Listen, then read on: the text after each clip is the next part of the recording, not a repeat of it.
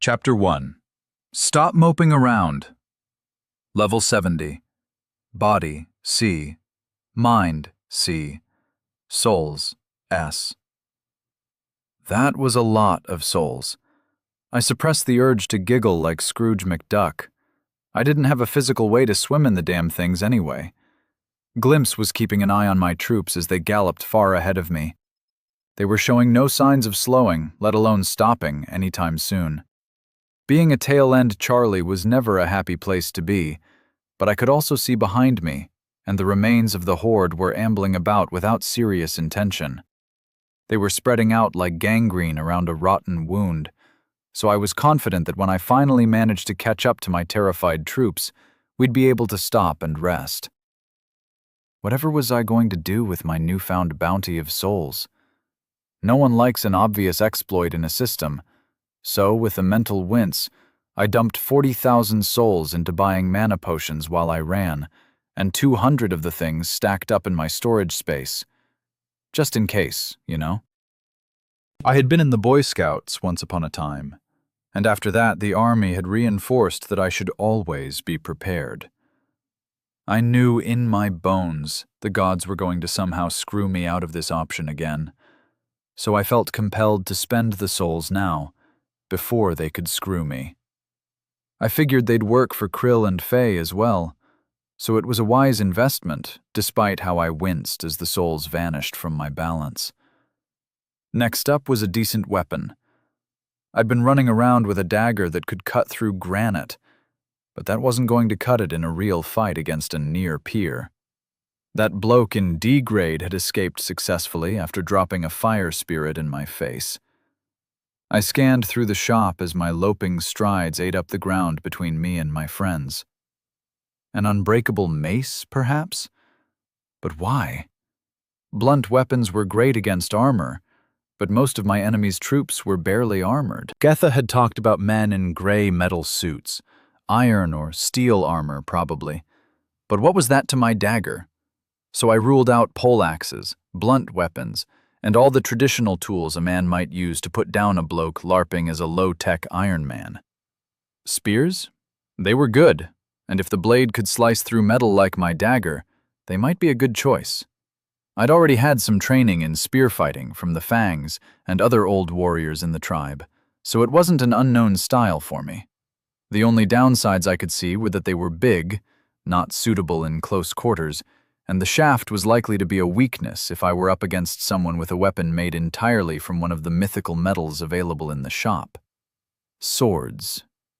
I had a basic understanding of sword fighting, but it was amateurish at best, and God knows I hated being an amateur at anything. On the plus side, the entire weapon would be made of the magic shit in the shop, but the price was concomitantly higher as well. I was barely paying attention to the thigh-high grass I was flashing through as I scanned through the options in the shop. With a faint sense of resignation and a forlorn hope I'd be able to find a suitable instructor, I purchased a bastard sword made of aguntium. There were pricier ones available, but I knew what that metal was capable of, so 4,500 souls vanished. I caught a surprisingly light sword in my left hand. It came with a silvery scabbard and a fancy leather belt that I wrapped around my waist without slowing down. The 4-foot-long blade settled comfortably at my side. I still had 56,000 souls left, so I leveled all my magic up to my main level of 70 and was pleasantly surprised at the results.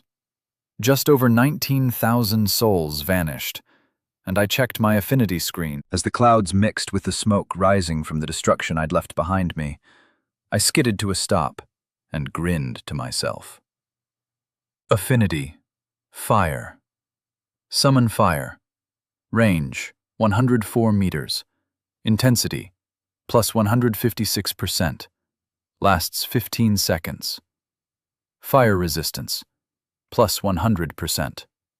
Projectile. Speed, plus 60%. Detonation, 11.5 meters cubed. Firewall. Area, 20 meters squared. Lasts 15 seconds. Barrier, 220 HP. Area, 5 meters squared. Fire Spirit. Duration 110 seconds. Burning Skies. Area 50 by 50 meters. Duration 15 seconds.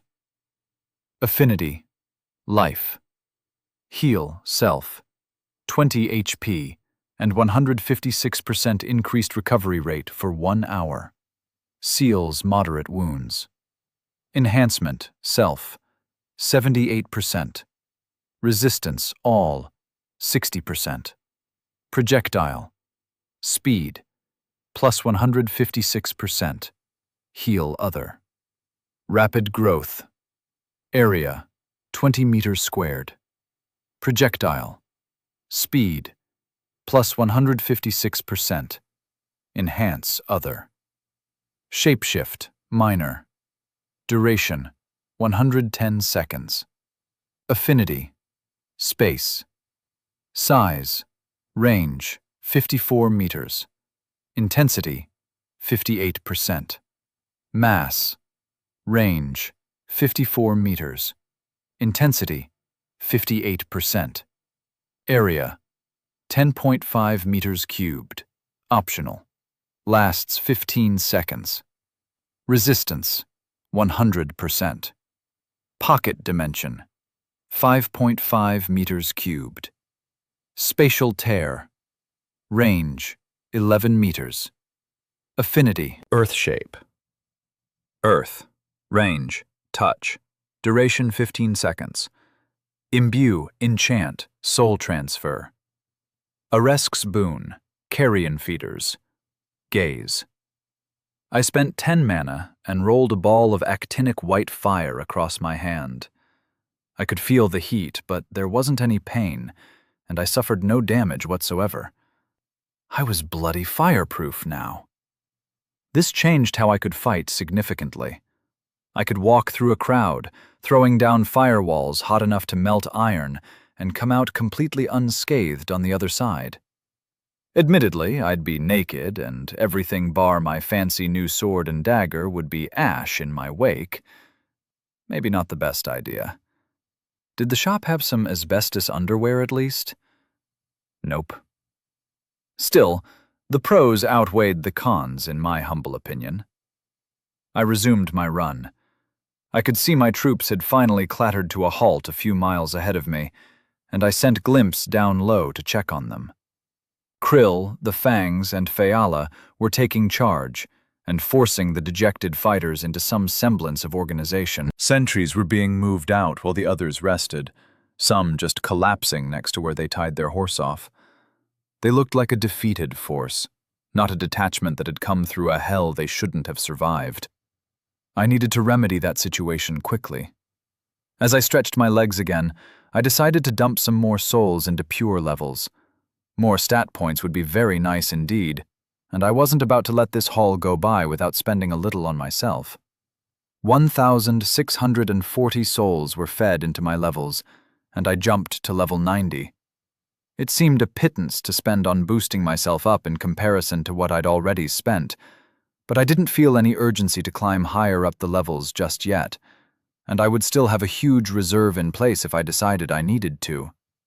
I already had plans for some of the reserves as well, but that would have to wait until I was back with my troops. Going wide rather than tall seemed the most viable approach to the threat of massed undead at the moment. I gained 38 stat points and ruminated on how to spend them as my feet ate up the distance back to my tribe. Level 90. Primary stats. Body, B-. Mind, C+. Soul, A. Available souls, 30,812. Secondary stats. Physical strength, 40.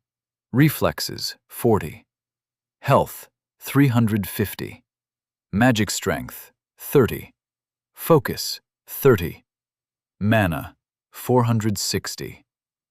I raised all the stats I'd let lag behind over the last couple of months to eliminate any possible weaknesses. There was no point being strong if I wasn't coordinated enough or had fast enough reflexes to take advantage of it. I could feel some of the changes at least. My muscles answered my mind quicker than they had before, and plans whirled in my head at an ever greater velocity, to the point it became disorientating, and I had to lock down my focus on what mattered immediately.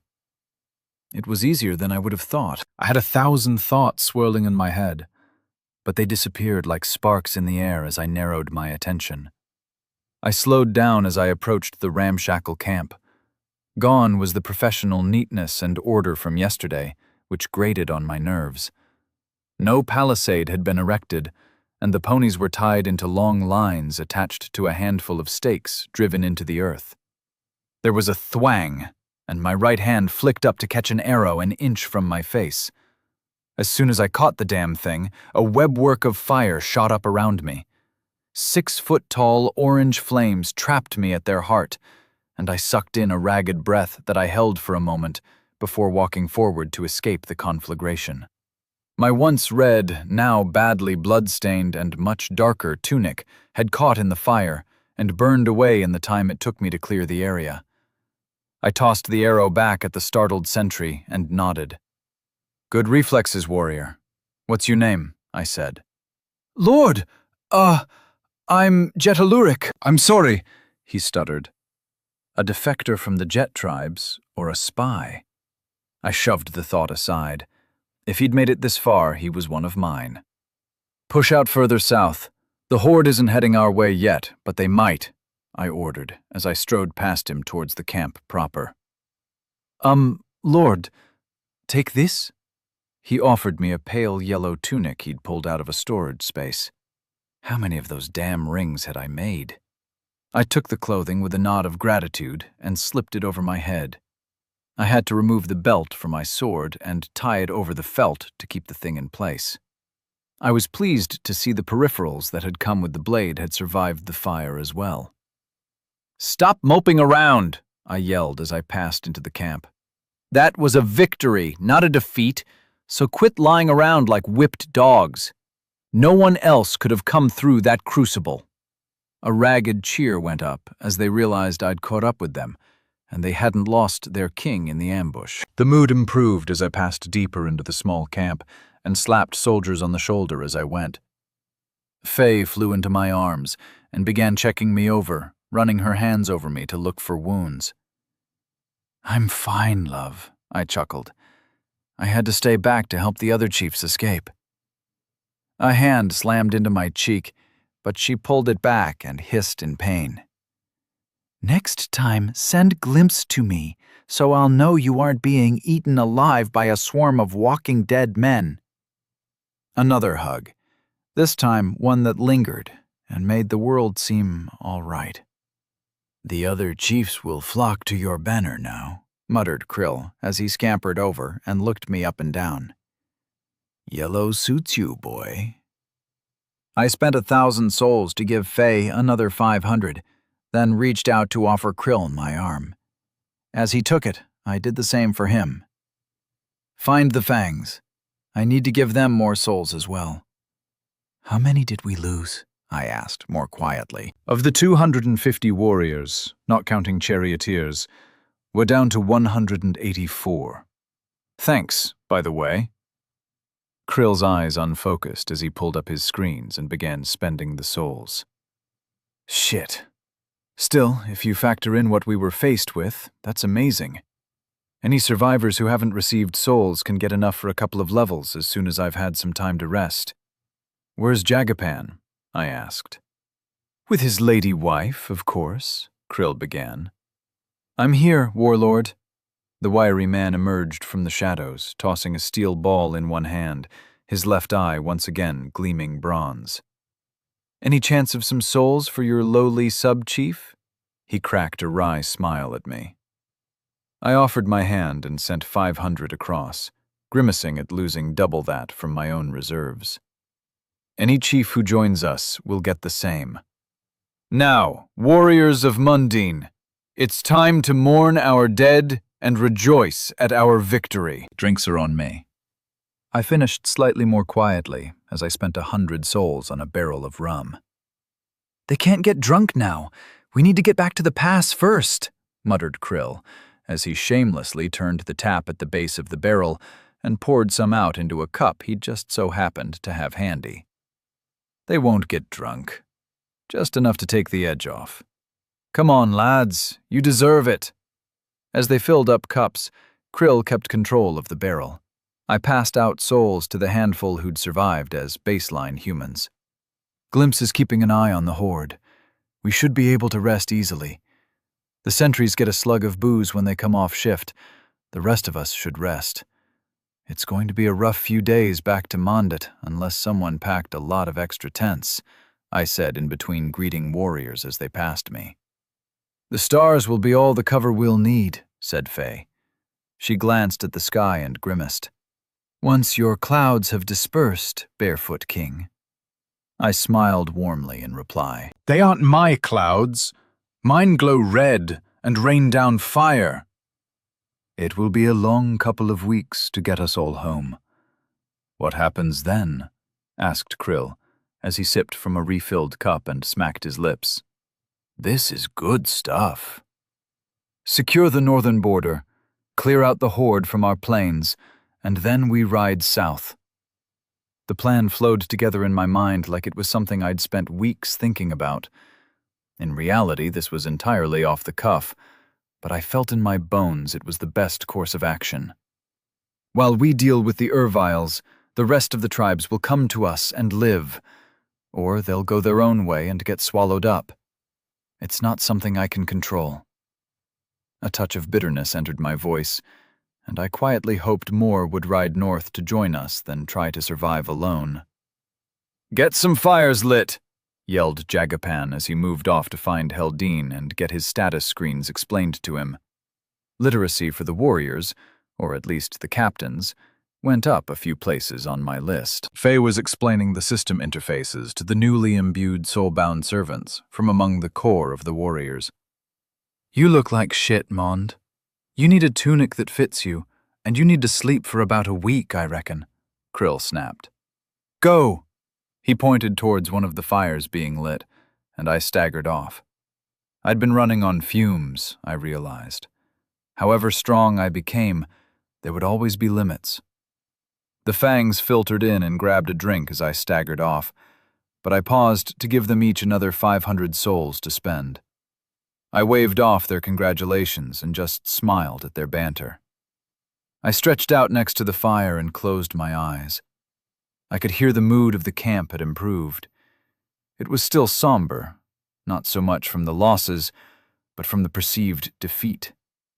Running away didn't come naturally to the fiercely territorial nomads, and despite the battle being a win objectively, their pride was stung.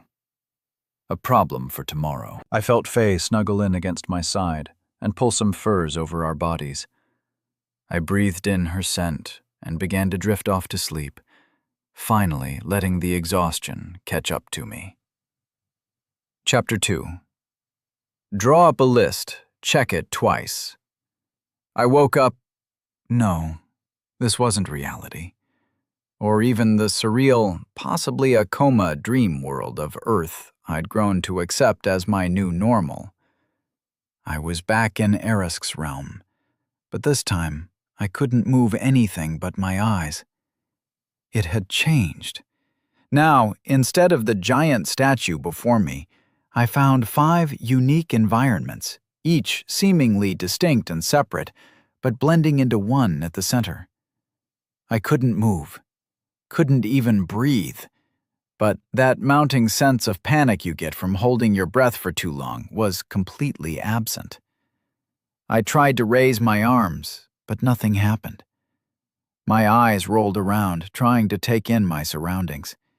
I could see my shoulders in my peripheral vision, clad in the bright red tunic of a tribal king. There was a weight on my hip that suggested my new sword was hanging there, but I had no way to check.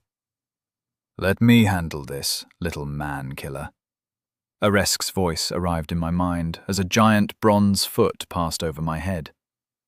The metallic titan strode into the central area where the various realms met, and the other gods began to move out to meet him. Poseidon was a beautiful woman, with sea-green skin and hair flowing in unearthly curves down to her waist, where she became something very different. I didn't have a frame of reference for her lower half. Perhaps a squid orgy is the closest I can imagine to describe the nest of writhing tentacles that replaced her legs and squirmed as she moved. Mortimer, fat and arrogant seeming as ever, was placed just inside her realm, which looked like it was deep underwater, and the light from above was filtered by rolling waves. I lunged at him, and nothing happened. I tried to narrow my eyes and glare his way, but even that was denied me. Fucking gods. His eyes were flashing around like my own. For a second our gazes met, and despite the fact that he was immobile, just like me, I felt the bastard flinch in fear. He wore purple robes under a breastplate made of pitch-black metal, but wasn't carrying any weapons. "What is the meaning of this interference, scaly tits?" demanded Arask. "Your champion has found an exploit that must be adjusted for," Poseidon replied, in a burbling voice, as though she were just beneath the surface and she was bubbling her words up from under the water. "You selected him," came a voice like falling dust. Death had entered the arena. His own realm was black and rotten. Weirdly shaped fungoid growths surrounded the soldier, Marwan. My opponent was dressed like a bloody pirate, eye patch and all. His clothes were ragged, but he wore a set of silver chainmail over his body and had a hat tipped at a jaunty angle. The avatar of Hades, Hadesti, On the New World, floated along on a cloud of flies that buzzed and swarmed at the bottom of hollow-looking midnight robes. As he came to a stop facing Arask and Poseidon, a rasping chuckle emanated from the impenetrable shadows of his hood. "Are you complaining that you chose someone too well-suited to the game we had planned?" rasped Hades. "Hardly," the Sea Witch began. "Absolutely she is," boomed Arask as he laughed. "If the little killer had sworn to her, this wouldn't be an issue at all." "Shut up, you stupid head basher," Poseidon snapped, and the sense of waves smashing apart rocks briefly rolled across me. "He has found a way to break the game. It requires adjudication." "I agree." Patricia was wearing fine robes, silk perhaps, and a giant man with a jackal's head stepped over her, leaving a space that looked like a library lined with neat shelves of books and strange astrolabes. The god was wearing a fine-looking suit that would have fit right in on any street in Victorian England. "None of our champions can gather souls in such a way as to fuel gathering yet more. He will snowball, and it must be rebalanced." I recognized that one. He was the voice that had spoken to me when I was sent to Earth, the one that had guided me through making my first affinity selection while I hung in limbo, thinking I was dead. "Come on, Thoth, that's hardly fair. All the others have indirect ways of harvesting souls. Ray is the only one handicapped by having to fight in order to grow stronger," Arask replied. That was useful and slightly terrifying information to have. If the rest could just farm souls by talking or whatever, I was so far behind the curve I'd never stand a chance of catching up. "Stop giving him hints, Arask. Have you no shame? Are there no depths to your rule-breaking?" All the gods were, in some way, beautiful, perfected beings. But this one took my breath away. or it would have done if I were breathing. Androgyne, in a way that made her, him, look literally divine, whatever your preferences might be. The being stepped out of a garden of fruits and trees, eating an impossibly perfect apple. Jeremy, the influencer, was locked in place where the god had started. He wore golden robes and laurels behind his ears. Of all of us, he seemed to be taking this the worst. Patricia was only focused on the gods. She looked like she was taking notes in her head as her eyes flicked between them. Mortimer was splitting his gaze across the competition like me, but the way his eyes jerked about made it clear he would be changing his trousers if his body wasn't locked in place.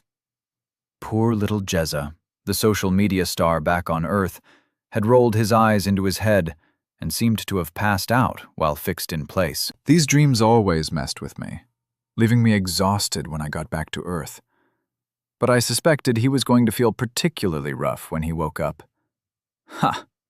Good. Your champions all heard the same. It was fair, Aphrodite, Eresk rumbled. Should I complain about how your champion gets to gain and spend souls? He hardly seems to be balanced. Nonetheless, why shouldn't we curb Ray's growth? Interrupted the embodiment of seduction in a languid tone. He cannot be permitted to continue to profit from the competition as he has done recently. Because it is a competition, for fuck's sake! We agreed on the rules of the game before we started, and the wavy-haired bitch that recruited them has no standing to change things just because her champion's play failed to take down my little killer. He took his shot and fucked up. He should have tried harder or planned better, Eresk smirked at Mortimer, who joined Jeremy in eye-rolling terror. There is a simple solution to this. A new voice joined the clash of the titans in the center. He was weird. Old and young at the same time.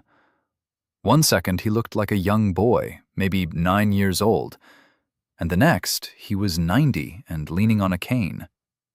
We can limit access to purchasing certain items. Put them on a cooldown. Then he can't fuel his killing sprees by going on killing sprees. The voice chuckled. Kronos, that's a terrible idea, snapped Eresk. I like it, mused Aphrodite. The main concern is binge shopping, no? If that isn't possible, then the issue is resolved. Like buggery, it's resolved. What about our champions? Snarled Poseidon. It must be applied across the board. It seems like the best choice. Unless you want to escalate to a full rewind, asked the boyish old man. I don't think that's necessary, said Thoth. It always causes glitches later on.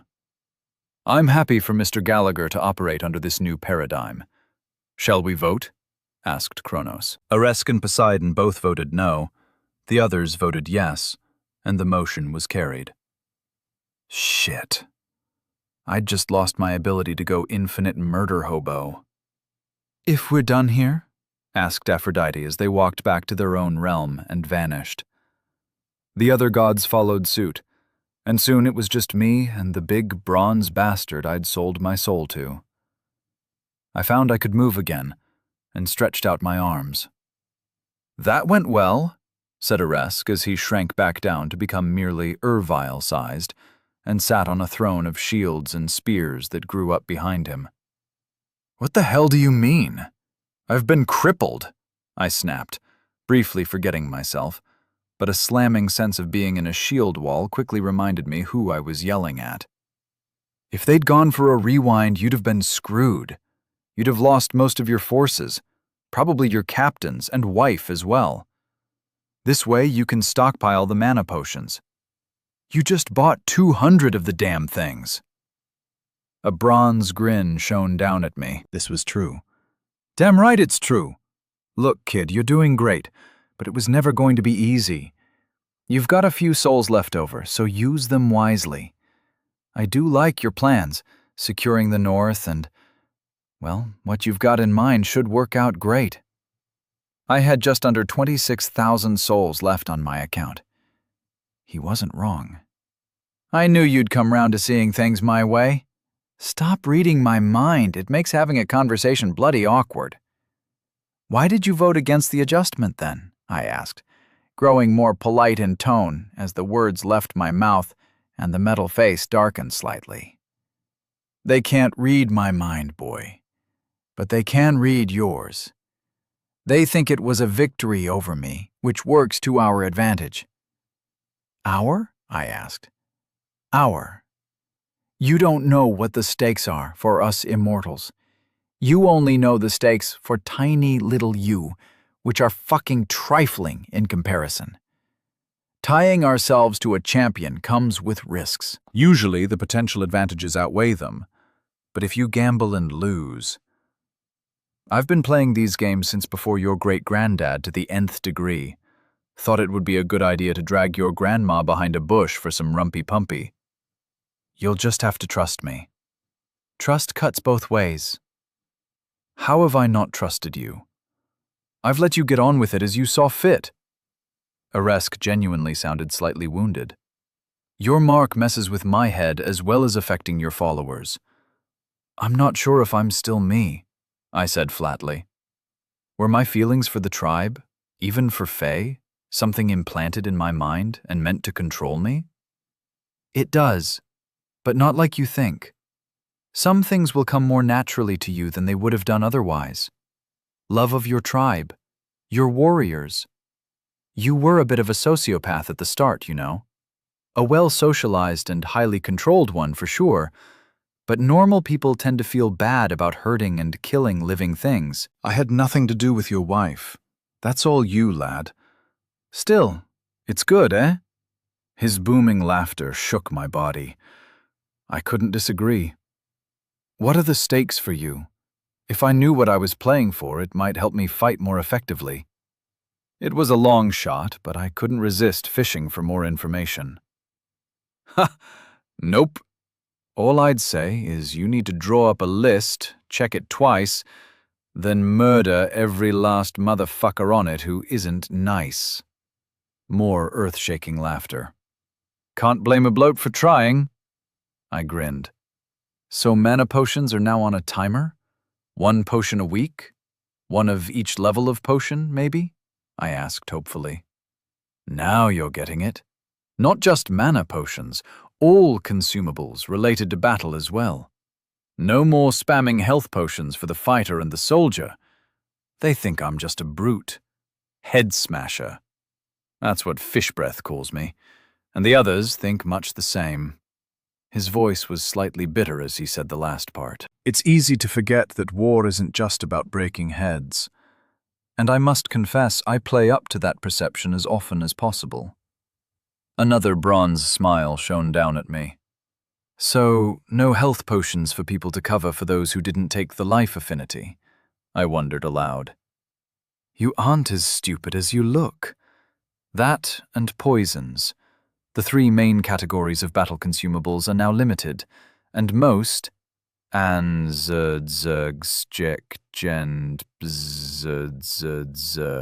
Shit, it won't let me tell you that. The bronze man shrugged. Even we still have to follow the rules. Look, Ray, it works more in your favor than against you, okay? Like I said, trust me. I was treated to another gleaming grin. What's my next move? I asked. Can you advise on that? Your plan is good, kid. Deal with the threats to the north, then sweep the steppe. By the time that's done, old Morty will have reorganized, but you'll be in a much better position to deal with him. What affinities does he have? I asked. Can't tell you that, lad. You've seen what he has available to him from the wizard rings and whatnot, so work it out yourself. How did he get the zombies into position without disturbing the ground? I asked. They dug their way in from a long way away, of course. They don't need to eat, breathe, or sleep. You'd be surprised how useful the undead can be. You might want to bear that in mind for the future. The statue rose to his feet, and the throne melted away behind him. The weapons and shields arrayed around us on pedestals seemed to gleam in the light, but the shadows didn't move. I'm pleased with you, kid. I'll offer you another boon as a reward. Get to level 100, and I'll give you a throwback you'll appreciate. It will be shiny. Nice choice on the sword, by the way.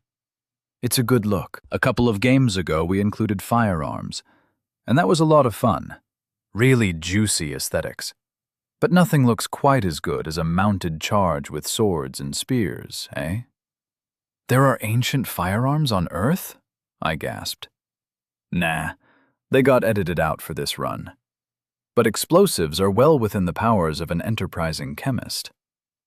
You have fun, kiddo. I'm looking forward to seeing what you do next. A bronze hand waved down at me as the giant smirked. and I found myself once again floating back in the bodiless limbo for a moment. My eyes snapped open, and Faye shifted against me as I sat bolt upright. I had a list to make, and I knew who wouldn't make it into the nice category. Chapter 3. Level of Control. "What is it?" Faye asked sleepily. "I thought the dead were far behind us." I checked on Glimpse and found him circling along our back trail, keeping track of the gradually dispersing remains of the horde. They are, but I can't stop here, love. I need to move back to Mondet as fast as possible and deal with the Erviles. I pecked her on the cheek. You can rest easy, but I'm going to run ahead. I extricated myself from the sweaty furs and clinging limbs as best I could and looked around the camp. I hastily pulled up the shop screen and purchased one of each mana potion. The basic one cost me 100 souls. My favorite, that I'd stockpiled after the battle, cost 200. The Tier 3 variant, a greater mana potion, cost 500, and the Tier 4, or pure mana potion, was a painful 1,000 souls. They appeared in my personal storage space. I wasn't sure if the countdown would reset on a Monday morning, not that they had Mondays here, or if it was a straight 7 days from the last purchase, so I figured it was best to just buy as soon as possible. Staying on top of this meant I'd need to be making 1,800 souls a week. I wasn't filled with optimism about my chances. My remaining souls became even more valuable in my mind. Most of the troops were asleep. They looked like mounds of furs scattered around the campfires. I staggered over to where Krill had retired after finishing off the barrel of rum and kicked his furs. Served the old goat right for all the times he'd swanned into my tent unannounced in the morning. "What's that?" he snapped as he pushed the furs off his face. "Mond? What the hell are you playing at, boy? We're all knackered and need some rest. The moons haven't even set yet. Why are you bullying an old man?" Despite his words, Krill unfolded from a mound of furs into standing upright in a fluid motion. He must have spent some souls on his body stats this time, which surprised me. A glowing red D hovered next to, "Jesus, you're into C grade for your mind stat," I exclaimed. "You need to boost your spells up a bit as well." "I'm doing fine. I've got a plan," he snickered back at me. "Just get me some more." I can see your soul stat. You're holding out on us. "I've got my reasons. I'll share what I can when I can. Where are the fangs? I'm going to take them with me and leave you and Jagapan in charge here." I wouldn't question Aresk's champion, oh no. I'm just a wizened old man with nary a few years left to live. His wrinkly face creased into a gap-toothed grin. "What's lit a fire under your... another dream?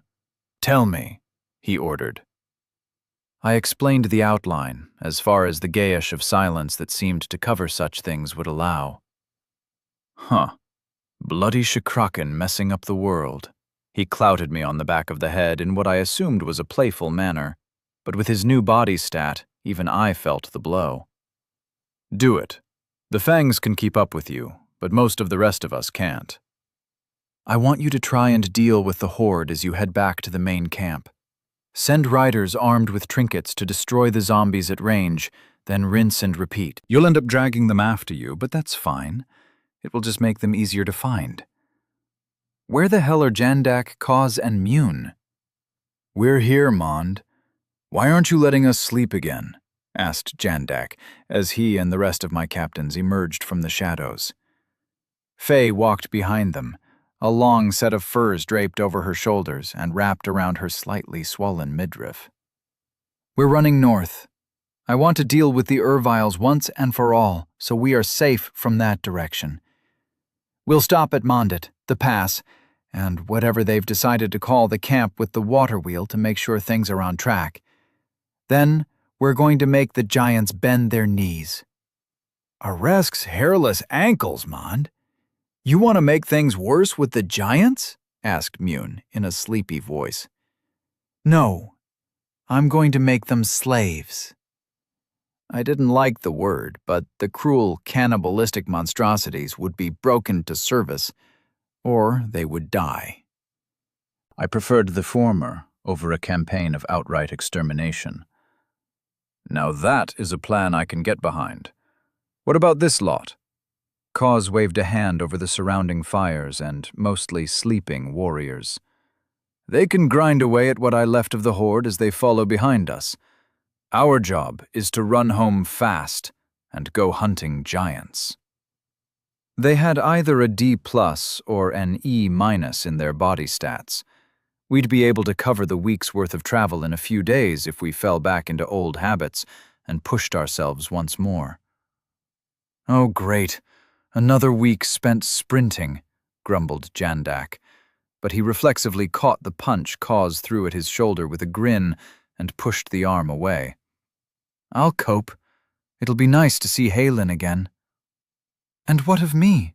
Asked Faye in an icy tone that sent shivers down my spine. Will you stay with Krill? Keep him and Jagapan from doing anything stupid? I asked in an optimistic voice. I can keep pace with you as well, she snapped back. Sister, You're a bit heavy at the moment to be running for days, Cause offered, and as Faye's eyes fixed on him, I could see he regretted speaking up. He made a small eep noise and raised his hands as though warding off a demon.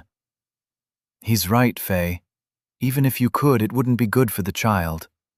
I really do need you here to keep things in order.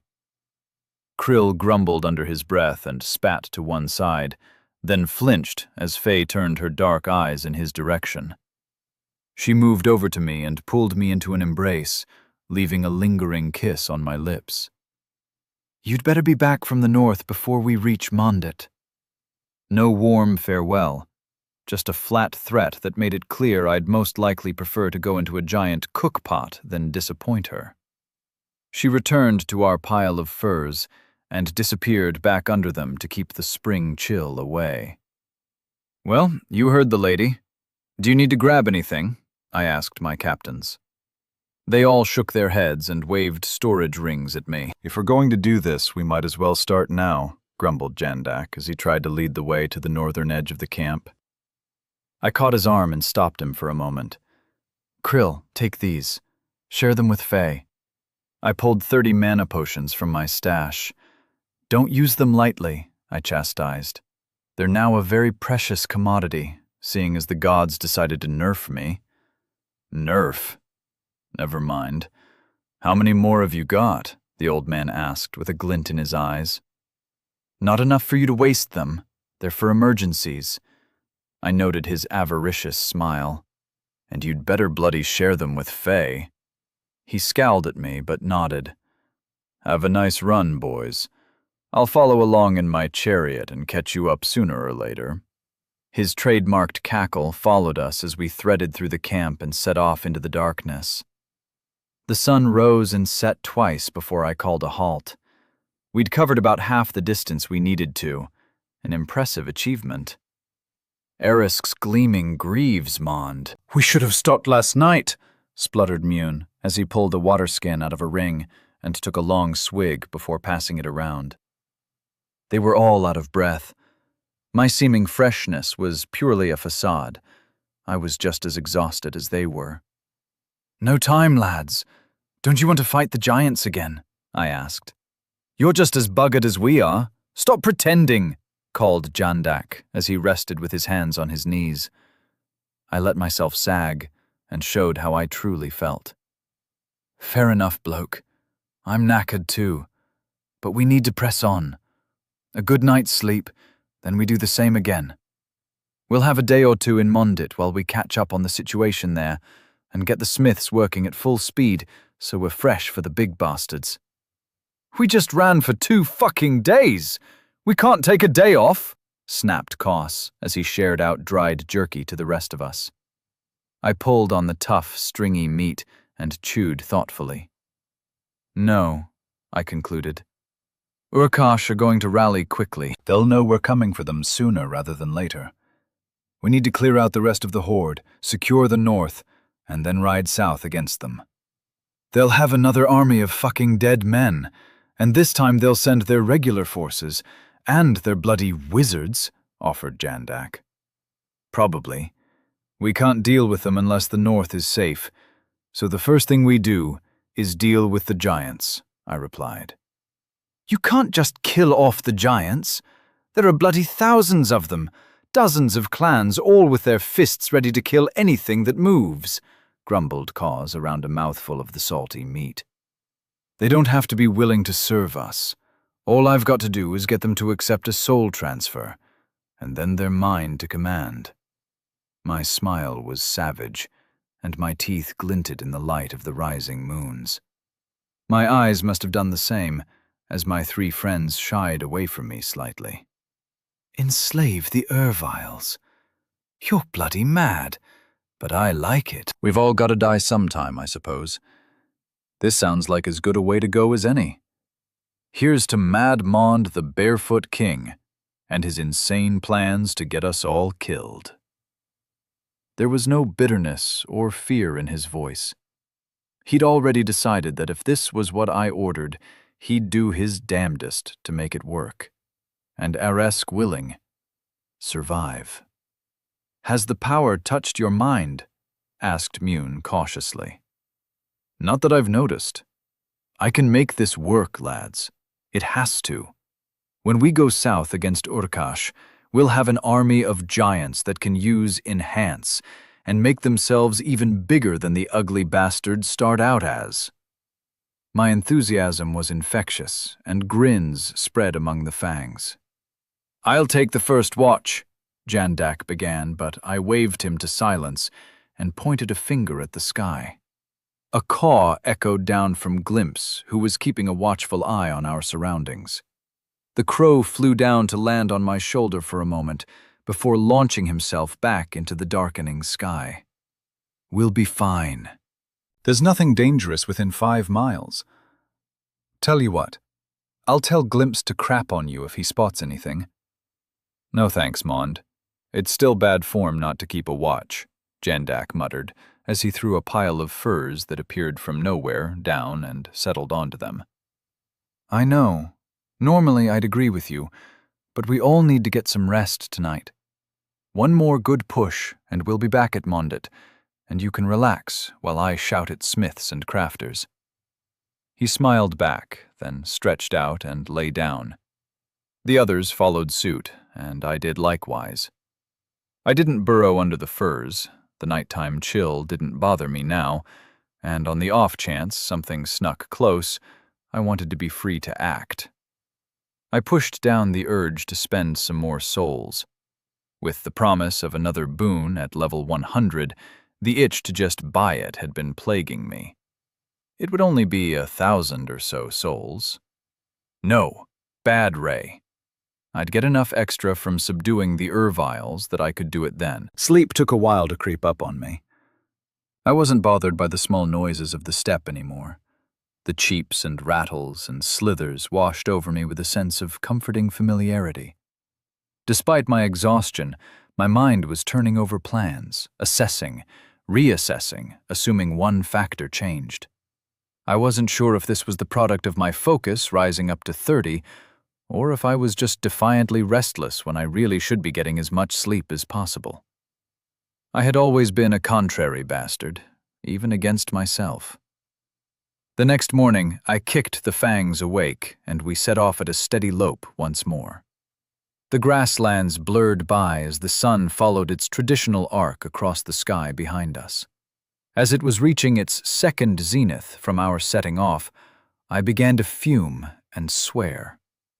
Glimpse was scouting ahead, and the patrols around Mondet were shockingly bad. The lazy bastards had set up little camps just out of sight of the town, and the men meant to be giving the town advanced warning of any attackers were sitting, drinking ched and gambling. I led us over to the nearest example and stormed in amongst them. My fists flew out, knocking them on their backs with the satisfying noise of bones breaking. They screamed, and the least injured tried to rally to counterattack, but I did something I'd never done before and snapped the links in my mind that tied these soul-bound servants to me. They dropped their weapons and formed a ragged line before me. "What the actual fuck are you idiots playing at?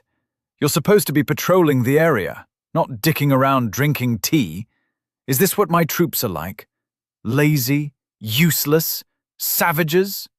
I plucked on the mental bonds with each insult, and they winced.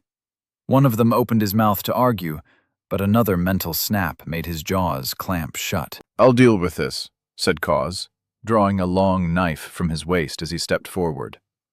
"No! They can run back to Mondit and explain themselves to Khan, Tricolo, and Atas." Another pluck of the metaphysical string tying them to me sent them scurrying off, cradling their broken bones. It was good to know the extent of the control the links gave me.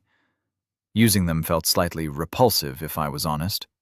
It was like having a collar and leash on someone's mind, and while now knowing a little of how it worked was comforting, it didn't sit right with me. Serfs and slaves would rebel if they were subject to too much misery, and God bless them. That couldn't happen to someone subject to the soul-bound servant status. Whatever power they gained, they were utterly enslaved, unable to fight back against the wishes of the Shikrakin controlling them. Not so much an issue for me.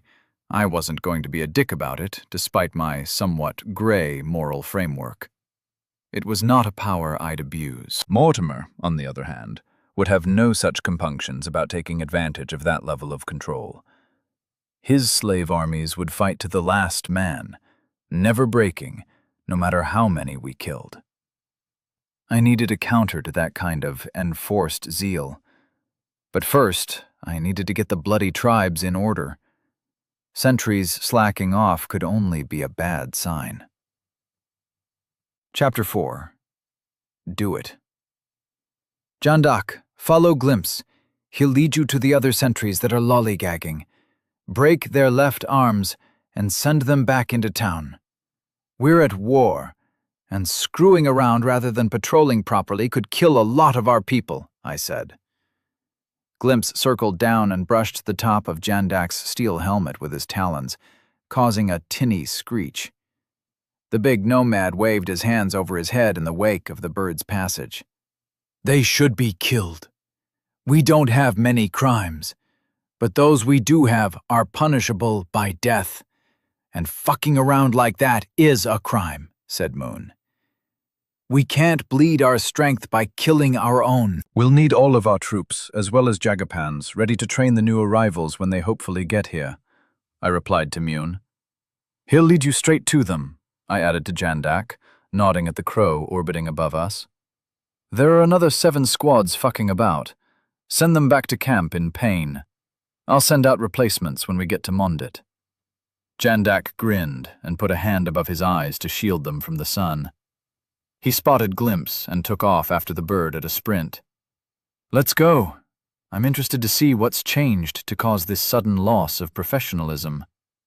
We jogged the rest of the way to town, and at first glance, nothing much had changed since we'd set out to go to the festival. The camp was a match for Ariskit before we split the herds with them. The addition of Jagapan's forces had swelled our numbers to more than match what Hakabin had had under his command. As I got closer to the break in the palisade, my opinion began to change. The warriors on duty were slouching against the reinforced wooden barrier and looking into the town rather than out onto the steppe. They shuffled upright and glared at us as we slowed down at what passed for the gates in a monad settlement. "Who the fuck are you?" One snapped at me, hefting his spear to swing the sharp point in my direction. I blurred forwards and laid him out with a blow to the temple. "I'm your king," I snarled at the other guard who had leapt sideways and reached for his dagger. "Who left you assholes on guard?" "Lord, Patriarch Hastahip is assigning the duties for this moon," the terrified man stuttered. "We're at war. If I see anyone fucking around, I'm going to break their arms. Let your mates know," I growled, then strode towards the command tent that dominated the center of town. It had been a good idea, Having people filing in and out of mine and Faye's private tent had become incredibly annoying. Not just for the inconvenient interruptions. I retained something of the norm from Earth, in that I wanted my own private space, and what amounted to my bedroom shouldn't also be my office.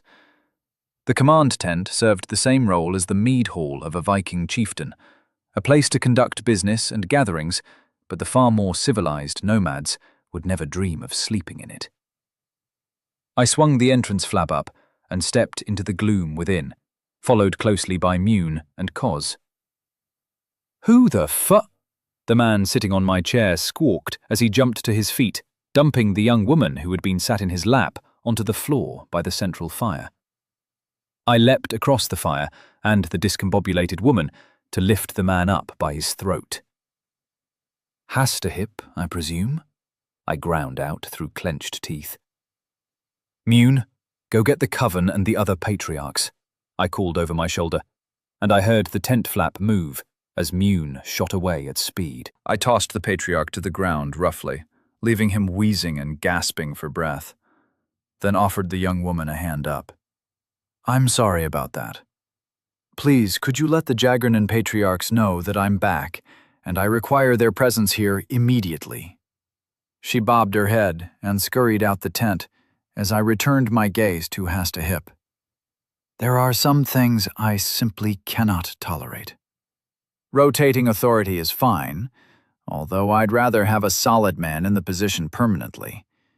Giving cushy jobs to your own followers is unfortunate, but sadly to be expected. What I cannot abide is this lack of fucking professionalism. I screamed the last word into his face, and he tried to dig himself into the packed soil that made up the floor of the tent. I flicked out a foot, and he was sent skidding away from me with a yowl of pain. "Lord, I take it you're not happy," came Halen's voice from the entrance. I turned and fought to control my glare as the coven filed in and nodded politely to me. I swept the dust from my chair and sat down to face them. "What the hell happened, Halen? We were finely tuned when I left.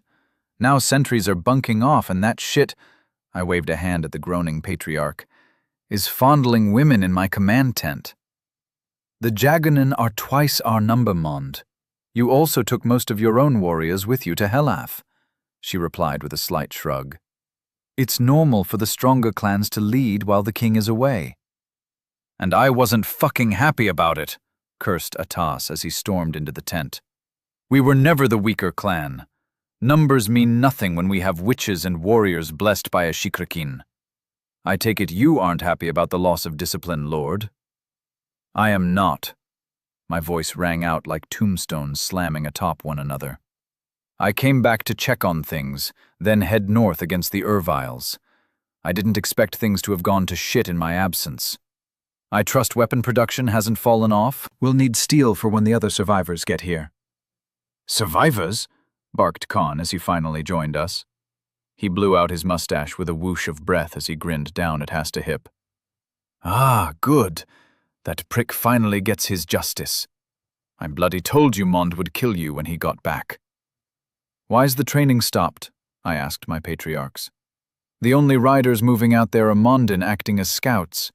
They were meant to be training Jagapan's people." "Hip here decided it was time to focus on more traditional practices," Khan said. "The herds have dispersed to the south and most of his warriors are out guarding them," Atas replied. "I didn't see them as we ran north." I fixed Hastahip with narrowed eyes. "Where are my herds, little man?" "We had too many beasts. They'd have stripped half the steppe clean. I sent some to traders I know in the south. We'll get a good price in salt," he gasped. "I don't need salt, and we don't need to worry about forage." I cast rapid growth at his feet, and the seeds long dormant in the soil across the entire tent burst out of the ground and grew to 4 feet in height in a couple of seconds. I'd forgotten I'd upgraded all my magic. I expected the ground around the tent would need trimming as well. "You know we have magic to negate that kind of shit. You knew we had magic." He tried to move away, but the grass had wound around him as it grew, locking him in place. "I demand to be judged by my own king, not an upstart like you," he snapped. Cos moved too fast for me to intercept him from my sitting position. The long grass didn't bother my brother-in-law in the least. A steel blade flashed, and the bastard's head rolled away into the suddenly long grass. "It was in the interests of the clan," said Khan, as I rose to my feet angrily. "You cannot be disrespected like that. Not anymore. Now, you mentioned survivors earlier and didn't explain What happened at the festival? I explained the events and the attack of the Horde. I made sure to stress that most of our troops escaped, and that Faye, in particular, was safe. Khan glowered, but seemed somewhat mollified at the way things had worked out. "You think the others will drive their herds to us?" asked Attis excitedly. "I don't know, but I think Kalpakter probably will, along with at least a few of the others. There will be bands of undead wandering the steppe until we can put them all down," I answered. Attis snorted at me like a horse. "Kalpakter will ride to us. He's always wanted what he calls a proper war against the shit-sitters," offered Mune. "Your betters are speaking, boy. Mind your place," barked Khan. "Father, Mune is one of my closest lieutenants. He's welcome to speak when he wishes. What the hell has happened while I've been away? Have you all forgotten how things were?" "That," Attis waved a hand at the corpse, "made things difficult. We've all been scratching at each other like chickens in a too-small coup, haven't we, old friend?" He addressed the last part to Khan, who nodded reluctantly. "I'm sorry. I've been angry a lot of the time. And now we have a fucking war on our hands." He grinned and rubbed his hands together in what I took to be glee. "We should send riders to recall the herds. Then we can start training the new cavalry formations again." "Do it. Jandak is issuing some discipline to the sentries that were slacking off. Just broken arms, not death," I added hastily as both patriarchs flashed their teeth at me. Their expressions fell slightly. "We'll need all the strength we can muster, but a little pain is an excellent reminder for the future." I grinned back at them and they chuckled. "So no more being stuck away in our tents? We can go back to full production of trinkets and growing fodder?" asked Halen. "He had you."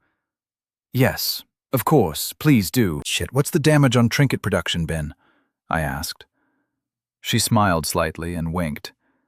"Not so bad. We've had materials ferried into us in our isolation." Her voice was bitter. He didn't dare to stop that, or his own women would have gelded him. "Send Jandak to me when he gets here, please," she asked, with a slight raise to her left eyebrow. "I will. He won't be able to stop for long," I warned. "He never takes very long." Halen herded the rest of the coven out of the tent as Mune and Kos broke into gravelly chuckles that were a counterpoint to the giggles of the women. "Kos, Mune, I want you breaking heads, not literally, while I'm away." My fangs had both cracked their knuckles at the promise of violence. "Just get everyone back in order. I want squadrons training in the archer/lancer combination and the sentries to be doing their fucking jobs." They nodded to me and left the tent, leaving me alone with my patriarchs. "Why didn't you use the coven to take back control?" I asked after waving for Atas and Khan to sit. They swept aside the long grass and lowered themselves down opposite me, heads poking out above the blades like meerkats. "Women can't perform such tasks," muttered Khan. "These women can. They can all beat any unenhanced warrior black and blue without breaking a sweat," I countered. "Not can't, then. Shouldn't," Atas said. "It would have caused more splits in the alliance. Without Jagapan or you here to push against tradition, the herd might have been split, and we can't afford to lose the strength." "How do I get the warriors of both tribes to respect the coven? They're second only to you two, and are able to smash small armies with their spells. They need to be respected." "They are respected. They're women for Aresk's sake. That doesn't mean the tribes will let them fight or command warriors, though, snapped Khan with a shake of his head. He stood up and began pacing back and forth, creating a line of flattened grass. Perhaps some trials? Let the women compete in warrior games to show just how strong they are, suggested Atas. We can throw a feast when Krill and Faye get back with the rest of the warriors. I'll want our troops training against Jagapan's boys as well. Make sure they understand the real balance of power, just in case. I stood up and smiled at my counsel. I'm going to the pass to see Clip. I'll only be gone a few hours. He's not there, nor is Sulk. They've left the smelters to the apprentices and journeymen. Our dear smiths spend all day arguing with each other at Riverwheel and fighting over access to the machines, grumbled Khan. Machines?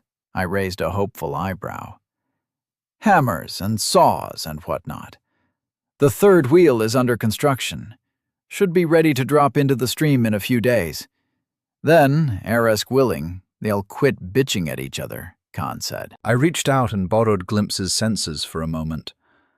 Jandak was strolling along behind the last group of 5 scouts that had been slacking. They were each cradling their left arms across their chests and getting kicked in the arse every time they tried to slow down. Jandak looked like a kid in a sweet shop, a broad smile on his craggy face. I called the bird back to me, and he flew towards the town and passed over towards my industrial center, with a gentle mental request to direct him. It'll take me a bit longer to get to Riverwheel, but not so long that anything can go wrong while I'm away.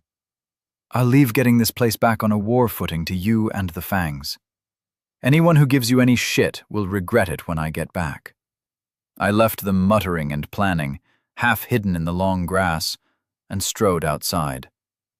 The boost to my rapid growth spell had resulted in 5 meters of grass outside the tent shooting up to waist height.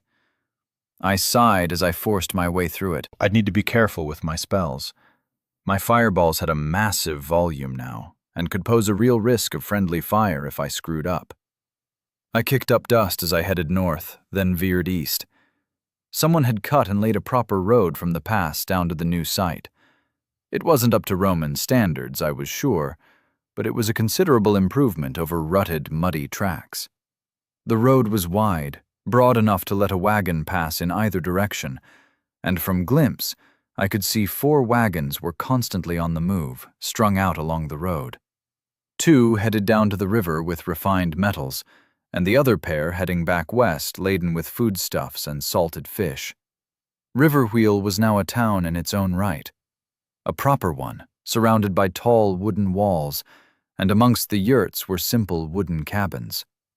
At the center of the little town, on both banks, stood the large, ever-turning wheels. Bridges connected the workshops that were serviced by the wheels, and black smoke was pouring into the sky around my nascent industrial hub.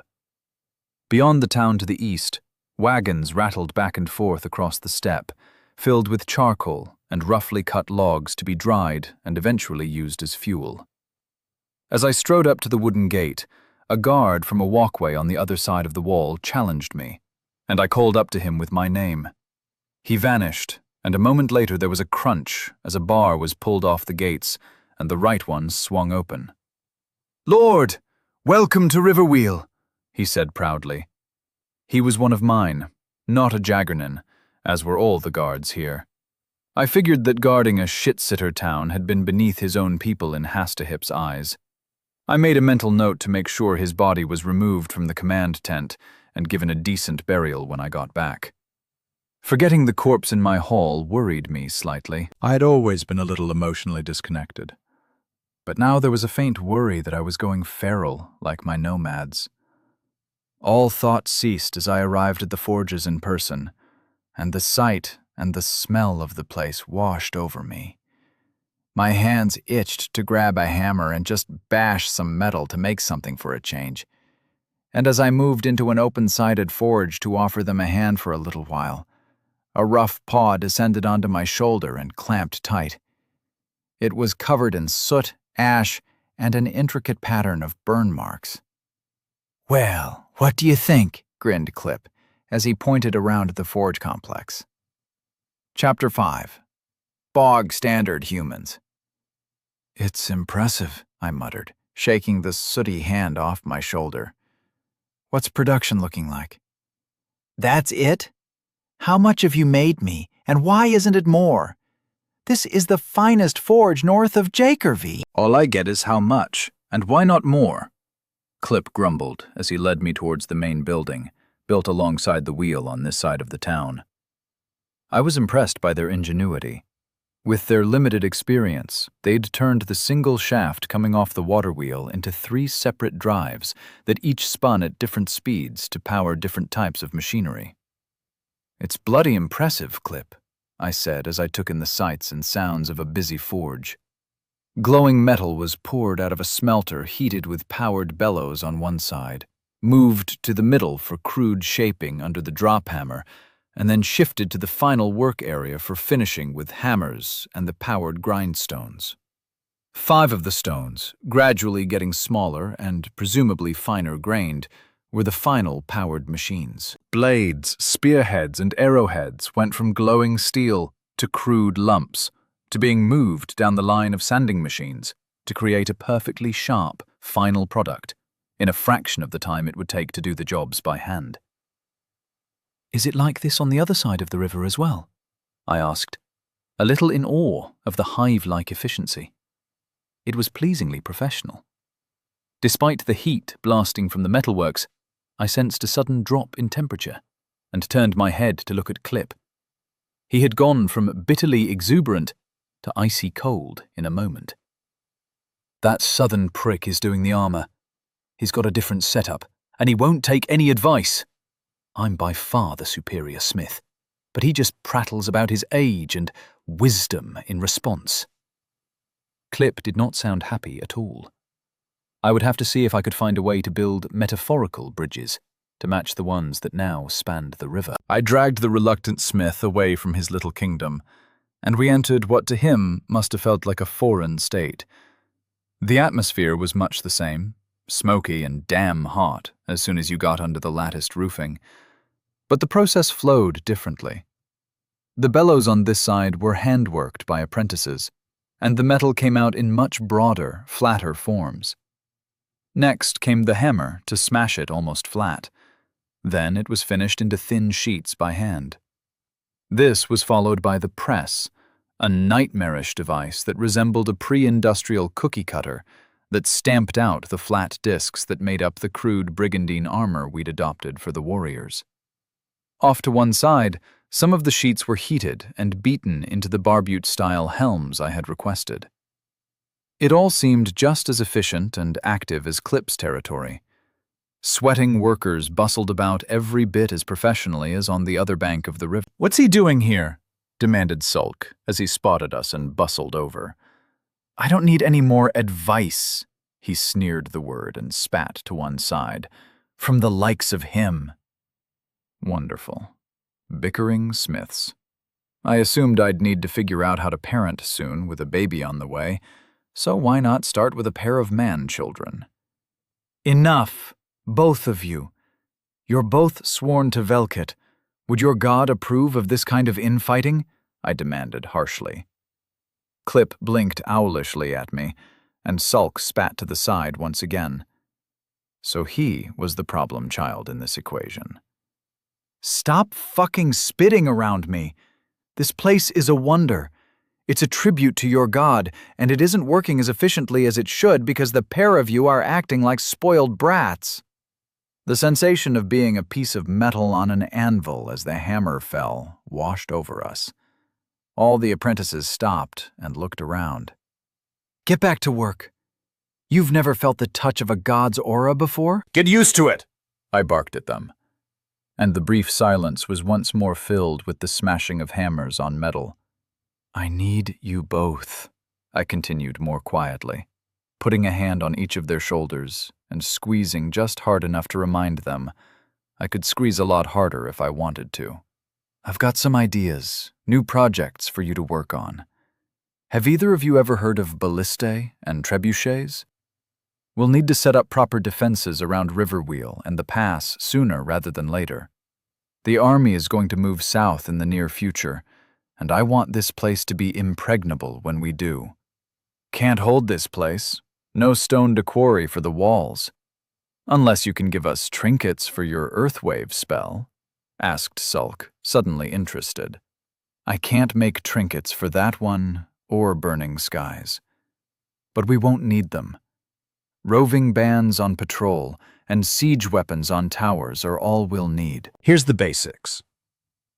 Explaining the mechanisms of ballista, counterlever missile launchers, and where to place them took me an hour or so. The prospect of new technology seemed to have mollified them, and they were bouncing ideas off each other in a way that wasn't exactly friendly, but was at least respectful. One last thing. I need a bow. Wood is too weak. I'd like a metal one. 6 feet long when strung with a twisted wire for the bowstring. I'm not sure how to get the right kind of flex for it. The belly needs to resist compression, and the back needs to resist stretching, I think. Speak to the bowyers. They'll know better than me. Good job on the armor and weapons. Any chance you can bring in more workers to boost up the rates a bit? The other tribes will join us sooner or later, and we'll need to equip them properly for war with Urkash, I finished. They both went wide-eyed, and their jaws dropped open. "What the fuck?" snapped Clip. "Why did it have to be them?" muttered Sulk, at the same time as Clip's outburst. "One of my enemies is now their king. He knows about me, and I know about him. Even if I wanted to leave him alone, which I don't, he'd come for us in the end. Best we move on him first." I shrugged nonchalantly, although I knew Urkash had been a major power among the towns south of the steppe even before Mortimer came along. "I need you both working together like the professionals I know you are, okay?" I looked them both in the eyes and nodded at the resigned resolution I saw in the two men. "Thank you." Whoever said parenting was difficult. I bid them farewell and left my first little town behind. The smoke from the center seemed to redouble as both men got back to what they did best, yelling at their workers. I stretched my legs and sent glimpse ahead to check back in on Mondit. From the sky, everything looked fine. The troops were already starting to ride out for training, and the magically grown grass around my command tent had been trimmed back. After a weirdly invigorating run, I should have been exhausted, but I made my way into the central area and found Jandak had rejoined the rest of my fangs. They were loitering outside the command tent and scowling at anyone who approached them as they talked quietly. "I thought you wanted to visit Halen," I asked Jandak as I walked over. The other two sniggered, and Jandak glared at them. "It's not a good time. I'm surprised she didn't go for your throat at that meeting," he grumbled. "Trouble under the felt. Always a hard time. But don't worry, man, she'll cool off," offered Mune with false sympathy. He dodged backwards as Jandak raised a fist at him. "Is it serious?" I asked. I needed my best warriors focused. I guessed a more normal concern from my friend was also in my mind, but the cold part of me had largely taken over since the battle at Heloth. There was a war coming after all. "No, she's just angry at me about something. Look, do you want to stop here and talk about women's feelings for a few hours, or shall we just go kill some fucking Urviles?" Jandak said angrily. "He didn't manage to," began Cause, but this time Jandak's fist flashed out and deposited Cause on his backside. The man rolled about, laughing in between gasping for breath. I'd been there myself. Battered and a little hurt, but unable to stop laughing like a crazy man. The first time it happened was when my family had a traffic accident when I was young, maybe 8 years old. Mum had burst into tears, Dad cursed up a storm, and I couldn't stop giggling. It was the first, but not the last time it happened. Laughing madly as mortars fall around you is not a good way to build friendships with your squad mates. "All right then, you've got what you need?" I asked. Jandak and Mune both waved fingers covered with gray rings at me as Koss climbed to his feet, still chuckling, and nodded happily. We blurred north at top speed. There was only an hour or two of light left, and I wanted to get out onto the tundra today, if possible. I had no idea how far north the Erviles had built their towns, and if I wasn't back from this jaunt before Faye got back, I suspected I'd end up with much the same situation as Jandak was in with Halen. Stone crunched as we shot through the smelters and workers in the pass, threading our way through the walls and people. Glimpse soared ahead, and as soon as we were clear, we sped back up, devouring the distance. We stopped just north of the canyon's exit and set up a fireless camp. My crow couldn't see anything from above, but the giants were tricky bastards. "Where do they live?" I asked, as we stretched out on piles of furs and chewed on jerked aurochs. "No one knows." Krill used to tell stories to the kids, before he got magic and abandoned his duties to the Jaggernon Dreamer. There was a patch of anger in Mune's voice. I made a note to raise the issue with Krill when we got back. "He said they live in tents like us, wandering along the icy grasslands just like us on the warmer ones." "Nah. There's a city of stone, giant-made, far to the north. That's where they keep the children. The women run south before they come into heat, because the men will just take anyone they can, and it stops them from conceiving." Jandak yawned as he finished speaking. Could that be right? Did Ervile women have a heat like, well, dogs?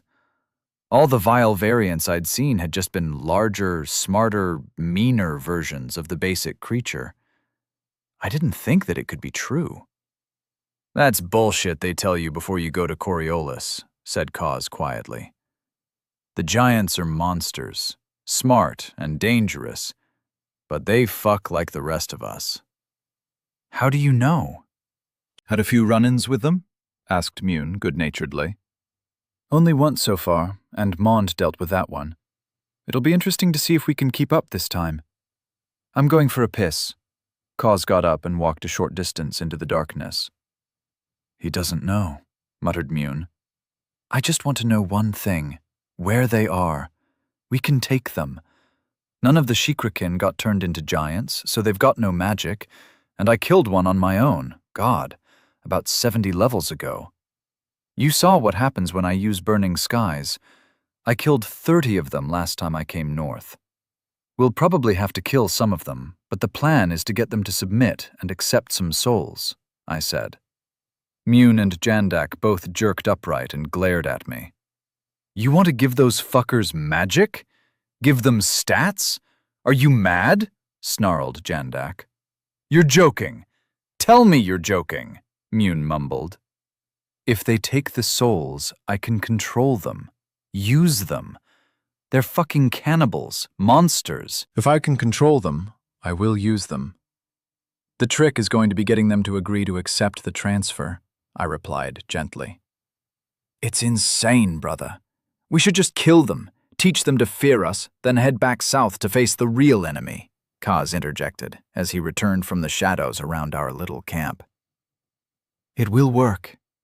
You've seen what I can do. I have a feeling I'm the weakest, or one of the weakest, of this batch of Shikrikin. If Mortimer got a synthesized death affinity ability, it would be as powerful as burning skies, but something to do with rot or plague or zombies. God knows what he's capable of. If the Erviles weren't so uncivilized, I wouldn't consider this. Sometimes you need to have monsters of your own to cancel out the other guy's demons." I shrugged and settled deeper into my pile of furs. "I don't like it, Mond. Where will they sleep? What the hell will we feed them? Their favorite food is us," said Mune. "They don't need to eat humans." I paused for a moment. "Do they? Who the hell knows what they need to eat? The thing they like the most is bog-standard humans." "Well, it won't matter what they prefer once I've got strings attached to their minds, and none of us are bog-standard humans." I'm sure it will be fine. Worst case scenario, we slaughter them for the souls and head south without disposable terror troops. Can you imagine what an army of shit-sitters would do if 20 giants boosted up on Enhance slammed into their line? A thoughtful silence followed. Eventually, Koss broke it. It would scare the shit out of them. He started chuckling to himself, and the rest soon picked it up. A moment later, we were all laughing, the noise echoing out onto the still frosty tundra as a challenge to the monsters that haunted the north. Chapter 6. Make them an offer they can't refuse. Glimpse had found something interesting. Our journey had been well timed, as a war band of giants had been making their way south, no doubt with ill intentions in mind. To be fair to them, I had slaughtered all the little bands chasing me when I went mammoth hunting, and the big bastards had probably taken it as a bad sign when 40-odd of them suddenly vanished overnight. My conscience didn't even twinge at the thought of killing the cannibals. Was it even cannibalism, though? They were the vile version of humans, not actual humans. Did they eat their own, or just regular people? A question for another time. I'd kicked the fangs awake, and we'd set off to lie in wait for the band heading south. There were 53 of the big bastards moving our way. They didn't stick to any formation or have scouts running ahead. They didn't even have troops covering their flanks. Amateurs. The fangs spread out in a loose arc. Jandak was directly behind me in the giants' line of advance, and Moon and Koss were off to the left and right, respectively. They had all lain down in the relatively short grass, but I couldn't see them when I stood upright, so it would have to be good enough. The plan was simple enough. I got to play bait, and seeing as these assholes ate people like me, it wasn't a comforting thought. I'd started a fire and was making a stew. We'd been living on cold rations for what seemed like forever, and the savory smell that rose up as I added water and vegetables to the meat made my mouth water. Glimpse floated above, like a black and white ghost, watching the surprisingly nimble monsters move towards us. He swooped down and flew closer to them to listen in. It's a fucking normie. We should ask him some questions, then eat him. Maybe rip an arm or two off to make sure he tells the truth, you know? Grumbled one of the smaller creatures at the front. I couldn't decide if they were monsters or people. They spoke like humans, but were so alien they didn't register on my code at all. As far as I was concerned, they were massive ambulatory bags of souls, and killing or taking control of them were both options that wouldn't lose me any sleep. I waited patiently, stirring my pot occasionally and basking in the scent of the food to come. They were half a mile away, and they'd stopped talking as they drew closer. The general consensus was that they'd only rip one of my arms off to make sure I told the truth, then try to quiz me before I bled out. Considering they were supposed to be smarter than normal humans, I wasn't terribly impressed. They did rise to the top of my list of disposable shock troops, though. The world shook as they broke into a charge, thinking they'd snuck up on me. I was happy to disabuse them of this notion. With a roar, I shot to my right, trying to drag them away from the stew I really did want to eat when this was done.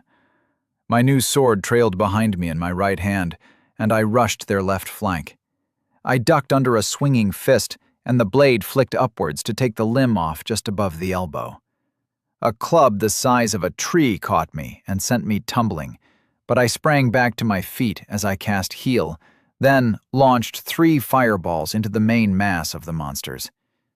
That was probably a mistake, I have to admit.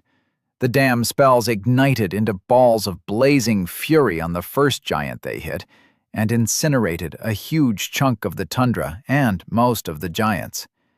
I heard screeching cries coming from the sudden darkness caused by my eyes going into shock at the brightness.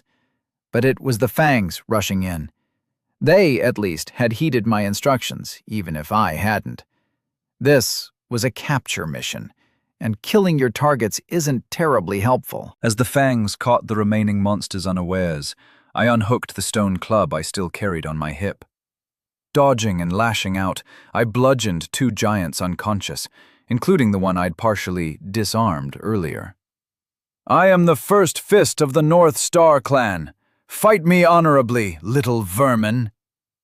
The largest of the giants had survived the blasts, although he looked a little crispy in places. He stood nearly 6 meters tall, huge and hairy. He was wearing furry hide clothes that covered him from neck to toes. The giant wasn't carrying a weapon, but was brandishing both fists as my fangs circled him cautiously. "I killed your predecessor, bloke. He wasn't so impressive." "What counts as an honorable fight?" I asked, as I smacked the club into the skull of a giant that was trying to push himself back to his feet. "Fists should fight unarmed," the monster snarled.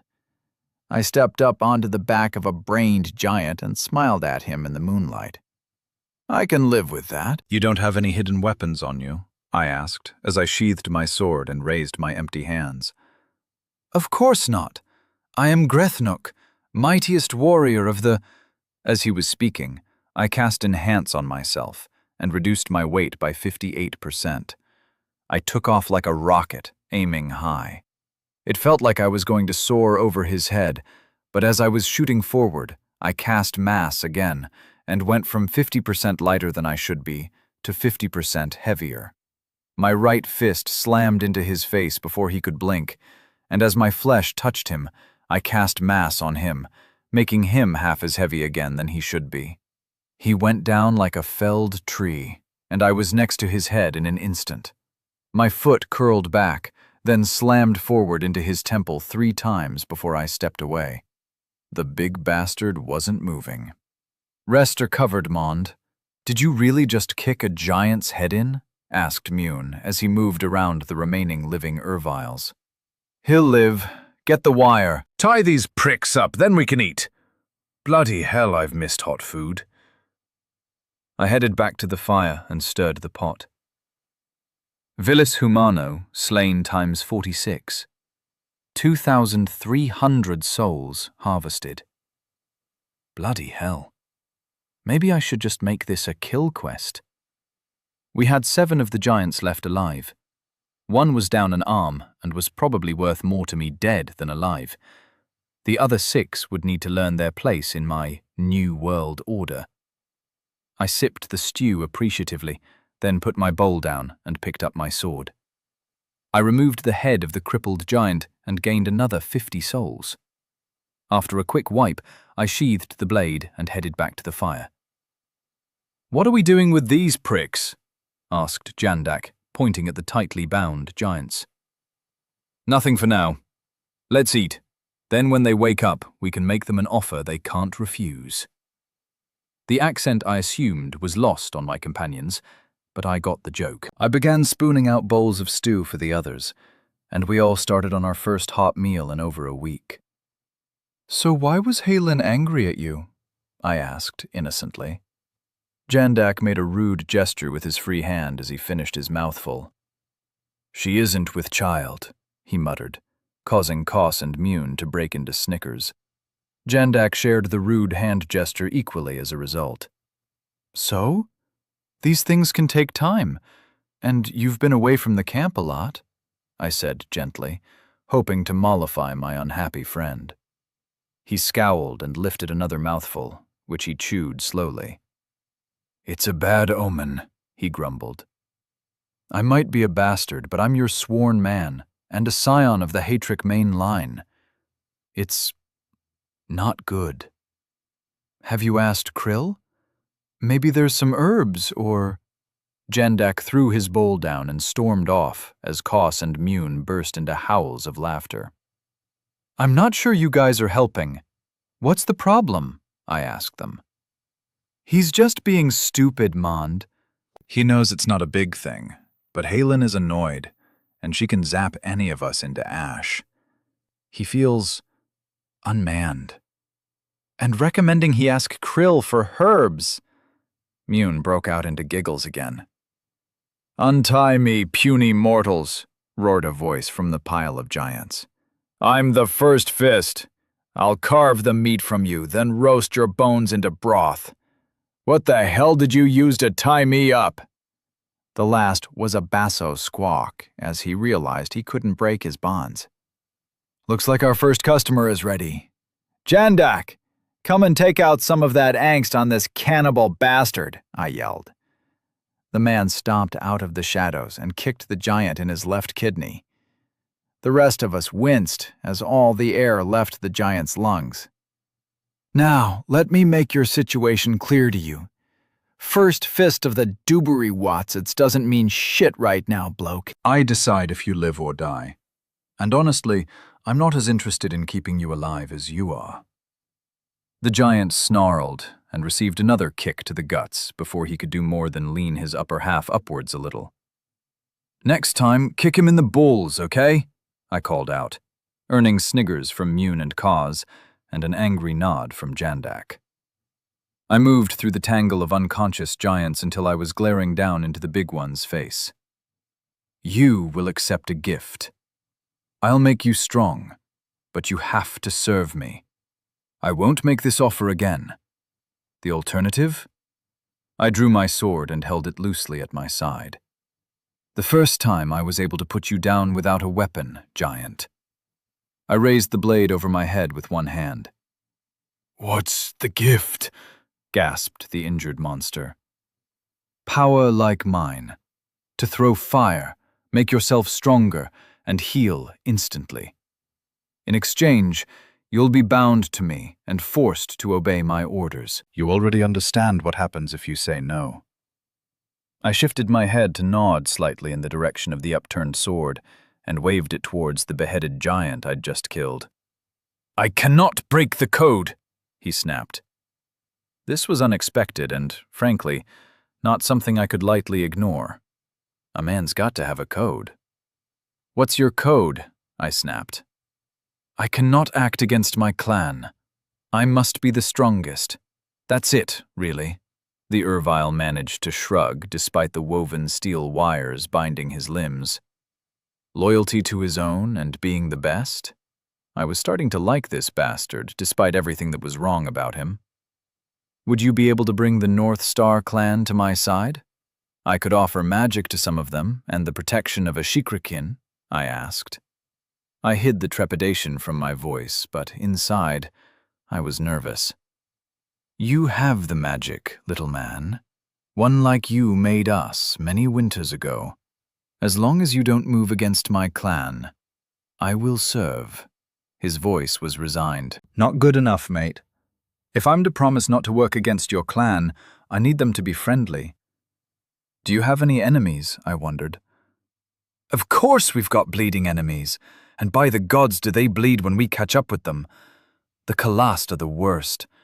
They shit upstream in the river when we go out to wash. Fucking savages," the giant snarled. "You're based along a river?" asked Moon quickly. "The mighty Velith. All the tribes are based there. We vie for control of the upper reaches. He who controls the wellspring controls the tundra. It never freezes even in the deepest snows," he snapped. I could see him testing his bonds with no luck. If they broke, I'd take his head and deal with the next one of these monsters that woke up. "What if I promised to make the North Star clan king of the fountain, or whatever the fuck it is? I'll give you and these here." I waved a hand over his unconscious friends, and he blinked as the realization that his entire troop had been beaten hit home. "Some magic to get you started. Your tribe will rule the tundra. Some of you will come south with me to fight in my wars, and the rest will keep the other giants away from my lands. Sounds fair?" I felt it was a hard sell, but the big man's eyes gleamed at the word war. "You want to take me south to the rich lands? The lands where children can be snatched up and devoured—" My fist interrupted his sentence. "You will not be permitted to eat my kind. Do you eat your own?" I asked. "Of course. Gerihuskars are tastier than the true breed, but my kind is tasty enough. He licked his lips in a way that made me want to kill him. I held myself back. Battle-mad giants rocking magic spells to make them even more terrifying. Mortimer would have shit I hadn't even thought of yet, and I needed a few surprises of my own. When you take my hand, letters will appear in your vision. If you think, accept, you live. If you refuse, you will die, and I'll find another clan to serve me. I moved an open hand to where his arms were bound by his waist. Eyes the size of fists glanced up and down from my face to my limb and back again. He snorted, a deeply disgusting sound like a cement mixer turning over gravel, then spat high into the sky. I was out of his line of fire, but one of his compatriots received a head-sized lump of gray mucus to the face. I agree. A hand, nearly the same width as my torso, twisted around and gripped my suddenly tiny-seeming fist. I transferred 500 souls and immediately snapped at the mental link that appeared in my mind. You obey me now. No more eating Gary Huskars. No attacking my people. Don't spend your souls yet, I ordered. I nodded to Jandak, who began untying the giant extremely cautiously. What does magical strength do? The monster asked. You can read, but none of my tribesmen can. Well, that's just fucking great. What's your name again, big guy? I asked as the Ervile rose to tower over me. I am Grethnuk, mightiest warrior of the North Star clan, and first fist of my people. All who see me tremble in fear. I'm the scourge of the... That's great, bloke. I'm going to call you Nook. It's not negotiable. Choose the life affinity. He blinked, and somehow I knew he'd obeyed me. This power was dangerous. I could see it becoming addictive. Now you and I are going to recruit your mates after you spend some souls. I want you to get to level 10 first. Then we'll put a third of the leftovers into your basic heal and enhancement spells. Take time as your second affinity, and then boost up haste. My shock troops were going to rock Mortimer's world when the time came. Chapter 7. You're dying out. The Erviles had all started with C-tier body stats. No wonder they were considered unkillable by the tribes of the steppe. Their mind stats were all at E grade or above as well. These things really were monsters compared to normal humans. I'd forced them to enhance their body to B grade and to spend the leftover souls on upgrading their basic spells. They would become exactly what I wanted them to be. Don't bloody start, Jandak snapped at Kaz as we moved north, our pet giants in tow. What? I didn't even say anything, Kaz replied, in a voice that could have left a trail of slimy innocence behind him as he ran. I saw the look, Jandak answered. My new soul-bound servants, all 6 of them, towered over us and trudged along on the flanks, 3 to either side. They had given us the location of their clan's main camp along the river. The Ervile's long strides devoured the ground, so we were jogging along while they moved at a fast walking pace. Nuke, how fast can you run? I asked. The biggest of my tamed monsters looked down at me and flashed a gap-toothed smile. He began bounding forwards. The movements looked ponderous and clumsy, but he left meter-wide divots where his feet fell, and he covered a dozen meters with each lunging step. I plucked on the thread linking me to his mind as he got about 200 meters ahead, and he stopped immediately, waiting for the rest of us to catch up. That will put the wind up the shit-sitters, chuckled Moon as we reached Nook, and the giant fell back into formation. It put the wind up me! Mond, you're sure they're under control? Asked Koz quietly. I nodded and decided to reassure my doubting Thomas. You! I pointed at a mid-sized giant, whose name I hadn't bothered to learn. They were disposable, and I had no plans to get attached to the bastards. Dance like a woman! I snapped. and the creature stopped and began swaying his hips back and forth with a furious scowl on his face. The other Erviles mocked him until I twitched their threads as well and mentally commanded them to do the same. That's what their women dance like? No wonder they're always so pissed off, laughed Jandak. Enough, let's move on. I released the active control on them back to the basic, don't eat my people and obey me level. I got some angry glares, especially from Nuke, but I was confident in my control over them, and now, at least, the Fangs knew damn well the arrogant creatures couldn't run wild. The tundra was similar to the steppe in many ways, just colder and with much larger wildlife. There were predators skulking around, but they didn't dare approach us. Glimpse watched from above as a pack of giant cats with overgrown fangs circled behind us as we ran. They tracked us across their territory, but didn't try to come close.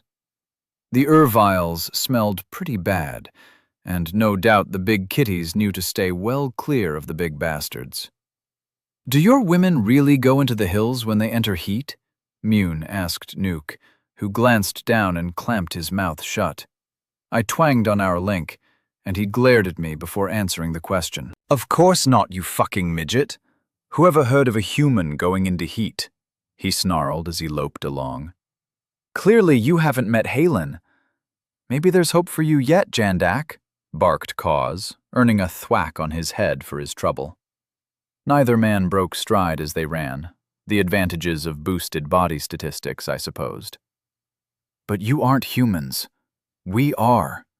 You're Erviles, Mune answered, and I felt Nook clamming up again.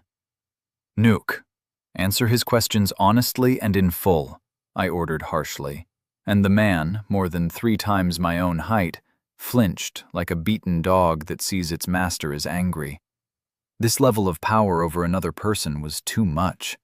That social media influencer prick wouldn't have any of my reservations about invading someone's mind and controlling them like this. Mortimer is the big problem now, I reminded myself. I could worry about the others later. We are true humans. You were the base stock our creator used to make perfection. When Julius Narbo made us, he turned you weaklings into real humans, Nook replied. Julius Narbo. I knew that name. It was the one in the carving I'd obsessed over in the mines at the pass. So one of my predecessors had taken normal humans and turned them into these monsters? A whole new species. How high a level had that long-dead Shikraken climbed to? Tell me about Narbo, I ordered, cutting into the conversation and reinforcing the order with a mental lash. Nook grimaced and ducked his head as my control smacked into his mind. Your people have stories of their creation and first heroes too. Narbo is like that for us. He was a harvester. He made us, and in doing so, made us better than you vermin. We fought in his wars, built his cities, and we were his most loyal servants. He couldn't change himself, though. I'm not from this world. Narbo used some power, probably a combination of life and space, to make you. He was pulled from my world and forced to fight in this one like I've been, I explained, as I ran along like a toddler next to a grown-up. The other giants snorted, but Nuke glanced at me with fear in his huge eyes. How can you prove your words? He demanded, his voice threaded with fear beneath the bluster. I gave you magic, bloke. I leapt up and slashed his arm lightly with my sword. Black blood dripped down, but he didn't flinch. Heal that, I ordered. The flesh crept closed, and the blood stopped. Use haste and sprint ahead. He flashed forward like a locomotive, unstoppable once in motion. Hold, I yelled, and he stopped to let us catch up. The tales speak of similar tricks, grumbled Nuke as he fell in next to us again. That doesn't prove anything. You might have found an artifact that gave you this power, he accused. I'm not stripping naked to prove my point. Did you find where your predecessor died? I asked.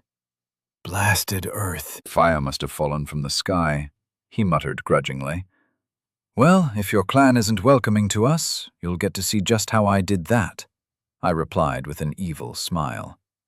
My grin wasn't lost on him, and his face became thoughtful before he wiped his face back to the blank, semi-snarling aggression that seemed to be the Ervile's resting expression. The fangs chuckled maliciously at the giant's discomfort. You're powerful, little one, and worthy of respect, but comparing yourself to Narbo will not win over the clan. You'll have to be respectful, Nuke said softly.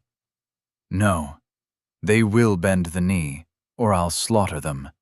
Then I'll enslave the survivors and use them to subdue another clan. Your people have one shot at this.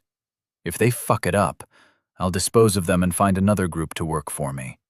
My voice was cold and hard, and to my surprise, all the giants started chuckling, booming laughter ringing out as they stomped along. He is a bit like Narbo then, laughed one of the smaller Erviles. Just the fucking same, boomed another next to Nook, earning a swat that could have knocked down a 100-year-old tree for his trouble. We'll feast in the north, making it our own, then head south to serve the harvester of souls, another rumbled, safely far enough from their leader that he wouldn't get his head smacked. Little mortal, wait a moment, please, Nook said as he slowed, and I came to stop staring up at fist-sized eyes. Do you know what our problem is? He asked softly. He'd knelt down on one knee and rested a hand on it as he looked at me. His knee was as high as my chest. Now he was merely twice my height, but he still loomed over me. I thought furiously. This felt like a delicate moment. These giants were already under my control, but whatever I said next might shape the future in some way I couldn't understand. A roll of Erisk's aura washed over all of us, and the giants glanced around in surprise. You lack purpose, I said firmly, but it was at best a guess. Correct, Lord. We were made for war and great projects. With no worthy goal, we squabble and fight among ourselves. It takes 50 seasons for our young to mature, and while we don't grow frail in old age like you Jerryhuskars, we don't have many children either. Our numbers are dwindling as we fight with each other. As a faint feeling of sympathy for the poor bastards came from my conscience, another giant opened his mouth, and Nuke moved too fast for me to track. His fist slammed into the other Ervile's face, and a moment later, he was kneeling over me again. Apologies, Lord. We are not permitted to speak of such things to you little ones, but I'm convinced you're no ordinary dwarf. You're dying out, I hazarded a guess, and you want me to do something about it. The last was more confident. Yes, his voice was bitter. We are failing, and as we fail, the Maker's legacy will pass from this world. If you swear to do everything in your power to help us, I will make sure the clans bend to your will. Well, this was a pickle. I'd wanted terrifying, and most importantly, disposable shock troops. While enslaving cannibal monsters was fine by my code, this was an irritating twist of fate. They were still horrifically cruel monsters, baby-eaters and cannibals, but damn. Could I enslave a few and wipe the rest out? It's easy to plan to exterminate an enemy until they start talking to you about going extinct. I don't have the powers of Narbo, and I'm not sure I ever will. I can promise a cause that will stop your people from fighting each other, but not much more. I have enemies I have to fight, and great works I want built. Roads and cities, maybe railways as well, if we can manage them. Will that be enough for you? I asked. The sense of being in a shield wall, locking shields with the men next to me, washed over us again. Mars favors you, little one, grinned Nook. We call him Arask. Mars is a name he uses on my own world, I growled as I pulled up my sleeve to reveal the god mark. While my patron's intercession was somewhat appreciated, it was also an irritating reminder that I was constantly being watched by the gods. "What the fuck is a railway?" muttered Cause. Mune and Jandak just shrugged at the unfamiliar word. "That will do. We're moving too slowly, Lord.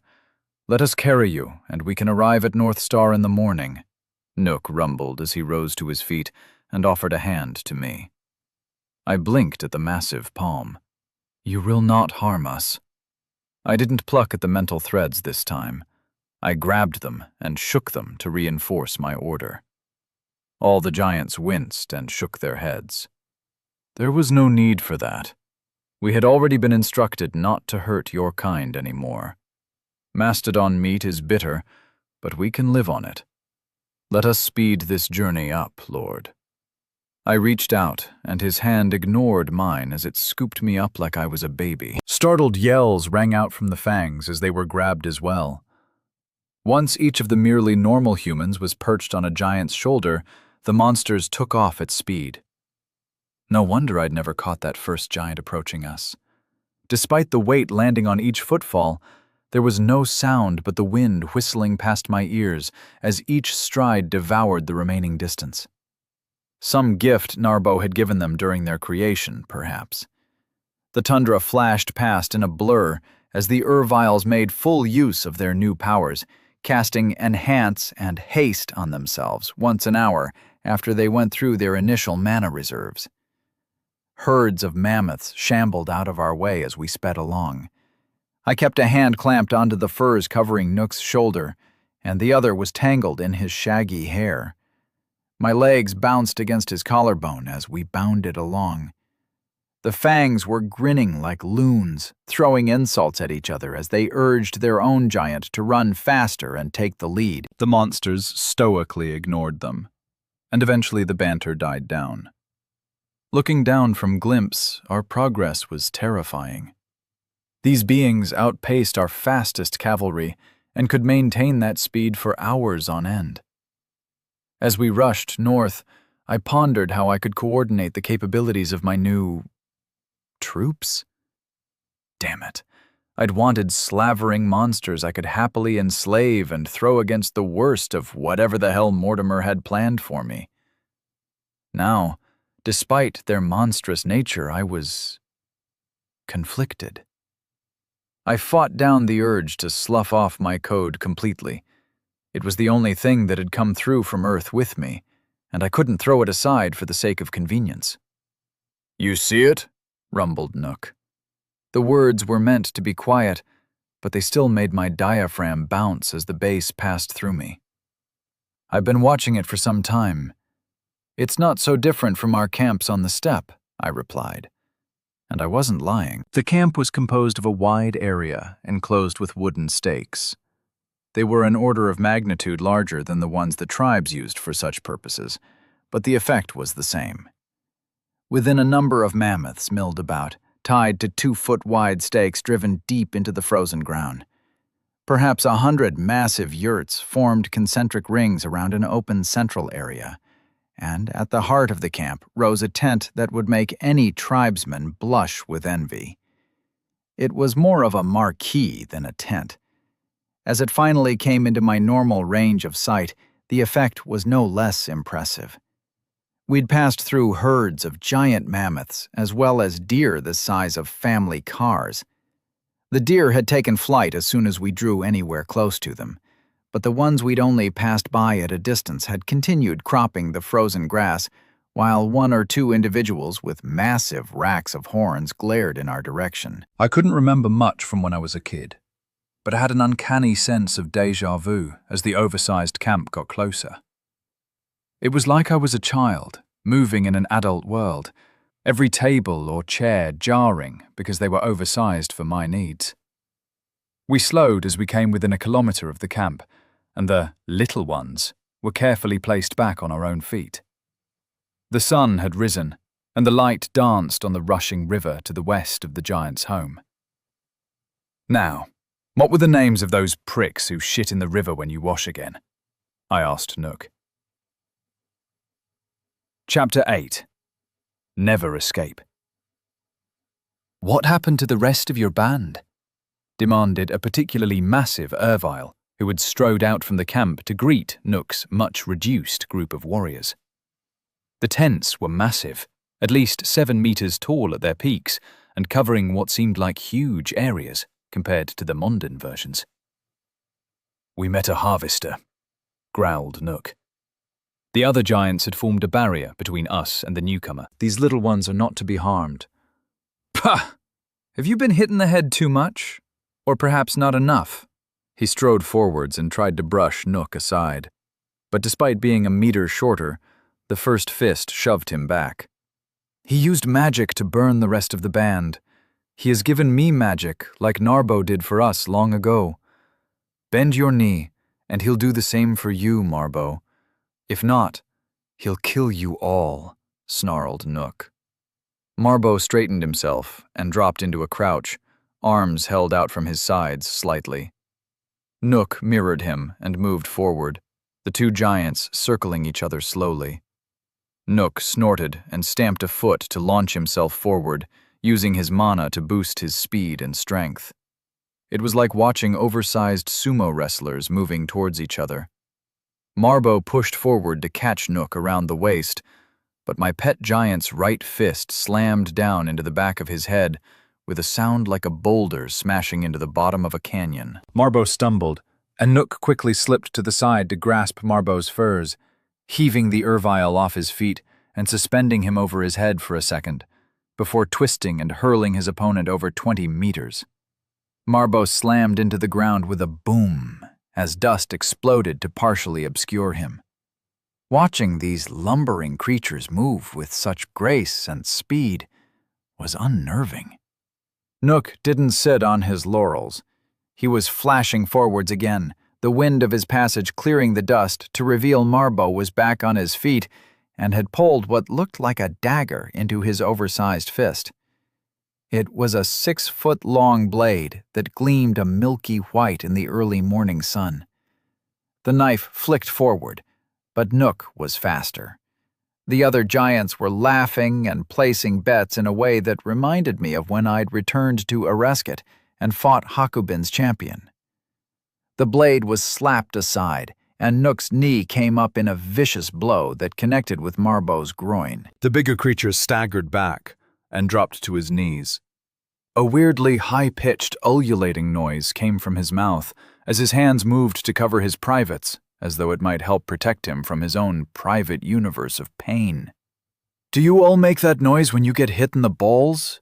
asked Jandak. "It doesn't happen very often," grumbled one of our escorts, as he pledged to hand over a pair of female mammoths to the winner of the impromptu gambling session. He stomped forward and offered a hand to Marbo, who was trying to struggle to his feet. "Come on, Chief. Gruthnik wasn't talking vile cat shit. This Mond is more than capable of keeping his end of the bargain. We can ride north and claim the Fountainhead.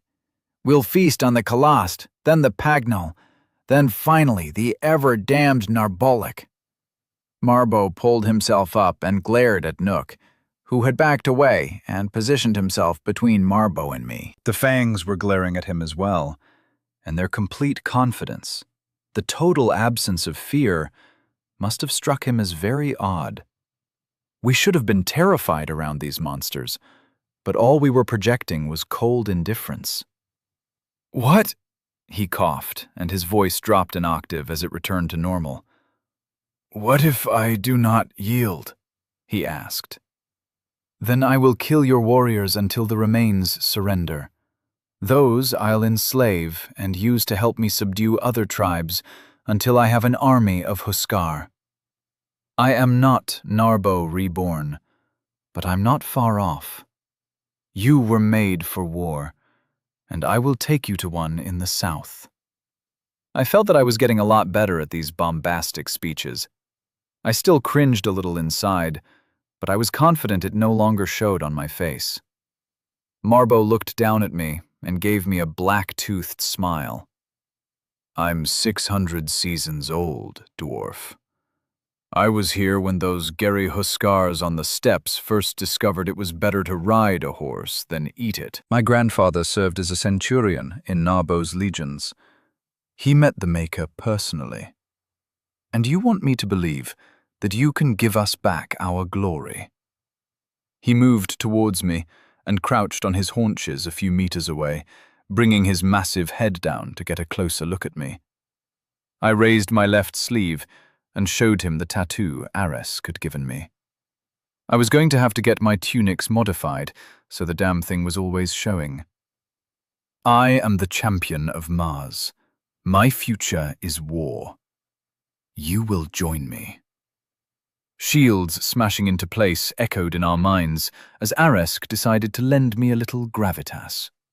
Marbo snorted and stood up. He turned back to the camp and sighed, a long breath of air leaving his huge lungs.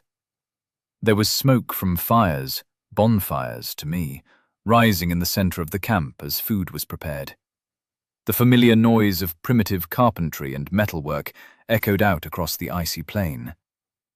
"You have a smith?" I asked, as casually as I could. "Of course," rumbled Nook. "All Huskars can work a hammer to some extent, and do leather work and carpentry. We grow up slow compared to you dwarves, and learn a lot in that time." The Fangs didn't like the pejorative dwarves. They twitched and threw black looks at Nook, but it was a step up from vermin, so I could live with it. Sticks and stones and all that.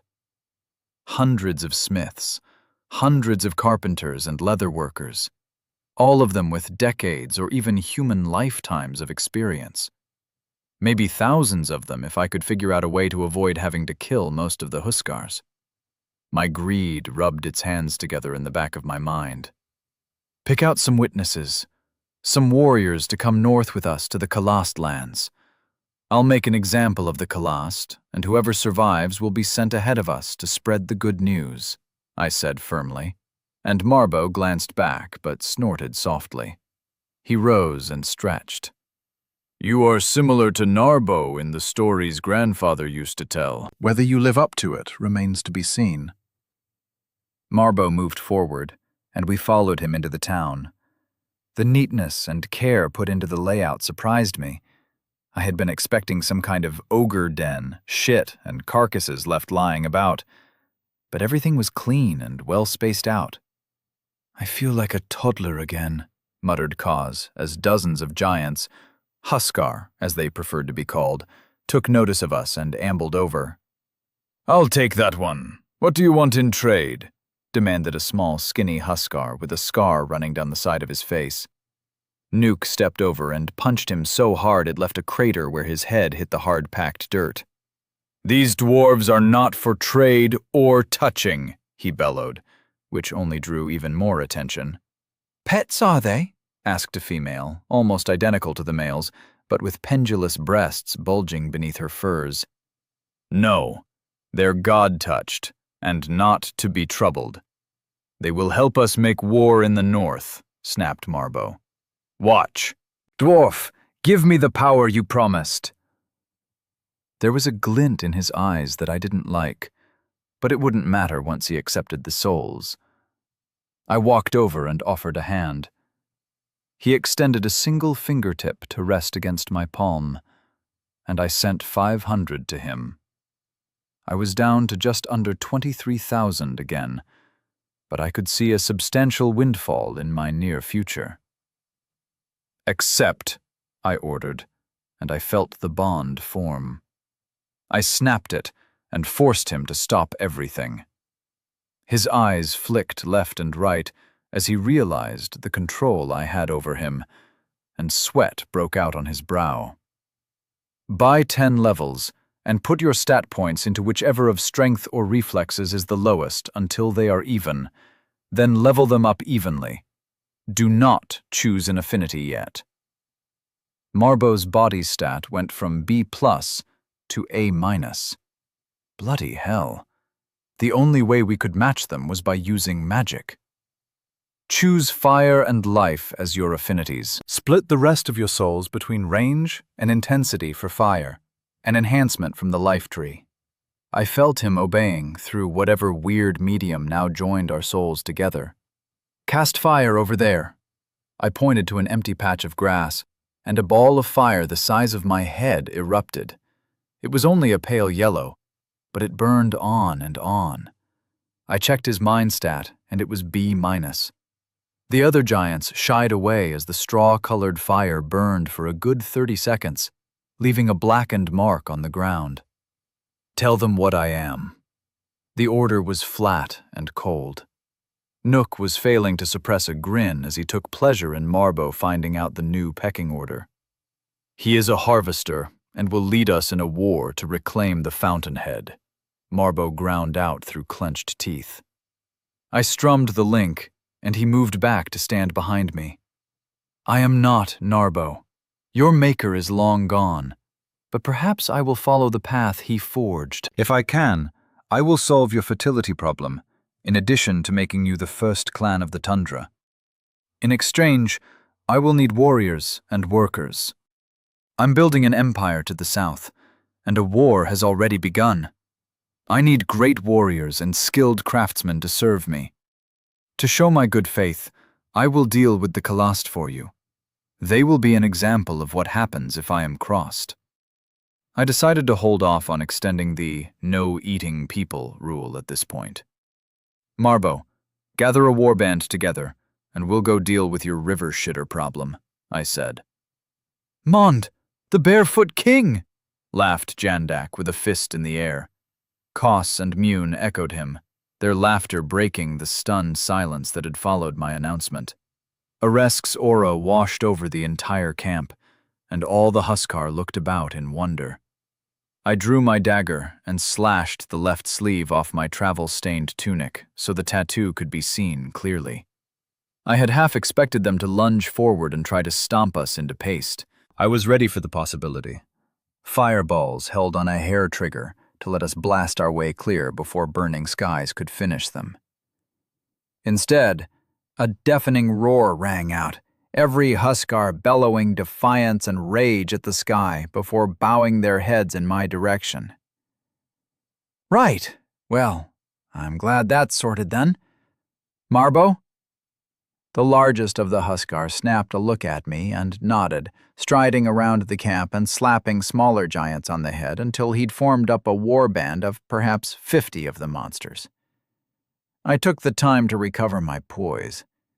When they'd all yelled, I had damn near crapped myself. We marched north as the sun climbed into the sky. I kept the Huskar I already controlled in a group around us. Some of the giants kept looking our way and licking their lips or wiping saliva from the corner of their mouths. We didn't stop as noon came and went, simply pulling jerky from our storage spaces and jogging along with the giants around us. A few of our escorts broke off at one point and charged forward to slaughter some mastodons, for no reason other than sheer joyful murder. "Calloused herds. We can't take them back, so might as well kill them," muttered Nuke when I asked him about it. The killers jogged back over with fists and weapons stained red, grinning like the cat that caught the mouse.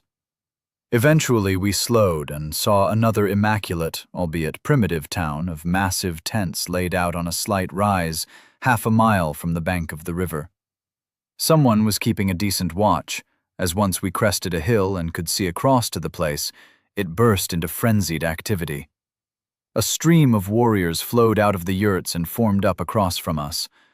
Marbo started to shift nervously in place. There were 3 times as many of them as us already, and they kept coming. "Don't worry, big guy. We've got this." "Fangs, with me," I said.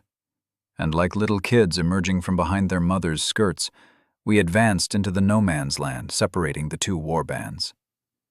The air was fresh and crisp here.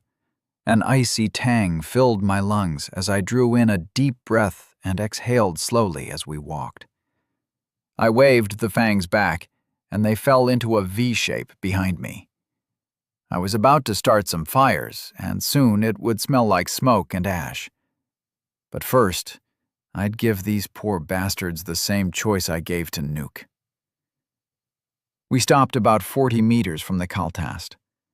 The fangs formed a trio behind me, Jandak at the front and the other two close by on either side. Against regular humans and probably a few giants, it was a good formation. If one of these guys lobbed a rock at them, or if one of Mortimer's wizards flung a fireball at them, it might become a liability. New doctrines are needed. There's never enough time in the day. I am a harvester, and you will submit to me or die, I yelled. Both groups of giants snickered among themselves, and I shot a look back at my supposed allies. Nook and Marbo smacked a few heads, and they settled down. One of the opposing group strode forward a few meters and leaned on a tree trunk scale staff. He leaned forward to look at me, then spat in my direction. "What happened to the runties to make them so cocky? You'll be going in my pot tonight, vermin," he growled, and shifted his weight to take his staff in both hands. As he raised his right foot to stomp in my direction, I summoned a fireball from a ring, and the blue-white streak shot across and exploded into a perfect sphere of fire. The other giants grunted in shock. Then, as one, they charged, long legs reaching out to devour the distance between us. The skies darkened and turned red, casting a demonic light over the battlefield. My conscience was happy enough. I had given them a chance to do this without bloodshed. "For Arask!" I yelled. Before they were halfway to us, a rolling barrage of meteors fell among them and drove them back. I cast again, and another wall of falling fireballs destroyed the center of their formation.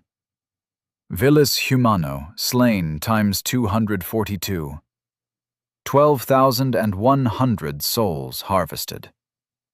"Up and at them, boys!" I called as I charged forward, my shop-bought sword glowing a sickly pink from the still red skies and the fires ahead of me as I held it out horizontally at my side as I ran into what remained of the Huskar formation. They panicked, and my size turned out to be an advantage. Any blows I ducked inevitably struck one of their allies, and my impossible blade sliced limbs off cleanly without any resistance. The fangs worked together like they'd been trained. Spear tips flashed this way and that to leave long streaks of blood behind, while the men moved like quicksilver. Once I crippled a giant, I worked to finish them as quickly as possible, while my friends kept the worst of the remaining mob distracted. 10 minutes later, we were all breathing heavily. Cause had taken a bash from a staff and been sent tumbling, but he was already back on his feet and kicking the one who had hit him in the balls, repeatedly. "Not so fucking big now, are you, fucker?" he snarled as his foot slammed forward again. I walked over and took the Huskar's head. It really was a mercy in this case. Vilis Humano, slain times 27. 1,350 souls harvested. We were painted a deep red from head to foot as we walked back towards our allies. The giants' dark blood had sprayed out as we cut our way through them, leaving us looking like savages.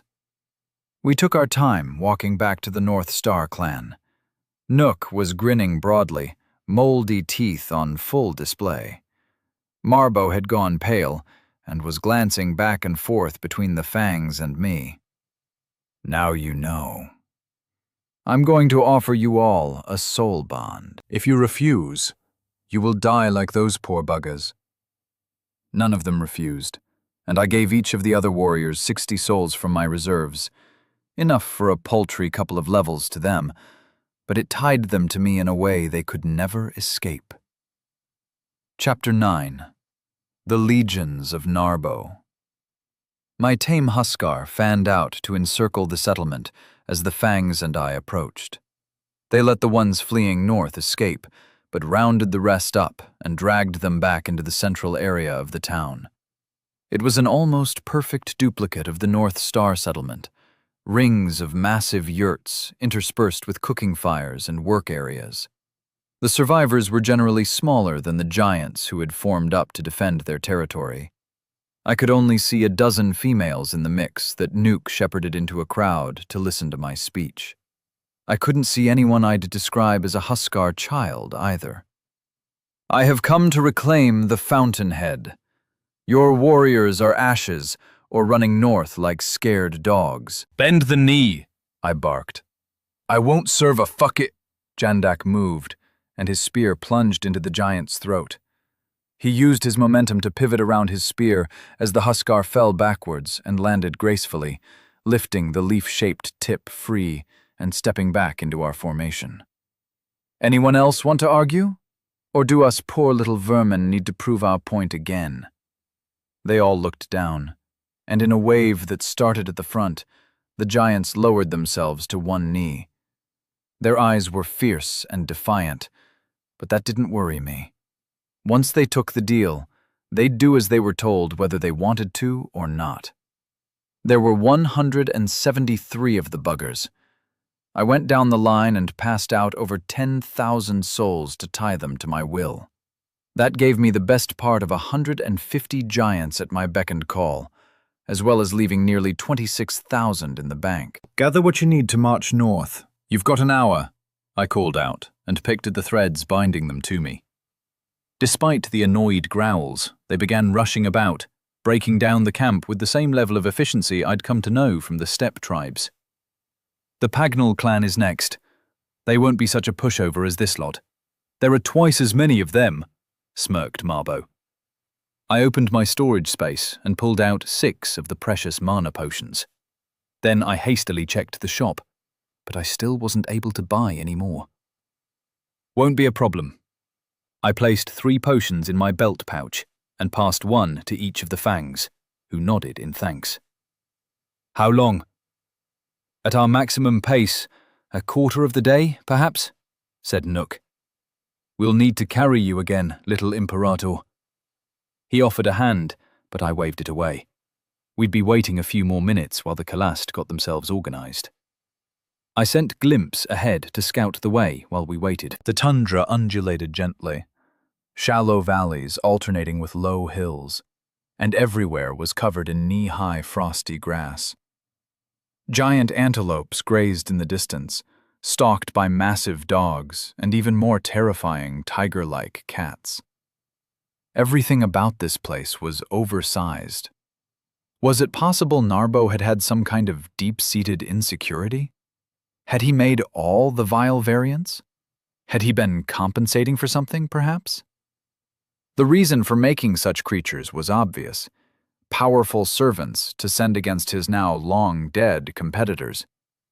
But they had become distinct species, capable of reproduction.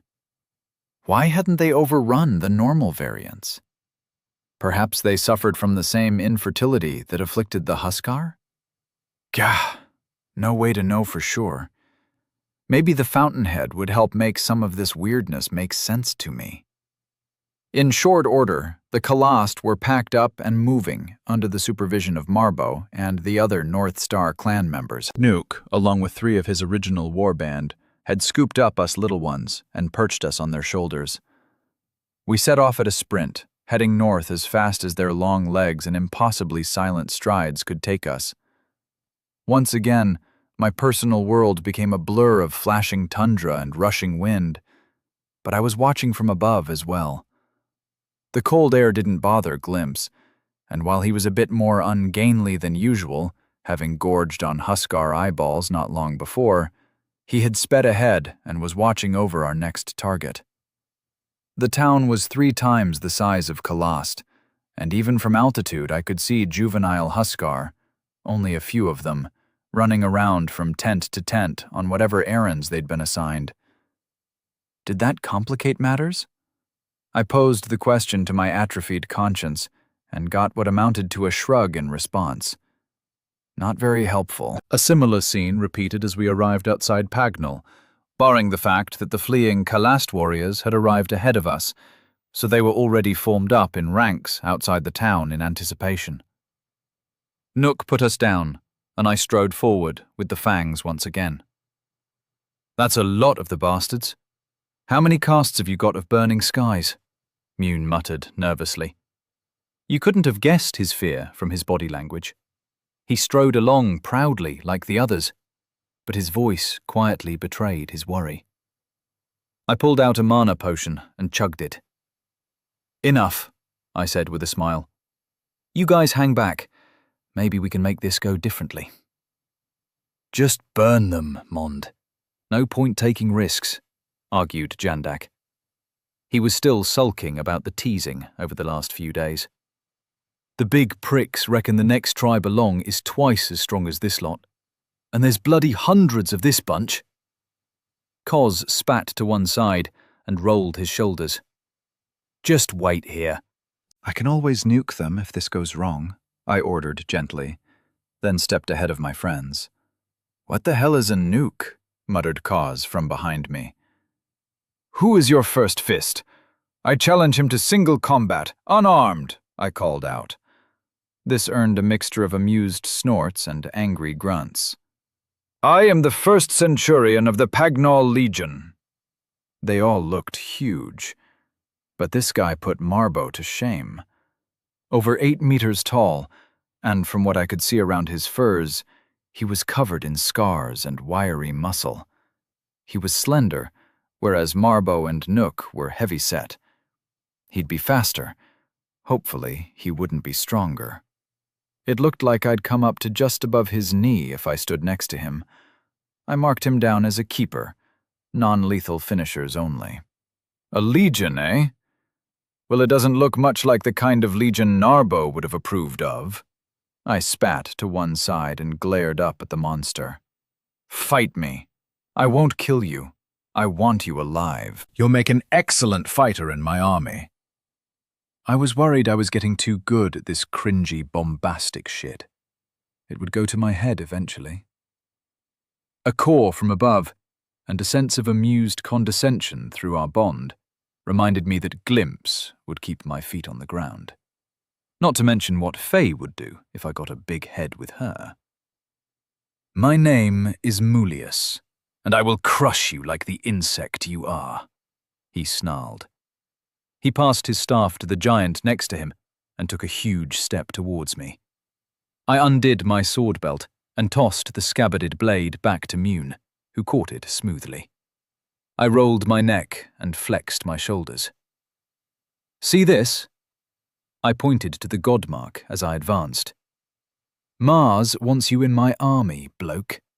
You don't want to piss off the war god, do you?" Mulius glanced down and narrowed his eyes at me. "Mars isn't the only god we hold sacred, worm." He leapt forward and sailed towards me, aiming to bring both feet down on my head and make good on his earlier threat. Enhancement kicked in, and I rolled to the side, just outside where he landed. I cast limited shape-shifting, and my hands morphed into claws of bone and chitin. My fingers were daggers as they dug their way into the back of Mulius's knee. I squeezed with all my might, digging my feet in to pull away from him, but it wasn't enough to sever the mighty tendons in the ancient giant's leg. The Huskar jumped away, and I was dragged along as my claws didn't pull free. I latched on further up his thigh with my left hand and climbed up his back, claw over claw, until he managed a lucky swipe with his flailing arms and knocked me off. I spun away and landed on my feet just as the spell ran out and my hands returned to normal. I raised a blood-smeared thumb to my forehead and drew a line from my hairline down to my nose in his blood, then crossed my arms and treated the fuming Huskar to my most irritating smile. "Come on then," I called nonchalantly. Mulius was enraged, and he lunged at me once again. The damage I'd done to the back of both of his legs slowed him and threw off his attack. I stepped to one side and activated Enhance once more as his right fist went past me and his face loomed dangerously close above me. I was in a difficult position. I wanted him alive, but alive and crippled was no good to me. I had to be careful not to injure the Titan too badly. As his elbow whiffed past my ear, I launched myself upwards, my knee intersecting his jaws that were starting to fall open as though he would try to eat me alive. The blow slammed his mouth shut with the sound of breaking teeth, and shifted my momentum from rising to falling. I hit the ground and dove between his legs, my right fist flashing upwards for the ever-reliable crotch shot. As I turned, he stumbled, emitting the high-pitched whine I'd come to associate with a giant after he gets punched in the balls. "Are you going to yield?" I really don't want to kill you, I called, backing away slowly. The fangs were cackling away like Krill had been giving them lessons, keeping a safe distance away. Yield, Mulius. He's a harvester. He could have rained fire on all of you. Join us, called Nuke. I glanced back and nodded in gratitude. The words of vermin might not carry much weight, but Nuke was one of them, strong even before he became soulbound. And hopefully this might sway the battered giant even now staggering to his feet, back open and vulnerable. If I wanted a killing shot, now was the time. But I held back. He turned slowly, clutching at himself painfully with one hand, and sent me the meanest glare I'd ever been on the receiving end of in my life. I opened my arms and walked slowly towards him. I don't want to break you, or kill all your warriors. The Cullust that ran from me have probably told you some things you think are mammoth shit. They weren't. I called up 3 fireballs from the iron rings on my right hand and launched them off to the right, immolating a decent chunk of the gently rising slope away from their warriors and leaving 3 smoking divots in the dirt. "I will take the fountainhead for the North Stars. You can join our strength, or die," I intoned in my best Christopher Lee impression. Christ, I needed a spokesman or something. I doubted the idea of a press secretary existed here, but I added it way down at the bottom of my ever-increasing to-do list anyway. "You have the powers of the Maker?" Mulius growled once his voice returned to normal. "Not yet." I said it as definitively as I could. Honestly, I had no idea if I'd ever get something similar to whatever magic the old Roman had used to make these creatures. "But I will do everything in my power to help you with your lack of children, and I will give you something more than that. Purpose. You won't waste your strength fighting amongst your own and eating each other.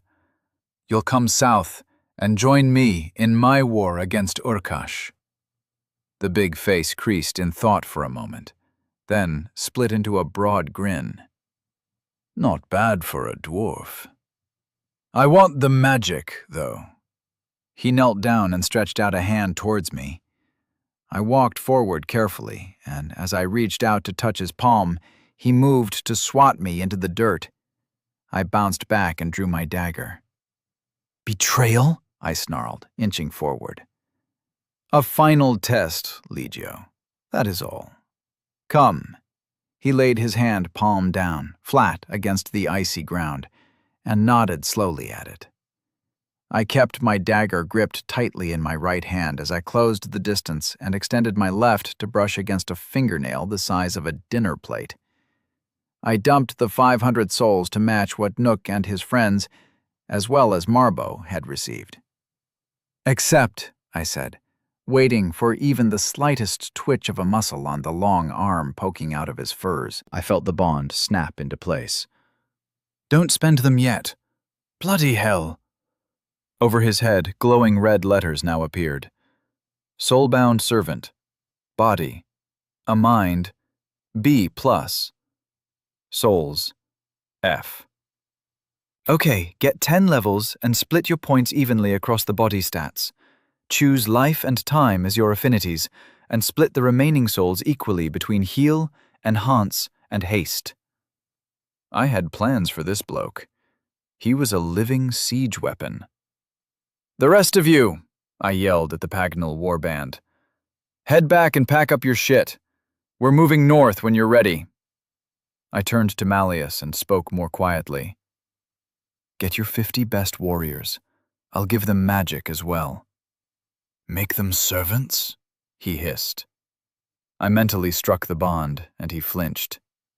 "It's this or death.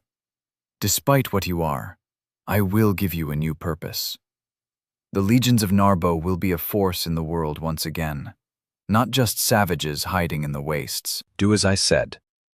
He grimaced, but nodded and stood up, casting heal to seal the wounds I had left up his legs and back. He turned to the crowd and started bellowing out names. When he was done, he glared at the rest. If I didn't call your name, go do what the Legio fucking said, you river piss shits. The Huskar had a way with words, I had to give in that. I passed out yet more souls and grimaced at my new status. Back down to just under 23,000, but I now had 200 soul-bound giants. Faye and Krill were in for a shock when we headed back to the steppe. Chapter 10. A Show of Good Faith.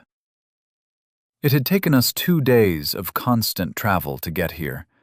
The Fangs and I had dozed on the giants' shoulders as they ran tirelessly all that time. The air was constantly getting colder and thinner as we climbed from low rolling hills into a true mountain range.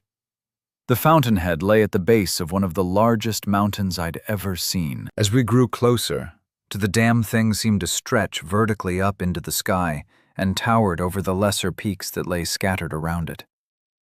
The Narbolik were a different kettle of humongous fish from the other clans.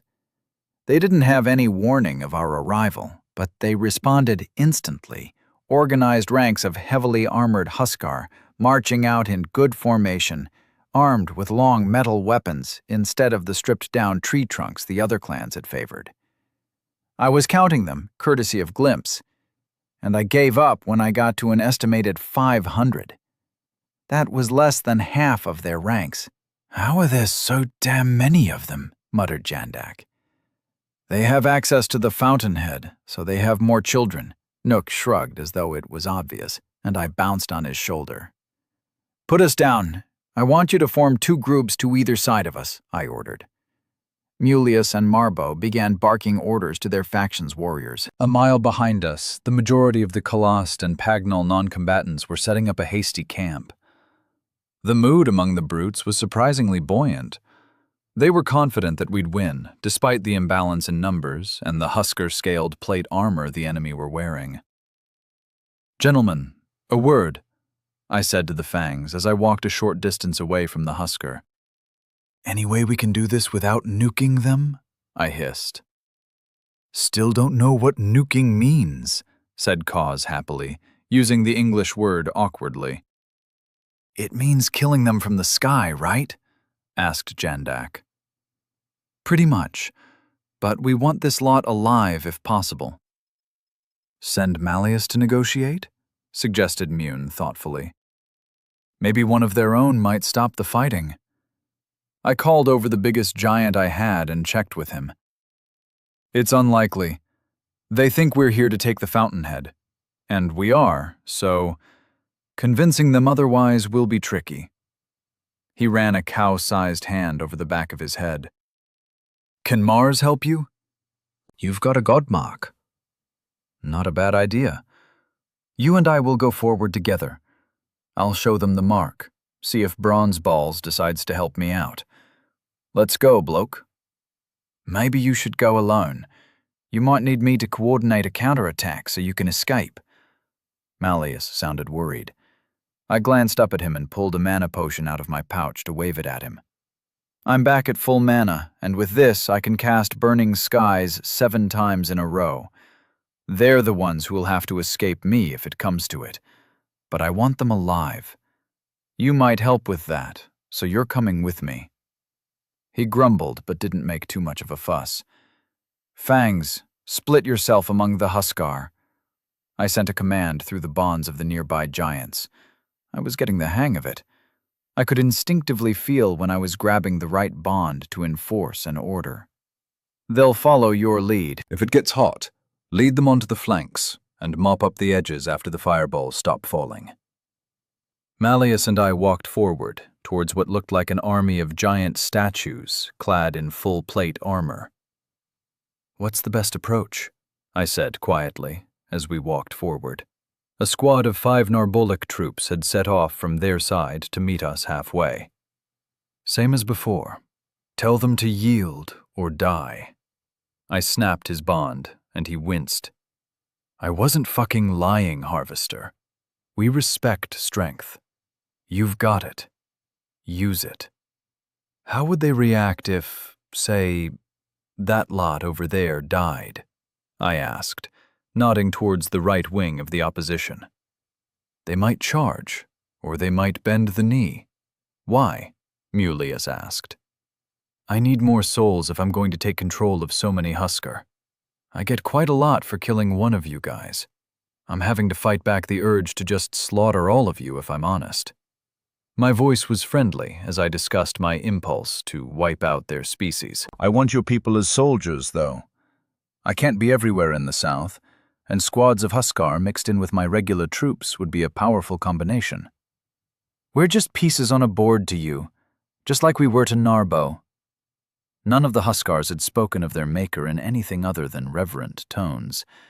I made a note to quiz him about this later, but currently I had 5 gigantic armored knights coming to a stop 10 meters away from me.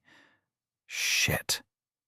You will surrender to me now, or I will kill all the warriors on your right flank, I declared in a flat voice. Oh, he really does fancy himself as the new legate. Leave in peace, little harvester. Come back when you're stronger. You cannot face the fountainhead and live. The speaker was smaller than his 4 escorts, which struck me as odd. All the other major players among the Huskar had been the biggest and baddest. Maybe these guys favored brains over brawn. You know what I am and what I'm capable of? I asked. He had taken the wind out of my sails somewhat. Of course. The ferals lack the eyes to see, but we haven't lost the knack of the artifacts. He raised his 20-foot-long spear towards the sky, and a blast of brilliant light shot up towards the thin clouds above us.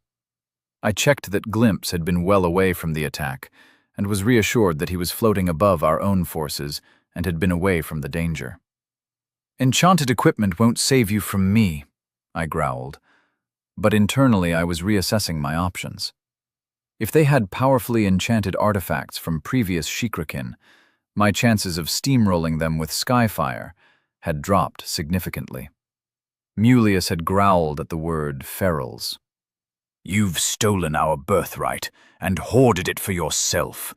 You're not true legionnaires. You're just thieves. My escort had stepped forward. Take off the fancy armor and let's see who's really the strongest, he snarled. Enough, Malleus!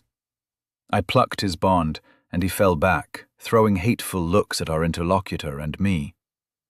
I want to preserve these people, but I'll kill them if I must. I turned a flat look towards their leader.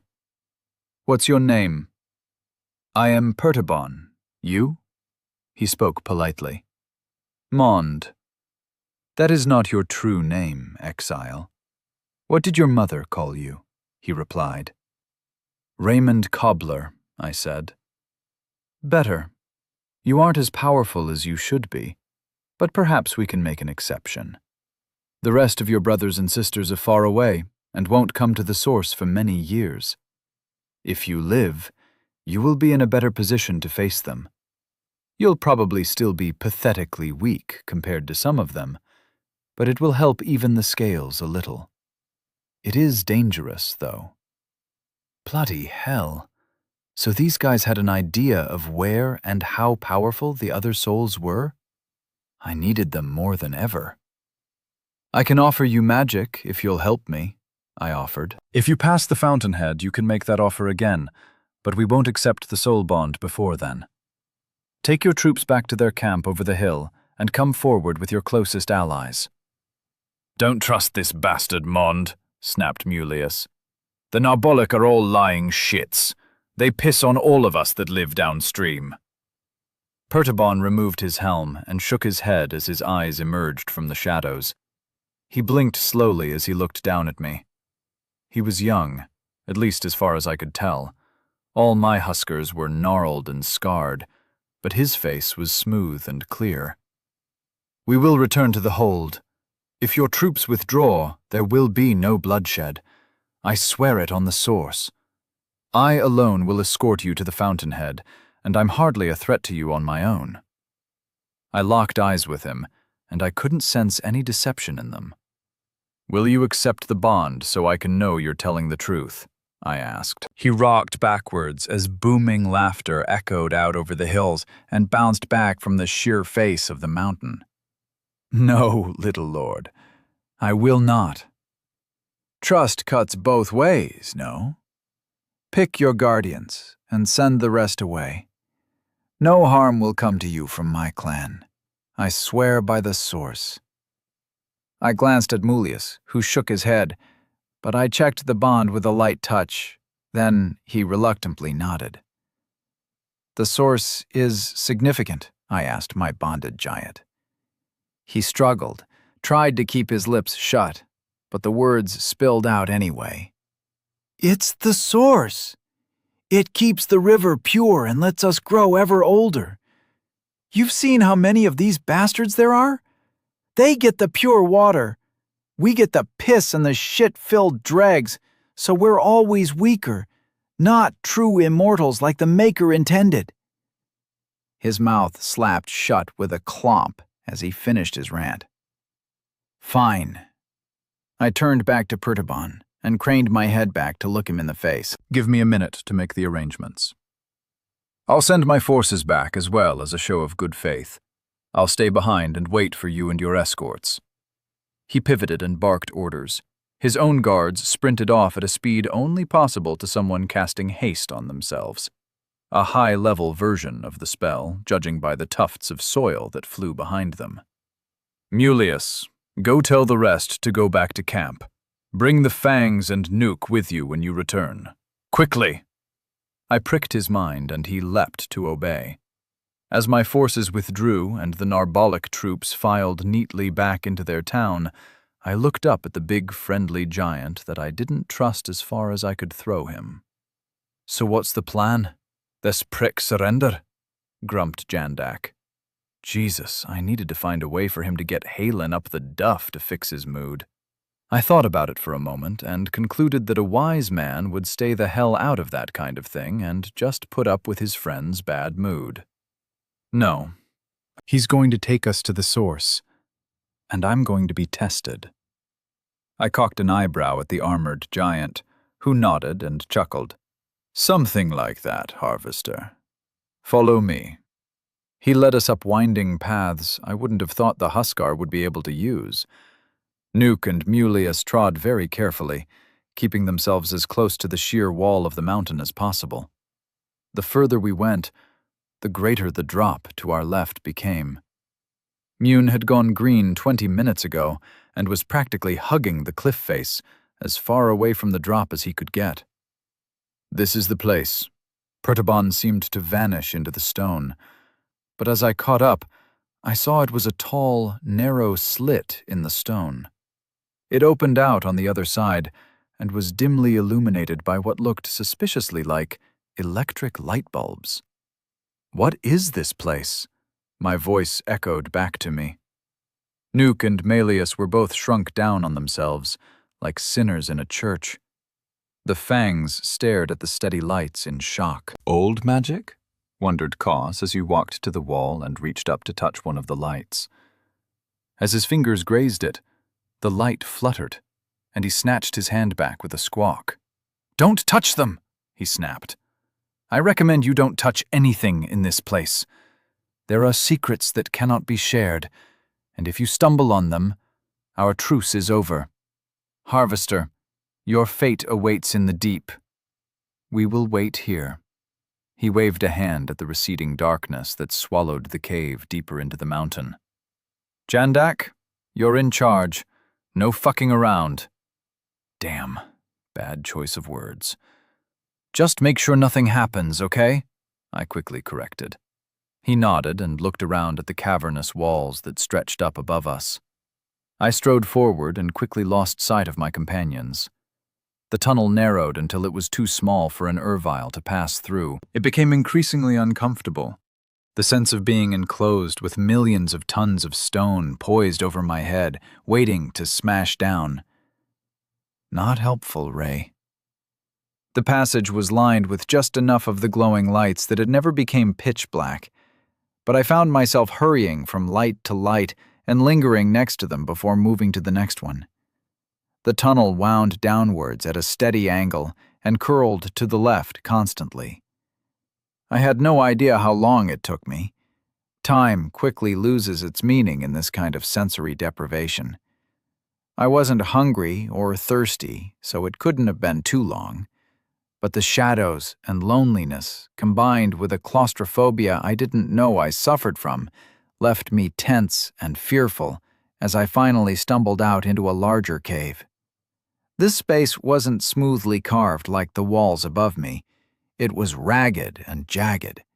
It was sharply lit by a 6-foot hole in the mountain, but that wasn't what caught my attention. Sitting on a pedestal, with crystal blue water spewing from it, sat some kind of...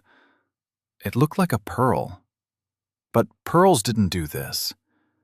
As my eyes locked on it, I felt a wash of power flow out, and waves battered my mind. I was flotsam on the tide, battered one way, then another. Stones were ground into sand under this kind of force. I recoiled, but found I couldn't move my feet. "You're committed now, Mond. Poseidon won't let you go. You have to survive the trial. The first step is reaching the Luminant." Great. Aresk finally decides to actually speak to me outside of my dreams, and it's only because I've stumbled into a trap left by the Sea Witch. Chapter 11. Welcome back, bloke. This wasn't like the previous times I'd been exposed to Poseidon's aura. This was a physical thing, pushing and pulling at me like I was standing waist-deep in the sea. I was forced back against a wall that I was confident had been the tunnel entrance a moment ago. No escape, it seemed. I was committed. I spent some mana on enhancement and staggered forward a few paces. It was only 5 meters to reach the damn thing, whatever the hell it was. I reached out my right hand and waded through air that felt thicker than treacle. The closer I got to the white orb, the stronger the aura became. I was tugged back and forth as I struggled to move each leg forward. The average of the motion was very much back towards the wall. My back hit the rock again as enhancement ran out, and I noticed my health was ticking down very slowly as the damage began to mount up. I was down to 347, make that 46. I cast enhancement and mass to increase my weight, and I struggled nearly halfway before they ran out, and I began to slide backwards again. I recast the spells quickly, and managed to get within 2 meters of the pearl that seemed to be the source of the Violith River, around which the giants based their towns. I was down to 1 meter away, my hand outstretched as I strained against the impossible sensations of tides and depths Poseidon was sending at me. I used size, and grew by over 50%, my hand getting to less than a foot from my goal when a surge in Poseidon's aura knocked me back, and I tumbled into the wall behind me. Health, 321 over 350. Pertabon had been right. I wasn't strong enough. At least, I wasn't strong enough as I was. I cast Heal and pulled up my status screens. The nice thing about the system was I could get a lot stronger as long as I had souls to spend, and currently, I was a rich man in that regard. I dumped 2,430 souls into levels and jumped to level 110. This netted me an additional 36 stat points to play with. I also spent another 900 souls to boost my enhancement spell to the maximum available of 98%. I put my stat points into strength and health, as well as a few into mana. Level 110. Primary stats. Body, A-. Mind, C+. Soul, D. Available souls, 19,580. Secondary stats. Physical strength, 60. Reflexes, 40. Health, 500. Magic strength, 30. Focus, 30. Mana, 520. Affinity, fire. Summon fire. Range, 104 meters. Intensity, plus 156%. Lasts 15 seconds. Fire resistance, plus 100%. Projectile, speed, plus 60%. Detonation, 11.5 meters cubed. Firewall, area, 20 meters squared. Lasts 15 seconds. Barrier, 220 HP. Area, 5 meters squared. Fire spirit, duration 110 seconds. Burning skies, area 50 by 50 meters, duration 15 seconds. Affinity, life.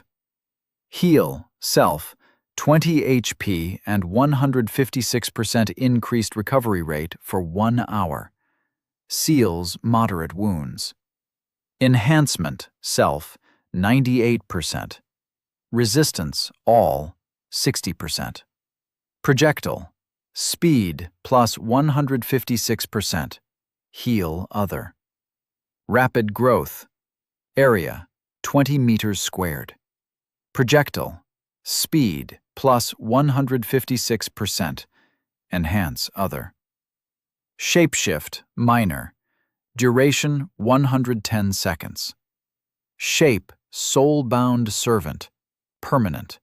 Maximum 1 shaped servant. Affinity, space. Size, range 54 meters. Intensity 58%. Mass, range 54 meters. Intensity 58%.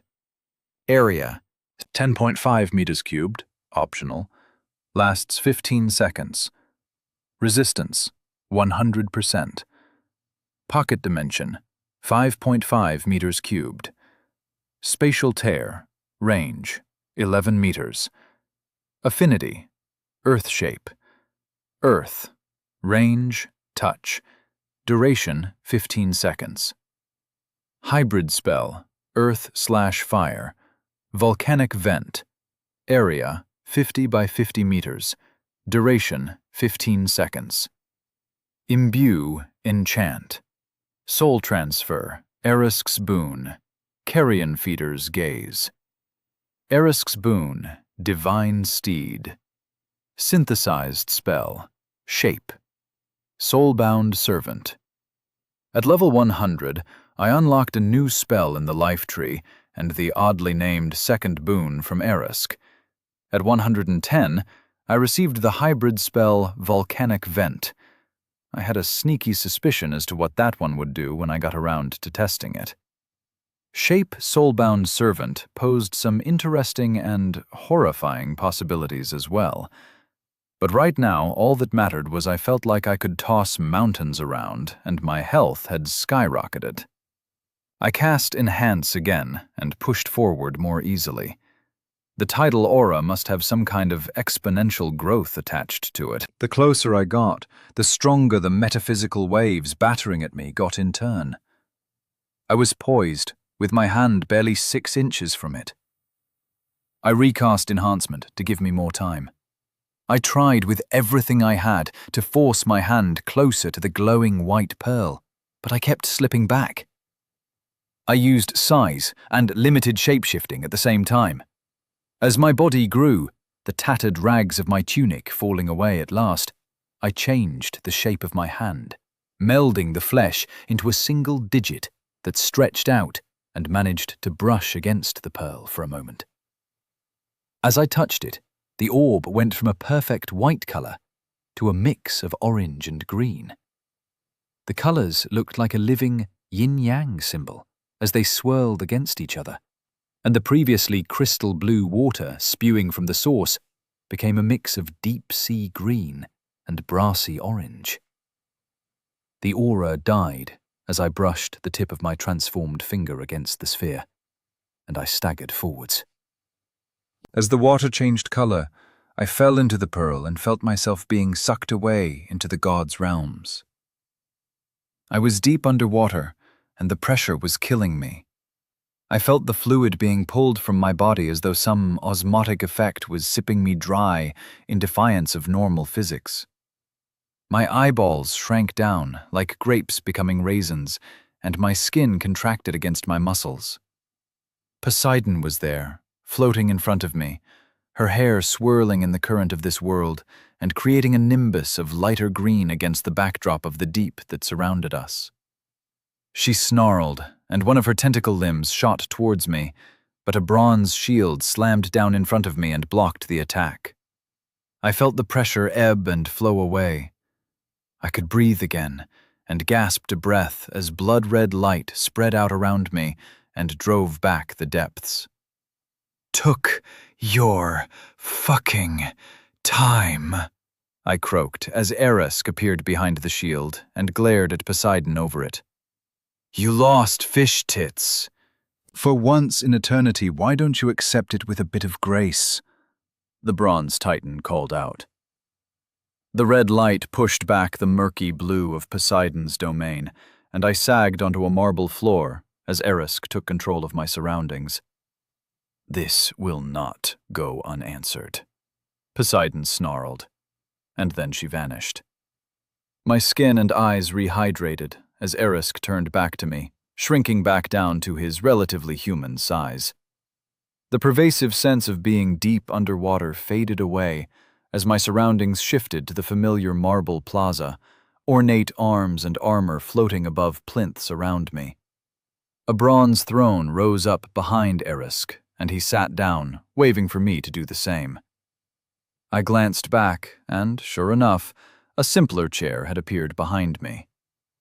"Well done, boy. That's a bone in the gills to the old sea bitch," he chuckled as I lowered myself carefully onto my chair. I felt my eyeballs rehydrate to their normal size.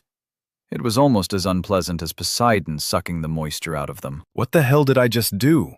I demanded. "You took her source for me. Now I have two." "You really should go find mine and claim it, by the way," he replied amicably. "Where is it?" "Ah, now that would be telling." The sound of a gong being struck rang out as he tapped his nose with one finger. "You saw the water change?" I nodded. "When you get back, take some of it to the feral Huskar. It's what they need for you to keep your promise to them." "Which bloody promise? They're coming to war with me anyway. The clans from down the river, at least. What will happen with the Narbolic?" "Oh, they're yours now as well. Look, Julius Narbo had no idea about biochemistry and whatnot, but the system helped him out. There was a price for what he did to create the Huskar. He was one of Scaly Bitch's champions, you know. I was so annoyed when she got him. I ended up with a Sassanid peddler. Rough game, that one." "So the Huskars are infertile unless they drink the water of the Velith?" I wondered. "Yep. Hormone deficiency in the females that the water supplements. You're a ways off that kind of power level, but sooner or later it becomes a question of trade-offs, Ray. Now, you saw your new boon?" "Yeah. I'm getting a horse?" "Oh, nothing so plebeian as that, little mortal." I received a very smug bronze grin from the statue.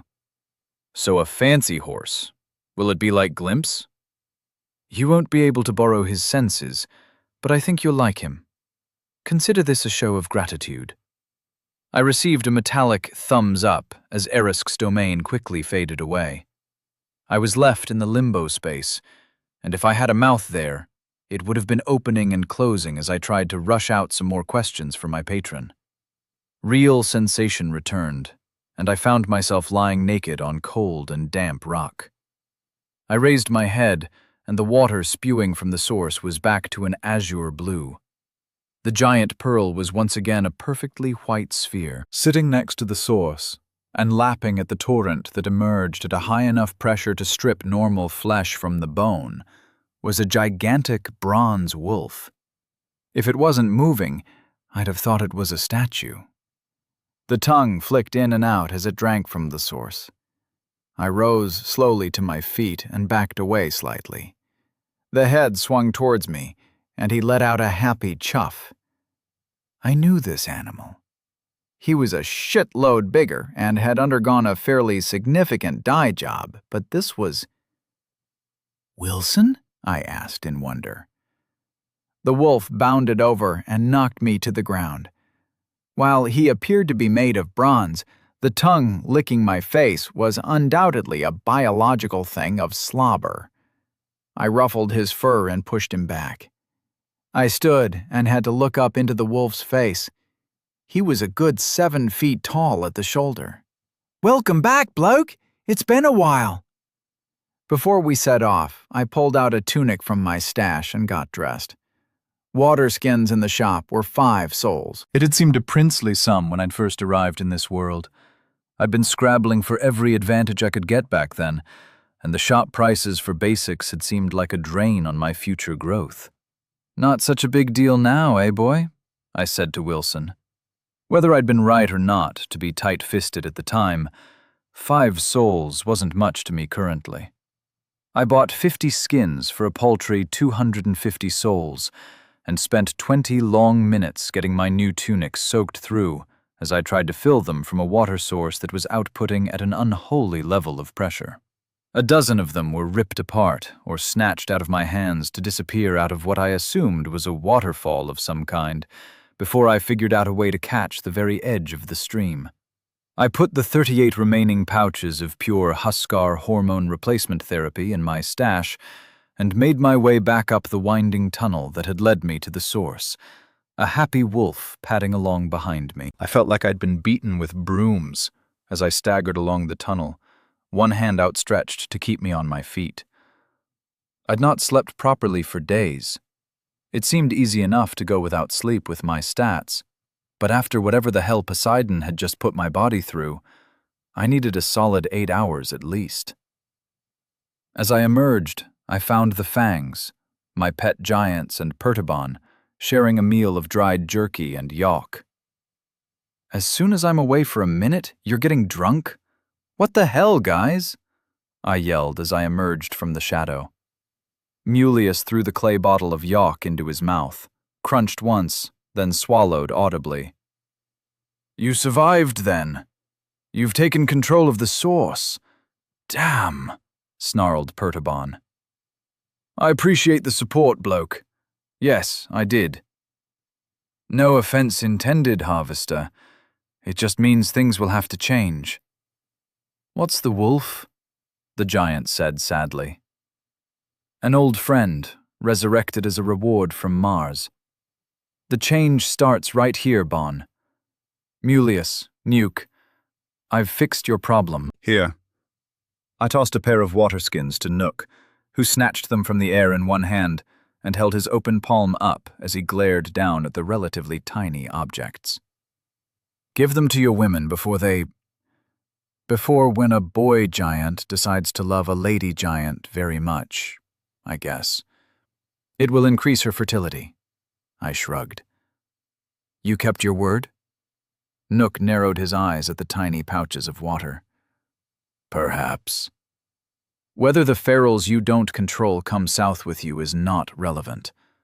The water's changed color, so the Narbolic will make war with you," Pertabon said firmly, as he rose to his feet and nodded to me.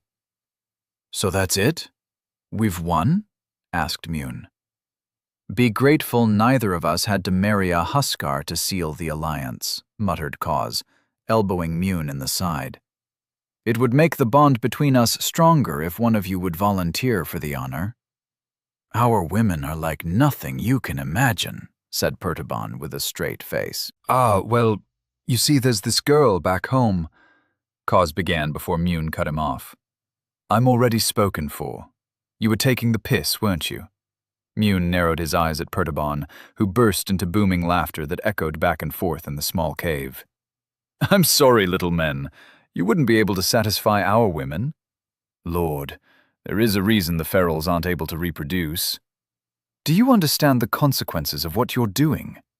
This limit was meant to stop our spreading over the earth and replacing your kind. Bon rumbled. I made a promise. I'll bind the ferals to me. I could feel Mulius fighting the bond every time the word feral was spoken. Nuke didn't seem to care, though. They've been left as outcasts for too long. Nuke, Mulius, I keep my promises, and I expect you to keep yours. You will not eat my kind, or each other. Pertabon made a moo of distaste as I brought up the cannibalistic habits of the rural Huskar.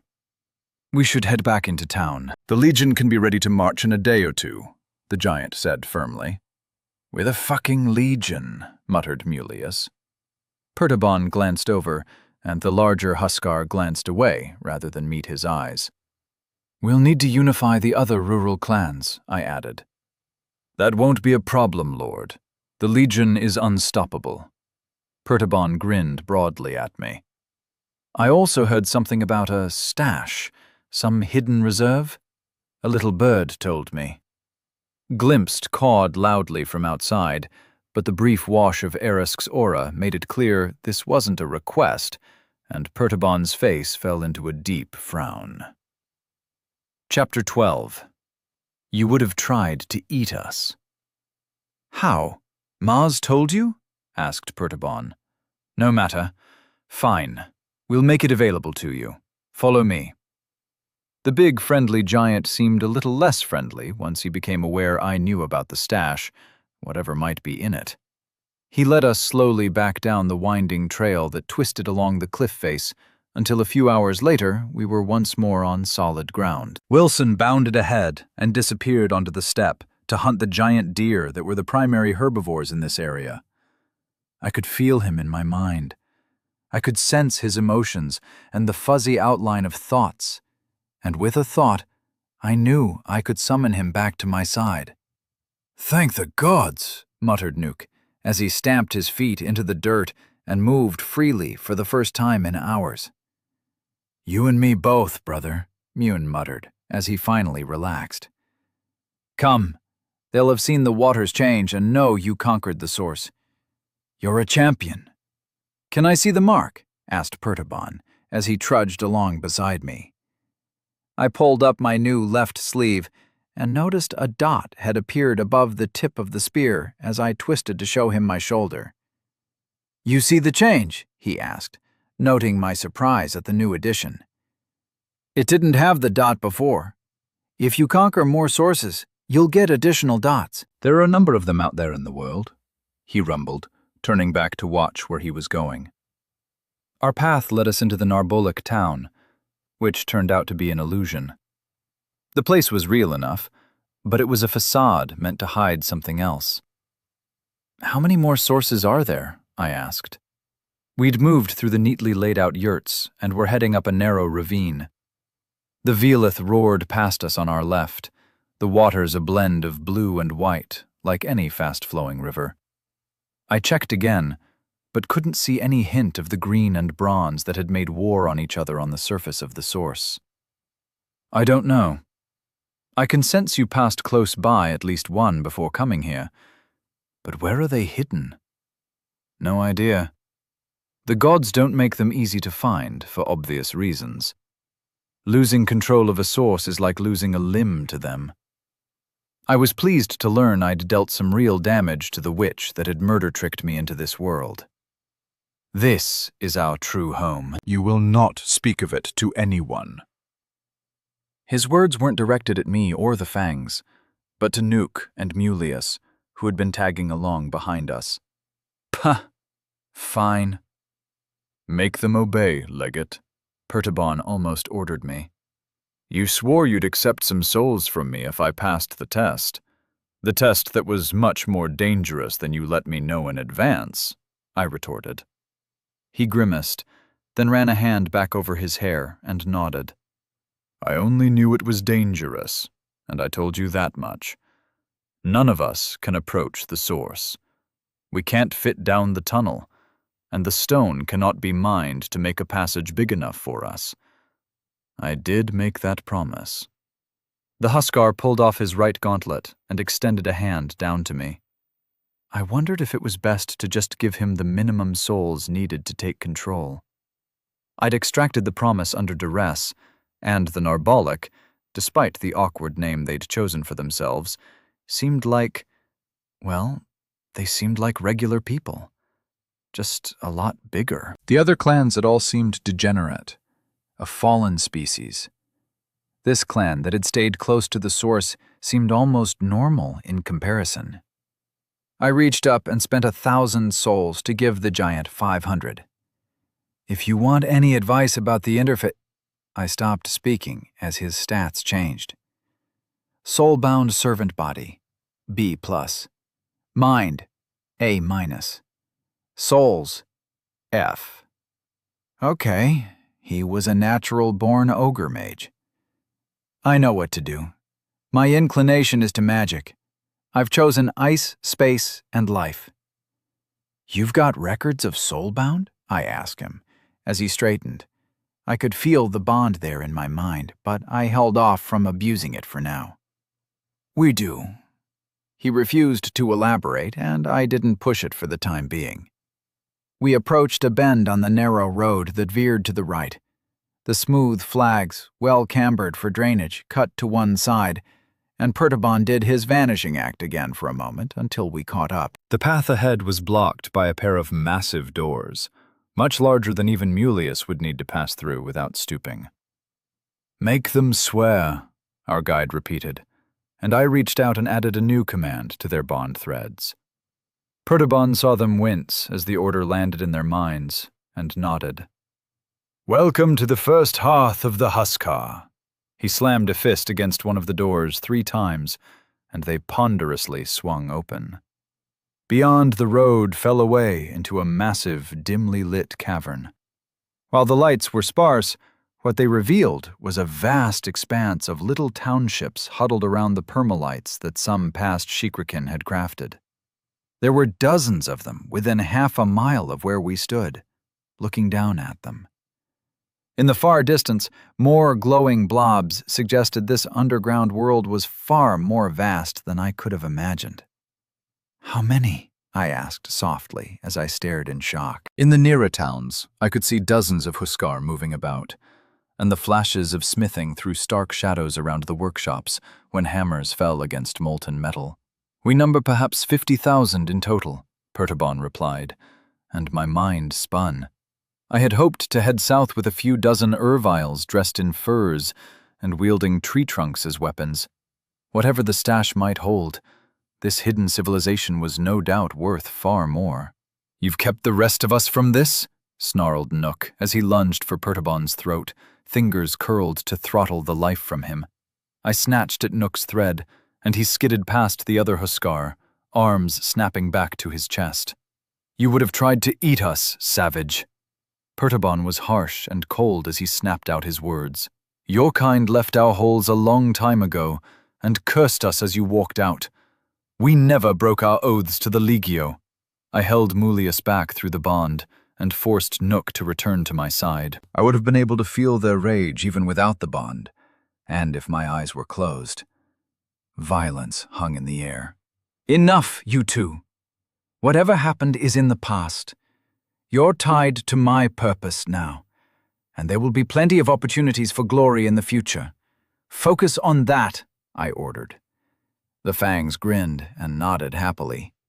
"How many will march south?" I asked our guide. "Perhaps 15,000. 1,000 of the crafters will probably be willing to come south to work in your towns as well, if the humans will accept them. I'd bloody make them accept the Huskar Smiths, whether they liked it or not. 15,000 giants in full armor and armed with artifact weapons." My expression shifted and could perhaps best be described as a smile. But there was no happiness or joy in the expression. "The stash?" I asked. "Follow me, Legate." Pertabon sounded resigned to my raiding their storehouse. "I don't know how much will be of use to you. Much of it is intended for my kind. Equipment for the other Huskars is valuable enough, There's something in there for people my size as well? He was leading us down a long, straight road that descended into the subterranean world. How long have you lived down here? Said Jandak in a quiet voice. At least something had snapped him out of his semi-constant fury. 2,751 years. Narbo carved these halls himself. His voice conveyed the respect in which he held the maker. As fascinating as it would be to pick out the history, I had other priorities right now. "Where's the fucking loot?" barked Jandak, apparently mirroring my thoughts. Pertabon led us to the right. I couldn't tell east from west in the gloomy shadows and reached another pair of giant-sized doors. He didn't bang his fist this time. He slipped a bracelet from his left wrist and pressed some kind of pendant against a fractal design cut into the center of the granite slabs. There was a glow and a series of grinding noises, and the left door swung back 6 inches. "Bloody thing," Pertabon grumbled as he put his shoulder against it and shoved, his feet skidding backwards. But he forced the mechanism far enough that it caught, and both doors finished opening with painful grinding sounds. Beyond lay a treasure trove of carefully packed and stacked wooden boxes. Each was 1.5 meters square, and they were completely nondescript. The ranks of boxes stretched off into the dimly illuminated distance. "I was expecting something a little more shiny," complained Cause as he peered around the side of Pertabon's leg. "This is the largest known storehouse of ancient artifacts on the planet, all carefully catalogued and organized, with clear instructions on their powers and usage," snapped Pertabon. "Fine. This way." I felt a bit like I was walking into the warehouse at the end of Raiders of the Lost Ark, as the giant threaded his way deep into the stockpile and finally stopped to pull a crate down from 4 meters over my head. He dropped it with a thump and used his fingers to pry open the tightly sealed lid. He rummaged around inside, producing a clattering sound as apparently priceless metal items were sorted through, like he was looking for his favorite spoon in a badly organized cutlery drawer. He withdrew a pauldron made of black metal that had leather straps hanging under it. "Put this on," he said as he offered it to me. "It's not cursed or anything, right?" I plucked at the bond so he couldn't lie. He grimaced, but shook his head. "It grants improved regeneration. After you cast it, you'll recover health and mana at twice the normal rate for an hour. This is one of the best pieces in here for your kind." I resisted the urge to snatch the armor from him, instead reaching out slowly to take it like the treasure it was. I struggled to fit it over my right shoulder, and Mune stepped in to help do the buckles up across my back and chest. I swung my arm back and forth. It didn't restrict my motions at all, and felt as though it weighed almost nothing. "What else have you got?" My greed had bypassed my brain and borrowed my vocal cords. We left the storehouse with our storage rings chock full of ancient artifacts. Most of them were armor or enchanted bows, but we also acquired a number of spears and swords to hand out to the lancers. All in all, I'd rate it as 5 stars, would loot again, and I intended to do so as soon as I'd emptied out my storage spaces. Pertabon was subdued as he led us back out onto the hills surrounding the source. He wasn't unhappy, as far as I could tell, but he seemed to be chewing on something in his mind that he couldn't let go. "Spit it out, man. What's eating you?" I eventually demanded, as we skirted round the Potemkin village, the Narbolik used as a front to keep their real homes secret. After I explained the euphemism to the scandalized giant, he'd assumed I was referring to the feral Huskar's inclination to cannibalism. He sighed and began to explain. "You have a terrible purpose for my people. It's what we were made for, but it will cost us. Can't you negotiate with your rivals? It wouldn't be the first time." I glanced up as he spoke and bit back a quick response. "Some of them, maybe," I said after a pause. "There's no hope of that with Mortimer, though. I came here looking for disposable troops, strong, terrible, and replaceable. I wouldn't have cared if I'd fed Erviles into a meat grinder. They were just savage monsters at that time. Whatever Narbo did when he made you, he left just enough that I can't see you as monsters anymore. My bloody conscience was trying to make this difficult. I still need soldiers. Your people are powerful infantry. Coupling them with my mounted nomads gives us the best of both worlds. Add magic on top of that, and with a bit of careful planning and luck, our losses should be light, I finished. Spoken like someone who's never been to war, there are always casualties. Mars doesn't care if you're strong or tough or smart. The war god loves the lucky ones, rumbled Nook, earning a nod of approval from Pertabon.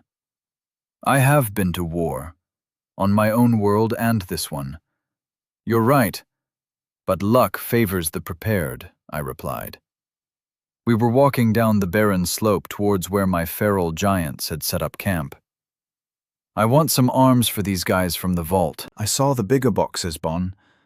They held gear like yours. This lot isn't worthy, he said, as I snapped the bonds to hold back Nuke and Mulius to stop them from lunging at Bon for his words. They've got no discipline, the cultured Huskar finished with a sniff. Nonetheless, you can teach them that. I want a true legion. Narbo was a Roman, and the Roman armies ruled a large chunk of my world for hundreds of years. There's no reason your wayward cousins can't relearn what the Maker intended you all to be. Mon's a philosopher now. Krill will be delighted, laughed Cause. I flicked a glare at him, but Pertabon burst into laughter at my friend's words. Oh no, I've got a lot of books he needs to read to be able to claim that title, Bon snickered, and I had a feeling this ancient being from an artificial race shared more in common with Krill than I was going to like. 2 days later, 10,000 Huskar set out to march south to the steppe. 4,000 went out to subdue the remaining clans in the south of the tundra, then catch up and meet us at the north end of the Paliat Pass, where we'd establish a logistics hub for the giants. Outriders chased herds of mammoth south behind us, and the armored ranks of Huskars churned the earth into mud as they passed. I had what I needed from the north for the coming war. I had no fear of raids or reprisals from the giants. I'd gained a massive infantry force that could outrun my human cavalry, as well as priceless equipment and knowledge. It was time to drive the dead out of the steppe and unite the tribes. Chapter 13. Warlord. When we reached the pass, I was riding a giant bronze wolf at the head of a long column of Huskars, all garbed for war. Towards the rear were a couple of thousand smiths and crafters to bolster the productivity of the pass and river wheel. Looking down from glimpse, I was at the head of a twisting serpent of Huskars that trailed kilometers behind me. The war bands of feral Huskars were ranged out to the sides, happily slaughtering any wildlife they stumbled across, in anticipation of the feasts to come in the south. Bon, can you set up camp here? I asked, as we reached the north end of the pass. I need to let them know you're coming through before you advance into the steppe. They'll shit themselves if you turn up unannounced. I'm coming with you, the young giant replied. Me too, growled Nuke. Mulius was silent, but the glare he gave me suggested he wanted to come as well. 3 of the big bastards should be okay, as long as we're there as well. The wolf is more likely to be an issue, offered Jandak with a nod to Wilson. The wolf cocked his head to one side and whined faintly. They'll have to get used to Huskars and a giant wolf sooner or later. All right, bon. Get your second to take charge of the Legion. Not the real Legion, muttered Mulius. The Legion will camp here. Keep the irregulars back. Only the ones who are soul-bound can join the camp proper. I finished with a glare at Mulius. I resisted the urge to flick the bond. I couldn't fall into the habit of abusing it every time he disagreed or interrupted me. What had started as a crude smelting and forging operation a few months ago had transformed into a much grander operation. Within the walls I'd built was a maze of glowing furnaces and stockpiles. Raw iron was being fed into the fire as quickly as the involuntary workers from the Koprigan could drag it out of the ancient tunnels. Wagons waited to be loaded with crude ingots to transfer to Riverwheel under guard by a handful of cavalry. The air above the site was now cloudy with the constant smoke and dust. The workers weren't too badly off due to the steady wind that ran through the canyon, keeping the air at ground level fairly fresh. "What is it? You normally wear all that plate like a second skin," Mune asked, and I glanced back, but he'd been talking to Bon. The giant was shifting uncomfortably, hitching his armor back and forth on his shoulders. "You can't sense it. It's like, I don't know, a presence or something," he muttered.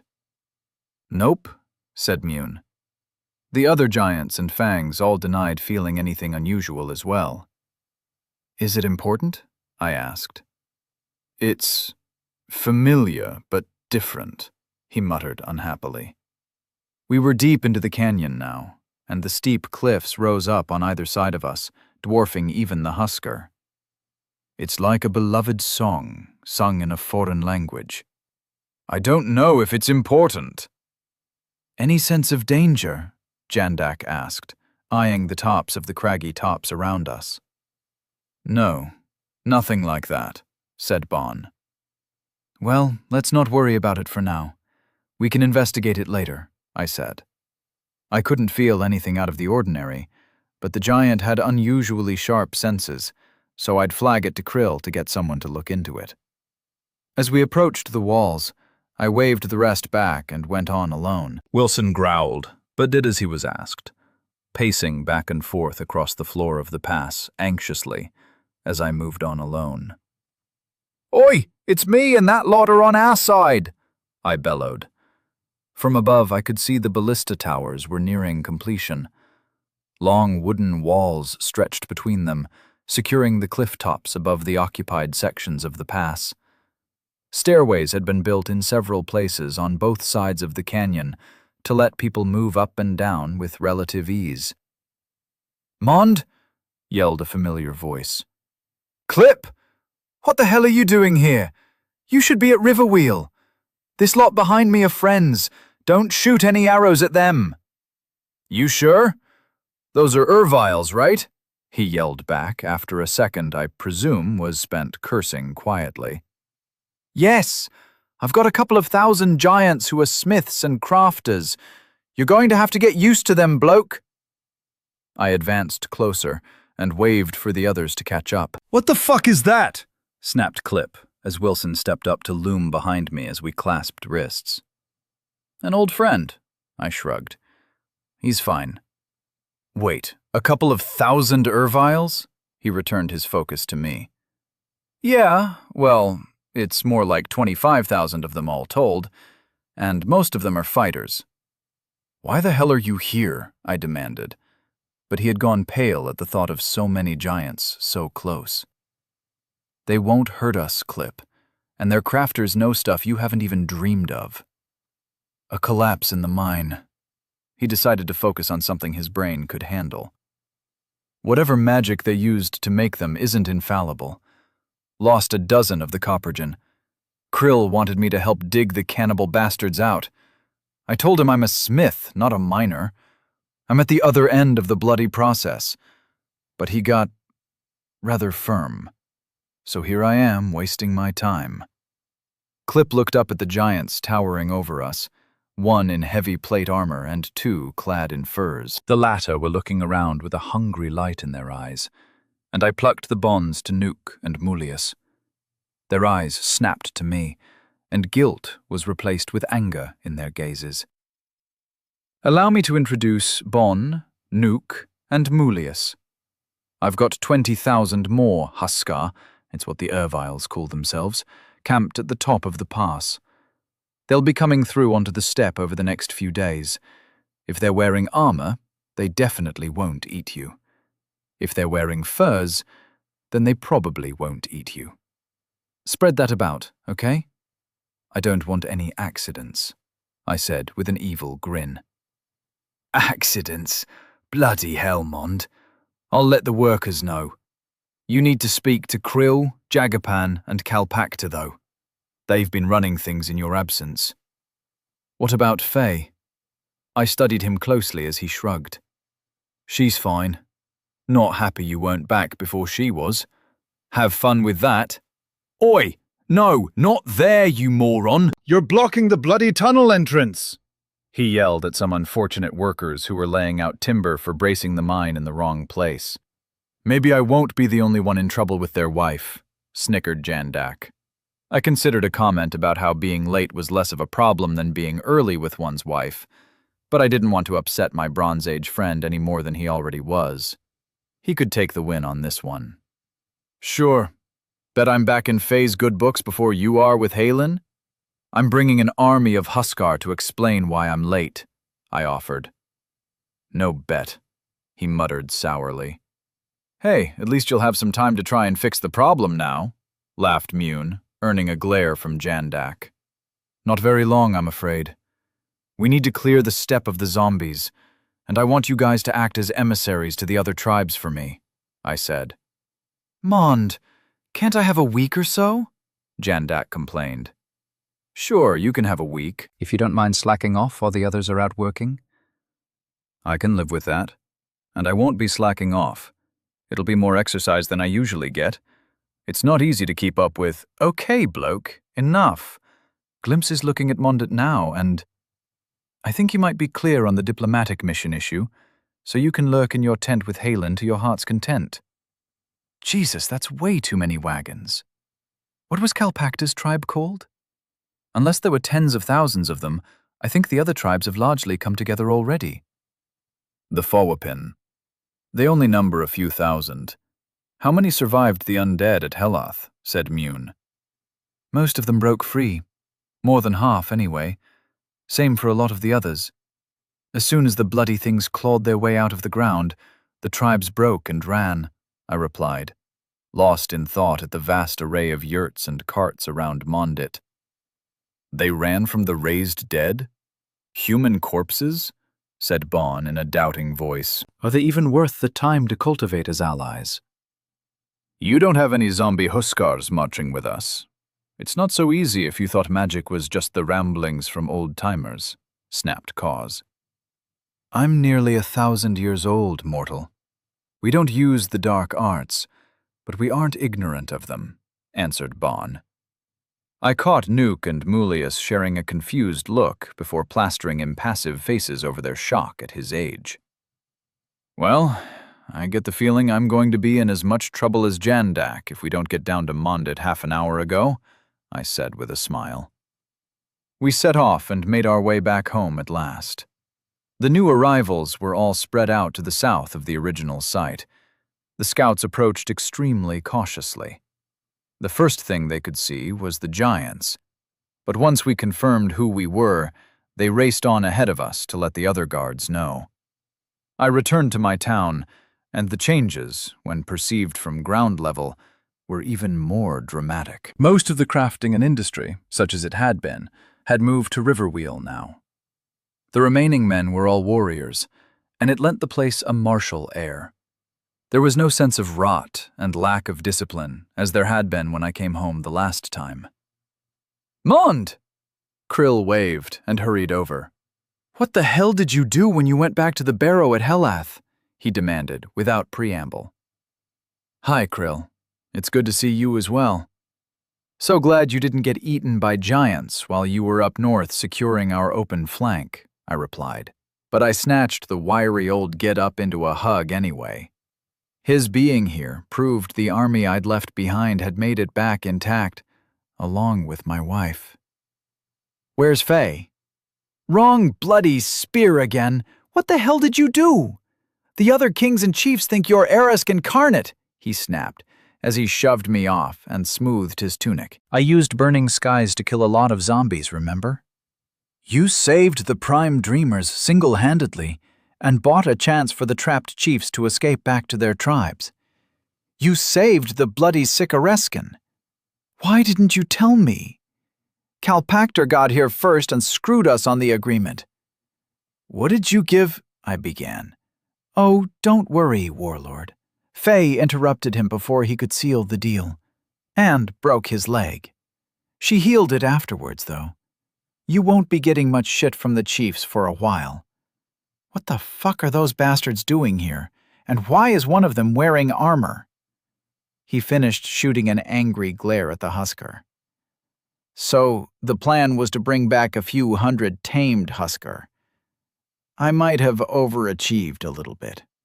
Bon, I nodded at the giant in question, has about 15,000 heavy infantry that can outrun our horses, and Nook and Mulius have a few hundred slightly wilder giants as well. Oh, and I brought a few thousand crafters who've been alive since before your great-grandfather was born, who are going to join Riverwheel to help with production and whatnot.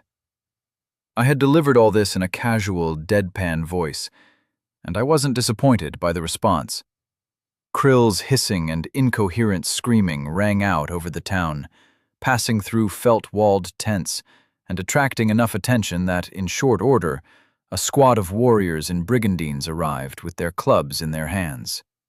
They were followed by the patriarchs and the new chiefs who had chosen to side with us. Jagapan, Kalpakter, Khan, and Atas!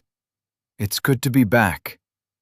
I'm happy to report that none of the scouts are slacking off, and I can see that the training is going well. How many squadrons are we up to? I called out as my father-in-law and his friend appeared. About 3,000 are up to Tricolo's standards now, Warlord. Another 5,000 are still training and need a few more weeks. They're all rough. The discipline isn't the best, replied Atas, as Khan shared a rare smile while he took in the erviles I'd brought south. 15,000 of them, is it? Asked Khan, nodding towards Bon. Something like that. They'll give the cavalry a run for their chits as well. Now, where is my wife? I asked. Where do you think? Faye said, as she stepped out of the crowd and walked towards me. I began to understand why Jandak had been so unhappy on our trip north. The ire of the tribe's women was terrifying on a visceral level. You're late, she accused icily. I had to raise an army of Huskers. Sorry about that. I tried a grin, but it had no effect. Halin is waiting for Jandak. The Fang leapt forward and hurried towards where his tent had been without another word. Mune and Cause snickered until Faye fixed them with a hazel stare. Are the women in charge among the dwarves? Nook asked, in what he no doubt thought was a quiet voice. It rang out over the small gathering. No, I said at the same moment Faye said yes. She sniffed. You need a wash, Warlord. I'll wait for you in our tent. She pivoted on a heel and walked away. Seems like they're in charge, smirked Mulius. We don't eat our women when they annoy us. That's the big difference, laughed Cause. Nuke and Mulius shared a look and turned to him. Why not? Asked Nuke in a confused voice. This is why you don't have enough babies, Cause chuckled. Bon scowled and stepped forward, kneeling down next to me. Legate, can we begin to bring the Legion through? Moving so many through such a narrow pass is dangerous and time-consuming. Yes, Pertaban. Bring your troops south. Mune, Cause, seeing as you don't have anything pressing to do, make sure the people in the pass know what's coming and keep them calm. As calm as possible, anyway. The other Fangs stopped smiling and grimaced, but they nodded and turned to head back north. We're going to need to integrate the Legion with the cavalry, I said, but Kalpakter spat and cut me off. We fight on foot. Always have, he snapped. A few men, I assumed were lesser chiefs, all nodded fiercely in agreement. I won't force you to fight as cavalry, Pactor. You will end up stuck on guard duties behind the lines if you insist on it, though. We'll be moving quickly, and human infantry won't be able to keep up. Jagapan, Krill, I need an update on how many of the undead were left when you came north. We're going to clear those things out, then ride south against that prick Mortimer. Feel free to take your time, a couple of hours, maybe 3. But when I get back, I want as much information as you can give me. Now, if you'll excuse me, I need to go speak to my wife. Bon, please make sure Nuke and Mulius don't eat anyone. Chapter 14. The Map. It is a logical thing to do, Ray. We've already stripped the small forests from miles around. Half of the coven can focus on artifacts, while the rest get to actually use their magic, Faye said. Didn't I already agree to this? I asked as I took the thinly sliced meat out of the pan and put it into 2 bowls. I carried them back to the bed and stretched out as I passed one to her and began eating. The smell of the meat overpowered the scent of the camp that made its way in through the door flap, for which I was grateful. Sanitation was rapidly rising up the list of jobs I had for Atas and Khan. The nomads were usually dispersed across vast ranges, but with thousands of them all camped so close together as a result of the undead horde spreading across the steppe, their usual habits wouldn't be sufficient. Disease was as much of a threat as Mortimer at the moment. "I don't think you gave me a definite answer," she mumbled around a mouthful. Her stomach was swelling noticeably now. "Well then, yes, it sounds like a good idea. I need to go with the crafter Husker to Riverwheel later. You can bring some of the coven. I'll want guards around them, though. They're too valuable to risk." I finished my meal and stretched back before resting a hand on her stomach.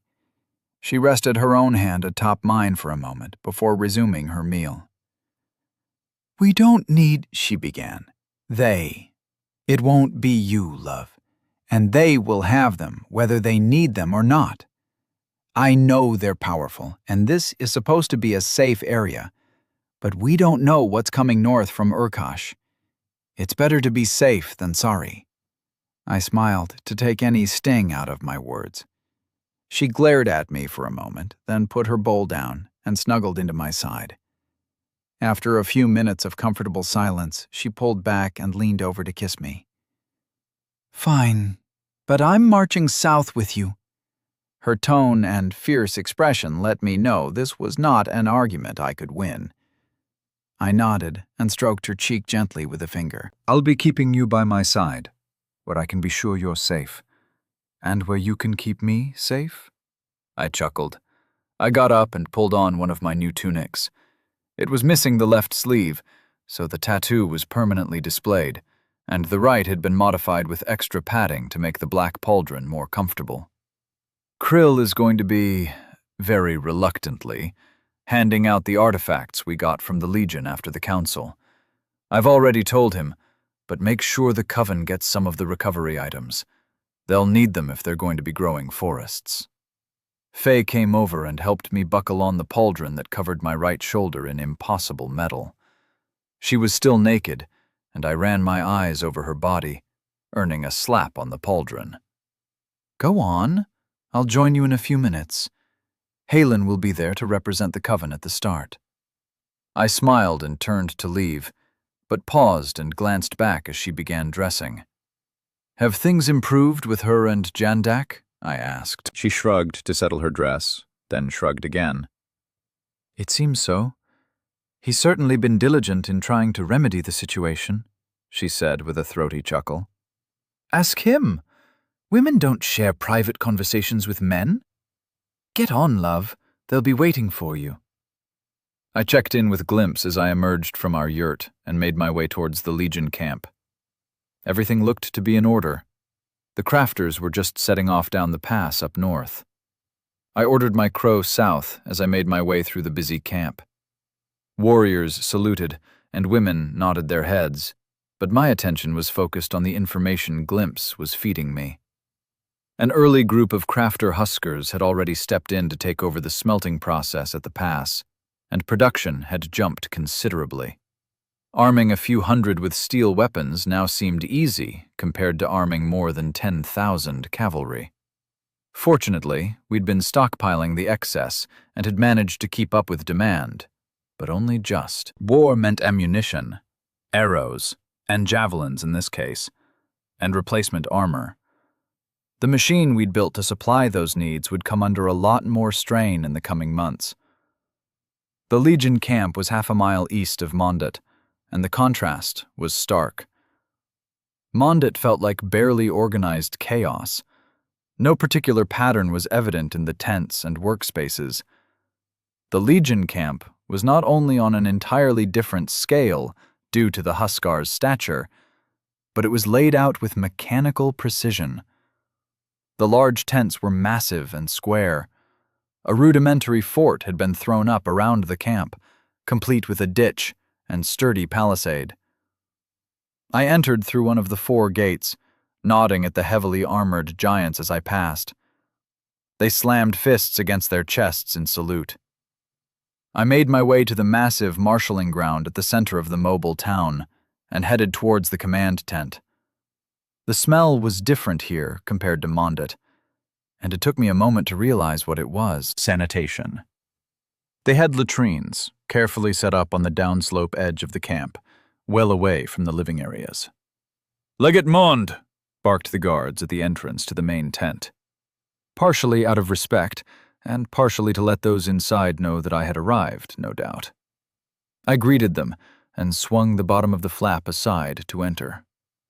A table intended for use by Huskars occupied the central space, benches and chairs arrayed around it. I couldn't see what was on top of it. It was refreshing. My height had left me looming over most of the tribesmen, but in the company of giants, I was barely noticeable. "Legate, the troops are through the pass and ready to deploy," said Bon with a fist-slamming salute as he rose from a chair at the head of the table. The tribal chiefs, along with Halin, Krill, and Tricolo, were all standing on sturdy benches along the side of the table. I jumped up easily and looked at the map spread out on the table. It covered the northern tundra for hundreds of miles in every direction and extended down to include what looked like the Black Sea from back home, as well as Greece. It stretched as far as the Adriatic in the west, and to the east it ran to what I assumed would be the subcontinent. "How accurate is this?" I asked. The map was dotted with unfamiliar city names and points of interest. "The map is 1,200 years old. The information on it is, at least. We copied it out every time the paper started to crack. This," he pointed to a spot on the northwestern coast of the Black Sea, "used to be called Kalishmer. Based on what your dreamer has explained, I believe this is close to the current location of Urkash," Bon said as he resumed his seat. "It's in the right place," added Krill. "That's where we need to aim.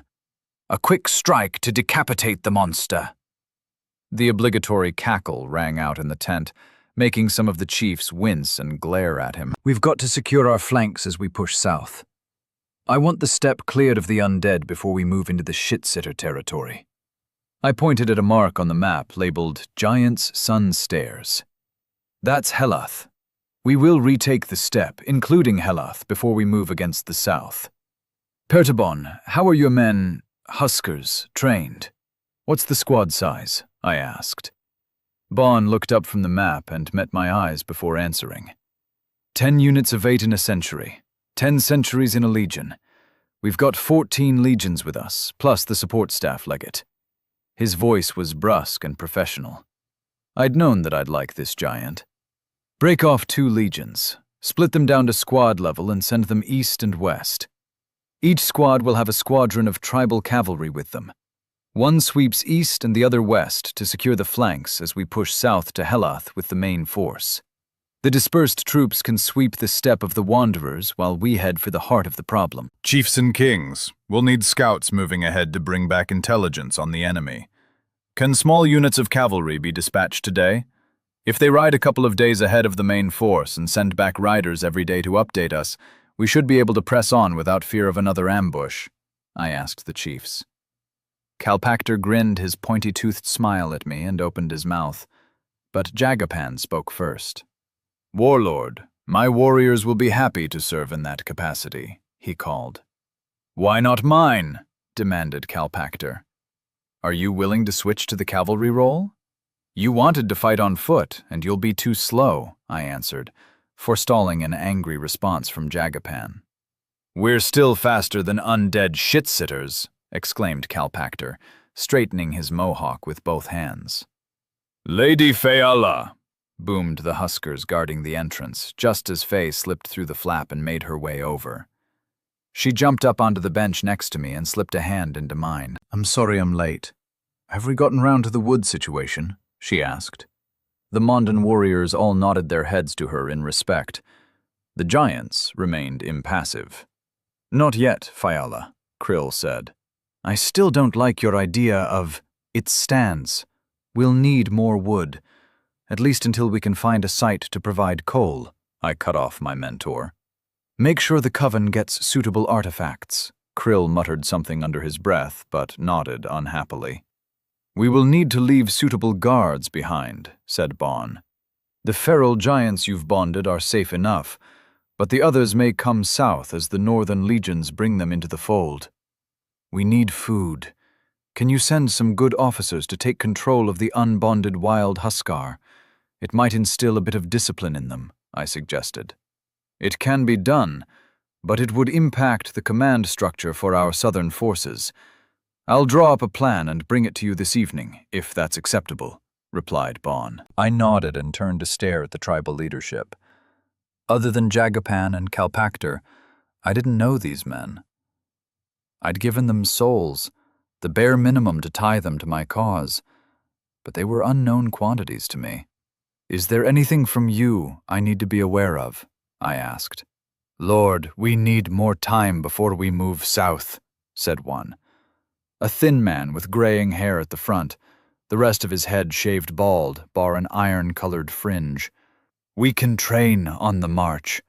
Those who refuse to fight as cavalry will lag behind the main forces and miss out on the glory. But if you're willing to work with the Fangs to learn the new fighting style, they will be able to keep up. He nodded reluctantly. I glanced at Krill, who shrugged at me. The other chiefs must be a problem for him as well. Atas, Khan. I'll need Trikilo when we march. I'd like to leave you in charge of the pass and river wheel. Is that acceptable? My father-in-law and his cousin nodded quickly. Yes, Mond. I'll take the pass, and Atas will move to river wheel, said Khan with a smile. At least they could be relied on. I wouldn't need to worry about, Lord, we're the most numerous tribe. Surely our patriarchs are worthy of similar honors, one of the other chiefs interrupted. I slammed my hand down on the table hard enough that it jumped, and a split appeared in front of me in the wood. I didn't know who this guy was, but I wasn't going to tolerate any politicking at this nascent stage in the campaign. Trust is earned. They've earned it, and you haven't, Lord. After the war, there'll be plenty of territory in the south to squabble over, as well as all the steppes we're going to reclaim. I paused and drew in a deep breath to calm myself. Faye squeezed my hand gently. We've been driven from our homeland. Until we take it back, we have no honor. No reason to do anything except dedicate every power at our disposal to reclaiming what is ours. You're the most numerous, are you? Lots of warriors? The Mondine squadrons could wipe your forces out in minutes, without me or our magic. Do not start fighting for positions of authority until we at least retake Holy Helath, I snarled. The chief, who was the subject of my ire, flinched and nodded, and I saw a ripple of savage smiles run through the other humans present. They had needed to know I was going to prioritize their own goals, and I got the feeling I'd just done that. There was a growl from outside. Leggett, your wolf is here, called one of the guards. I'll leave the rest of the planning in your capable hands. I want to escort the crafters over to Riverwheel and help them settle in, I said. Enjoy dealing with Sulk and Clip, snickered Krill. I shot him a glare, but he just laughed harder. I kissed Faye on the cheek and jumped down. Outside, Wilson was waiting for me, sitting on his haunches and staring up at the armored huskers like they were oversized snacks. He rose to his feet as I emerged, and I leapt onto his back. We careened through the fort, dodging left and right as we threaded our way through the tents, legionaries, and workers. As soon as we were clear, Wilson put on a burst of speed, and I had to clamp onto his fur with both hands. Some kind of wolf saddle would be needed. I'd have a chat with the leather workers at Riverwheel and see what could be done. With Glimpse orbiting overhead, and Wilson rushing faster than I could manage on my own, we sped back to the pass and joined the road. Wilson stayed to one side, preferring the grass and dirt under his paws to the broad flags that topped the highway. We overtook 3 carts heading in the same direction as we were. Traffic was already increasing as a result of the expertise and physical capabilities of the Huskar working at the pass. Finally, we caught up with the main body of crafters heading to work with the smiths at my first permanent town, and Wilson slowed so we could walk alongside them. They stretched out for a mile or so along the road, trudging along happily on their way to turn my town into a true industrial center. "Leggett!" called a Huskar that stood a mere 4 meters tall. He was at the head of the group, and he waved me over with a friendly smile. I slipped off Wilson, who took off to the south to hunt, and made my way to join him. "Hello," I began uncertainly. "Gartle, Lord," he supplied his name. "I'm impressed. The wheels are a good innovation. Have you considered wind power?" he asked pleasantly. My jaw dropped, and I turned to look up at him. "It's less reliable than water," I answered. "It's useful, though. I'm sure we'll introduce it sooner rather than later." "How do you feel about humans?" I asked. "The original stock? Nice enough, but your kind tends to be terrified of us," he replied with a shrug. The east gate of Riverwheel slammed open, and 2 horses sped out. I recognized the riders. My smiths, apparently, had somewhere to be. I mentally summoned Wilson back and got a disgruntled acknowledgement in reply. I could sense him getting closer again, so he hadn't ignored me. "Excuse me, I think I need to deal with this." I jogged ahead under the gentle sunlight and moved to block the rider's path. Instead of stopping, they swerved around me and kept moving, both of them whipping their ponies as hard as they could. I turned and prepared to sprint after them, but Wilson rushed in front of the horses, and they both slewed sideways, spilling their riders into the long grass. "What the fuck was that about?" I demanded. I caught up with them as they pulled themselves painfully from the long grass. "No time! Gotta get there first!" called Clip as he started running towards the pass. Sorry about your bad legs, Sulk, he cackled as he ran ahead, ignoring me. Chapter 15. The True Victor. Sulk started a shuffling run after Clip, but I leapt over and snatched him up with one hand. I turned him to face me, and he dangled with his feet 6 inches off the ground. "What the hell is going on?" I demanded. His legs swung back and forth as he kicked to be set free. "They cleared the collapse. I need to be there now. That prick can't be the one to claim it," he snarled as he began clawing at my wrist. "Wilson," I called. Then I jumped onto the wolf's back as he moved over, slinging Sulk over my lap like a blanket.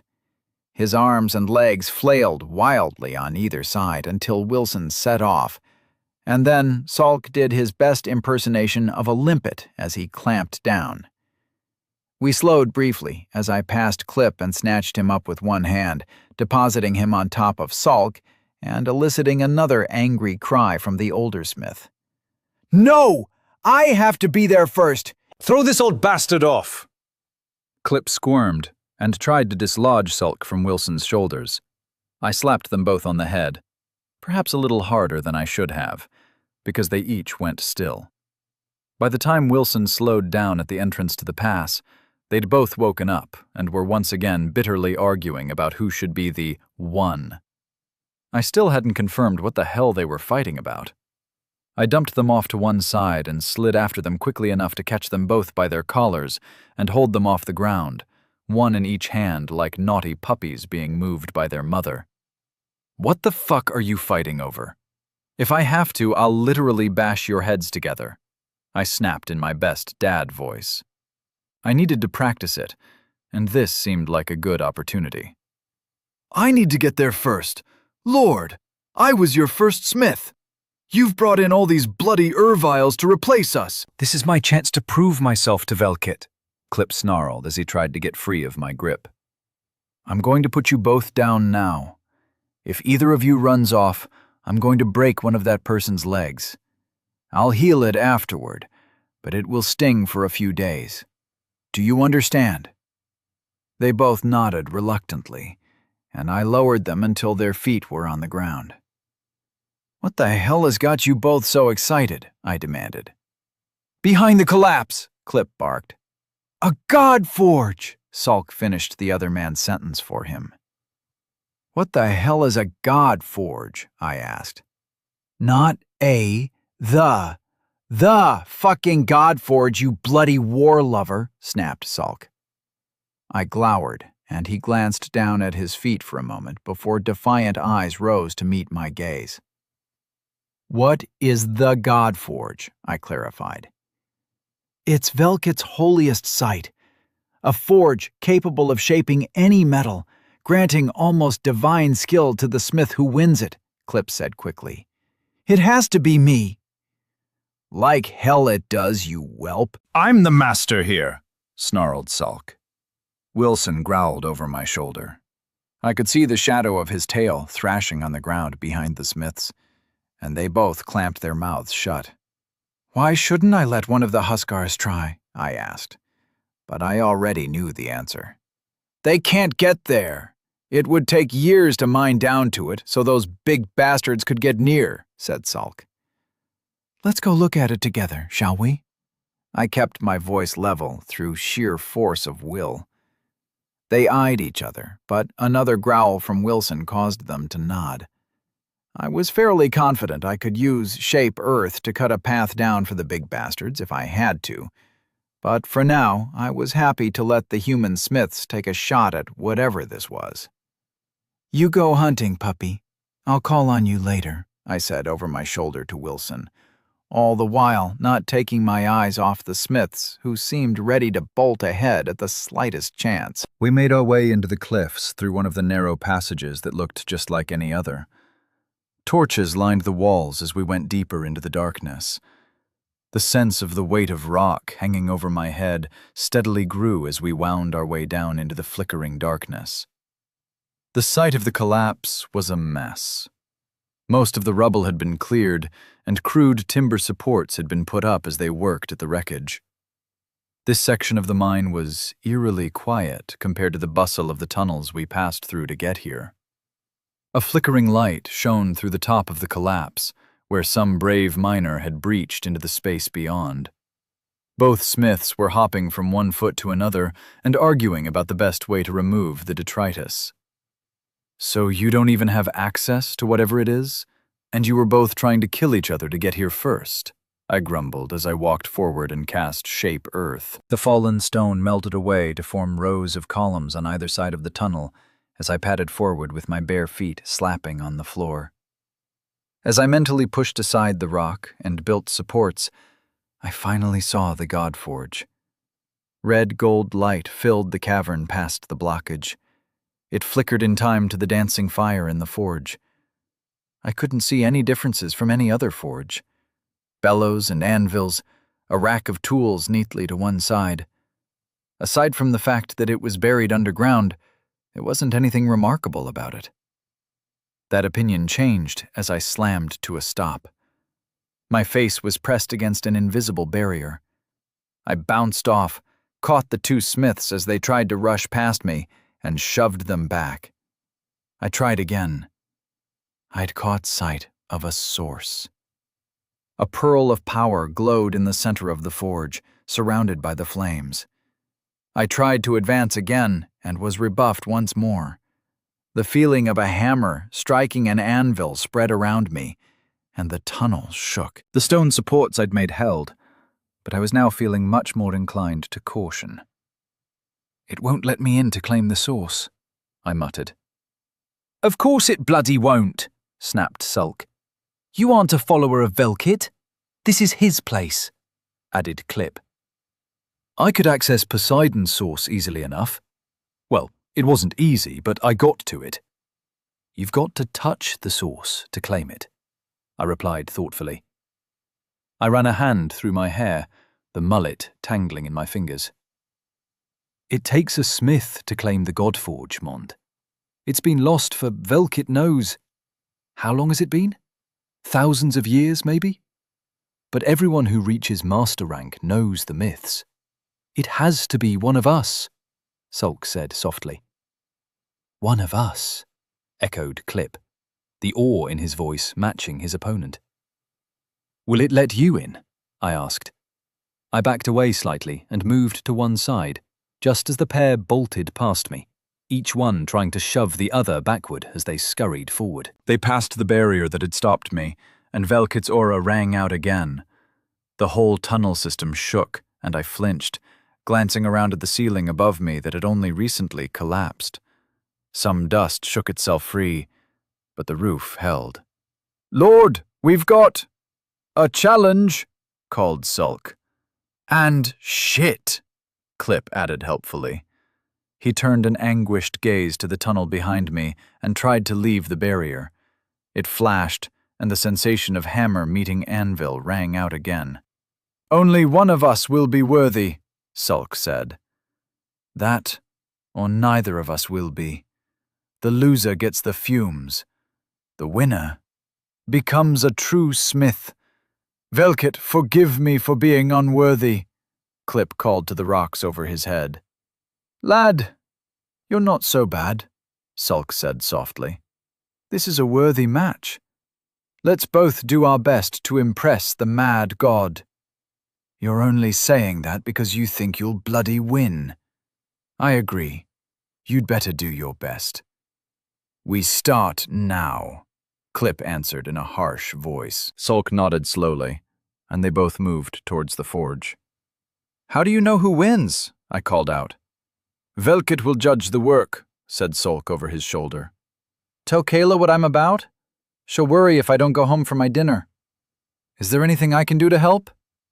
The gods playing games with mortals was definitely up at the top of my shit that pisses me off list, and I'd be happy to mess with Velkit's plans if I could. "No, Lord," Clip's voice was bitter and resigned. "We cannot leave, and no one else can enter until this is resolved. We're both bound to you, so whichever of us wins, you'll be the true victor." "If I'd known, I'd have stopped you from entering," I snapped, then softened my voice as Clip nodded sadly. "Whichever of you wins, I'll take care of anything that needs looking after. No one will suffer because of this game." They'd both stopped listening, moving like automatons as they began selecting ingots of ore and tools from the supplies left within the cave. I backed away and turned to leave. I grabbed the first miner I saw and told them to set up a watch. I wanted to know as soon as the competition was resolved. However, it worked out. This reminder of the gods' capricious attitude toward mortals solidified my hatred for them. Eresk was not exempt. They were all assholes. I stomped out into the daylight, getting nods and fist-raised salutes from the humans, while the giants placed their palms over their hearts. I sent a mental command to Wilson and felt him return once more to rush to my side. I stomped through the smelters and workers, glad to leave the acrid air behind as I passed through the walls I'd built. Wilson was waiting for me, and I leapt onto his shoulders, and we charged east to Riverwheel. I needed to make sure the Huskers were accepted there. With Sulk and Clip caught in a trap for God knows how long, and only one of them destined to be of any use afterward, I needed to ensure we wouldn't lose production. The push south was beginning in a couple of days, and we'd need everything here in good order. The wolf could run. We covered the distance in less than an hour, and as I slipped off his shoulders, a guard ran out to greet me. "Lord, you're needed!" he gasped. It was starting to feel like one of those days. "What's the problem?" I snapped. "The Erviles are changing everything. They're disassembling the machines. The Smiths will go crazy when they get back." "That won't be for a while, I suspect. Good job, soldier. I'll go find out what's happening and knock some heads together if I don't like it." Fortunately, I did like it. Gottel had disconnected the shafts from the two western wheels and was busily instructing the humans on a new gearing arrangement to combine the output and then split it 8 ways instead of 6. "They're close enough that we can combine the drive force. We won't lose any power, you bloody gnome," he snapped at a superior journeyman. The man swallowed audibly as I walked up behind him. "It's not your system. The Lord gave us the designs and they've worked perfectly. Who the hell are you to gainsay the—" He stuttered to a stop. "He's behind me, isn't he?" the man asked without turning. "I am." "Gartle, you're sure this will work?" I asked as the man scurried off to the side, his face pale. "Yes, Leggett. It's a simple interface we use at the First Hearth for many things. It takes some setting up, but once it's in place, it distributes the force more efficiently," Gartle replied amicably. "Your smiths are well?" "They found Velkit's source. I couldn't approach, and now they're competing to take control of it," I grumbled. "They're both bonded to you?" he asked with a sad smile. "Yeah." "The most worthy will triumph, Leggett. They're only mortals." "I'm only a fucking mortal, Gartle." "If that's your attitude towards humans, you and I might have a falling out," I growled, and from beyond the wooden walls, a howl echoed into the sky. "Apologies, Leggett." Gartle hung his head. "I can assure you we won't lose any production due to the changes," he said, changing the subject. "We'll need every arrow and javelin." "When will you start production of the 4th wheel?" I asked, letting it go. "Within a week. Your people have been ingenious in a lot of ways. They're implementing half-understood concepts at a very high level. The systematization is a bit lacking, but with a little oversight, I think we can really make this place hum," Gartle said happily. He led me around the site, explaining the proposed changes to me, while annoyed-looking human journeymen trailed behind us. "Will it affect supplies for the war?" I repeated slowly, enunciating each word. The Huskar blinked and looked down at me. Leggett, there will be a temporary drop of 15 to 25% of material output, but as the new system is put into action, it will result in a minimum 30% increase over the original level in productivity over the long term. Are you willing to accept a short-term setback in exchange for long-term growth? I reminded myself that every army, every empire, needed bean counters. "Yes, I am. Do it." Chapter 16. Eater of Cities.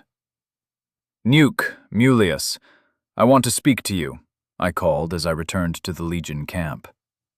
The feral Huskar both looked up from the lessons one of Bond's officers gave the wild giants, then immediately glanced back at their instructor. That was a good sign. The officer glowered, then looked at me with a raised eyebrow. "It's important," I said as casually as possible. After testing the spell on Wilson and immediately canceling it when the design screen appeared, I understood the potential of this new power. I was finally ready to see if I could find a willing guinea pig to try it on. "Permission to fall out," growled the officer. Nuka and Mulius moved out of the ranks and followed me as I led them outside the fort. We'd be marching south tomorrow, and I had one last thing to get ready.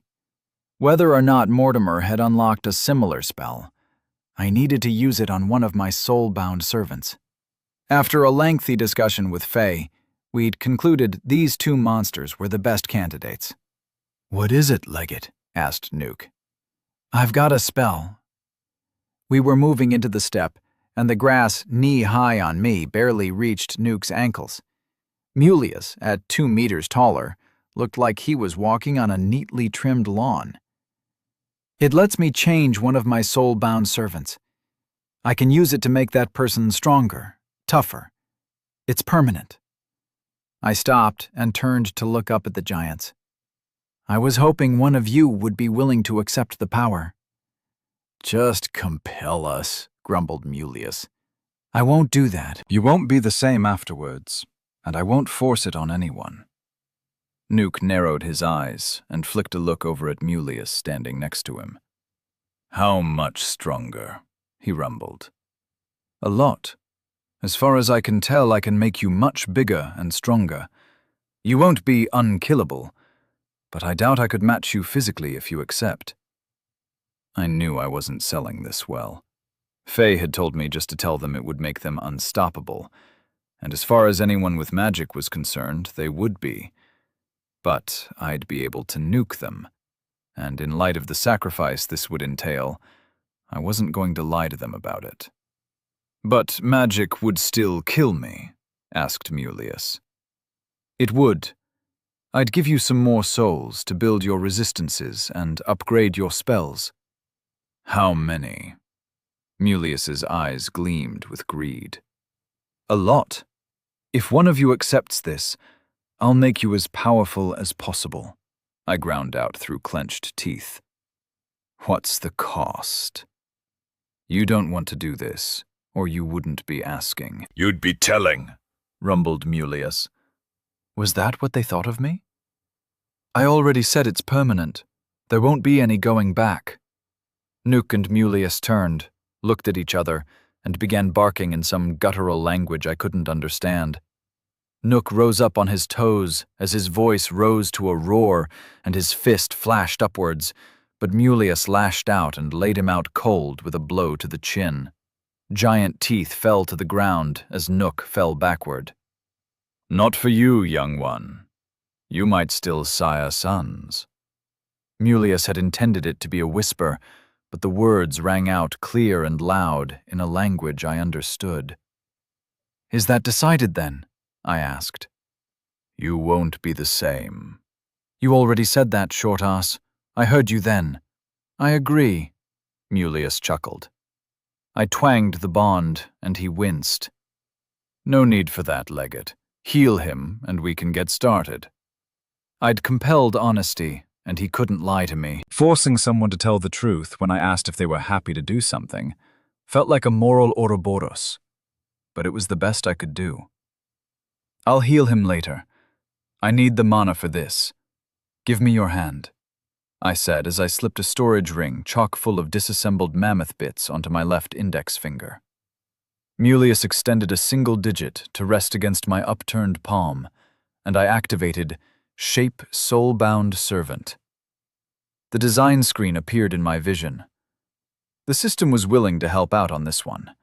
I assumed that because no human could be capable of the unassisted modification of another being's biology in the fashion the spell made possible, without killing them. Mulius appeared in my mind's eye. His nervous, limbic, and circulatory systems are highlighted in different colors. Muscles, organs, and bones stood out in sharp contrast against each other. I needed resources to make the changes, and each change would cost mana. Hence my refusal to heal Nuke a moment ago. I began pulling from the available resources in my rings, biological and metal, to rebuild his skeleton. The schematic grew to over 16 meters tall, and I thickened the muscles, making him strong enough to still move despite the total weight increasing so dramatically. Thick fur, blended with steel, sprang out of the design's skin. No mortal weapon would be able to pierce his armor. Only shop-bought or Husker-crafted gear would stand a chance, and even then, it would be a lot less effective than it should be. The nervous system was next. The additional size would cause a slight but noticeable lag in response time, and I spent some mana to negate the loss. If I confirmed the design now, I'd spend nearly 300 mana, so I still had some points to play with. Natural weapons. What were the real-world standards? Claws and fangs, naturally.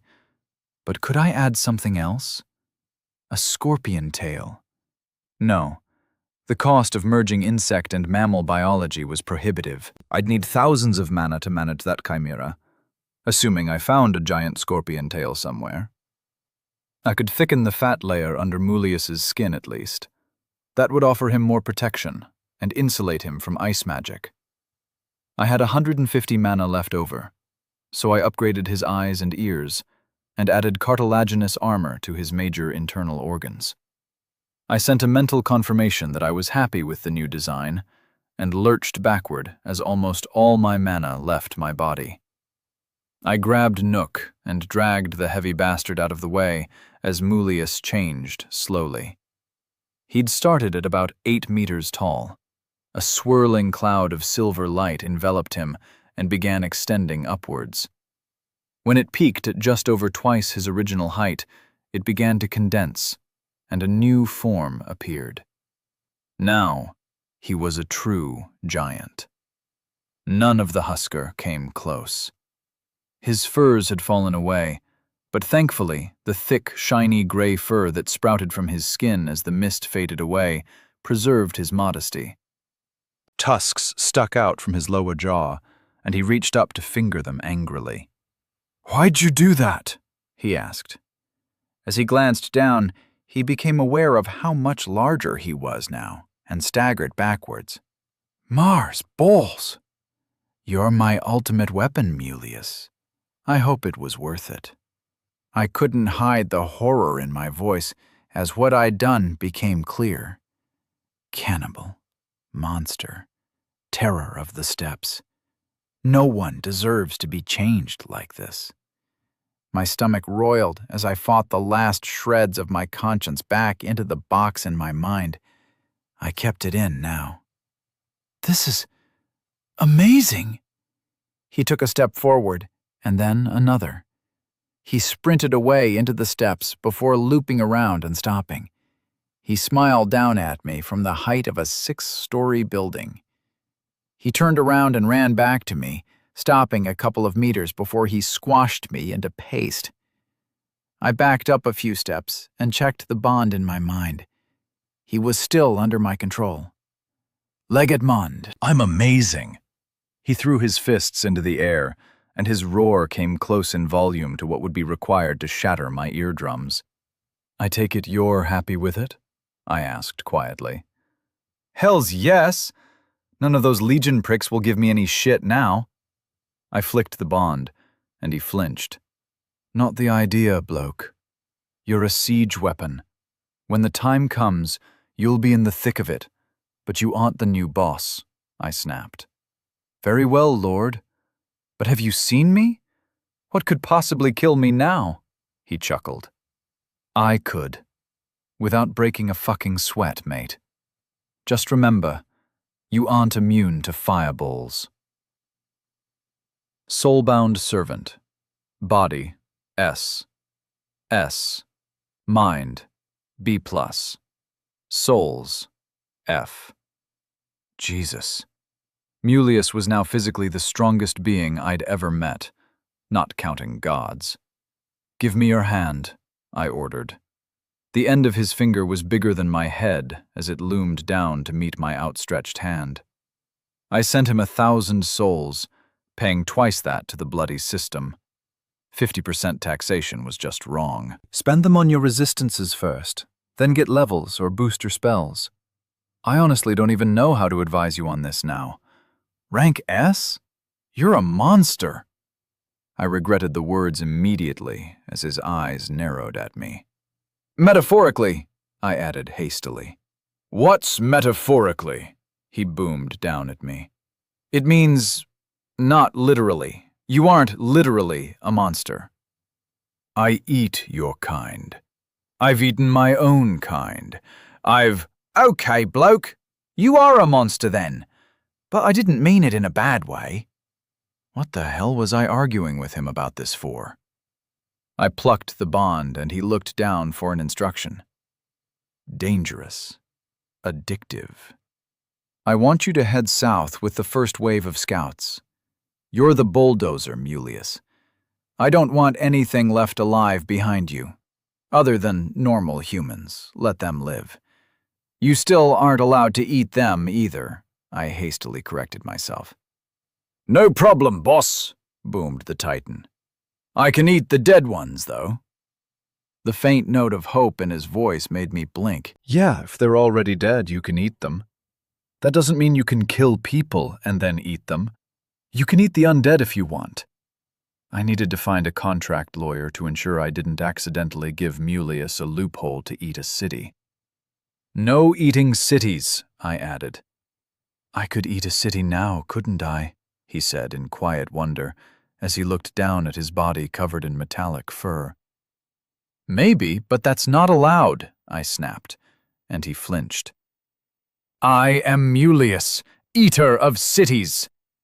I began to have reservations about using the single slot I had for shape soul-bound servant on Mulius. Faye had advocated for one of the fangs, but I'd pushed back.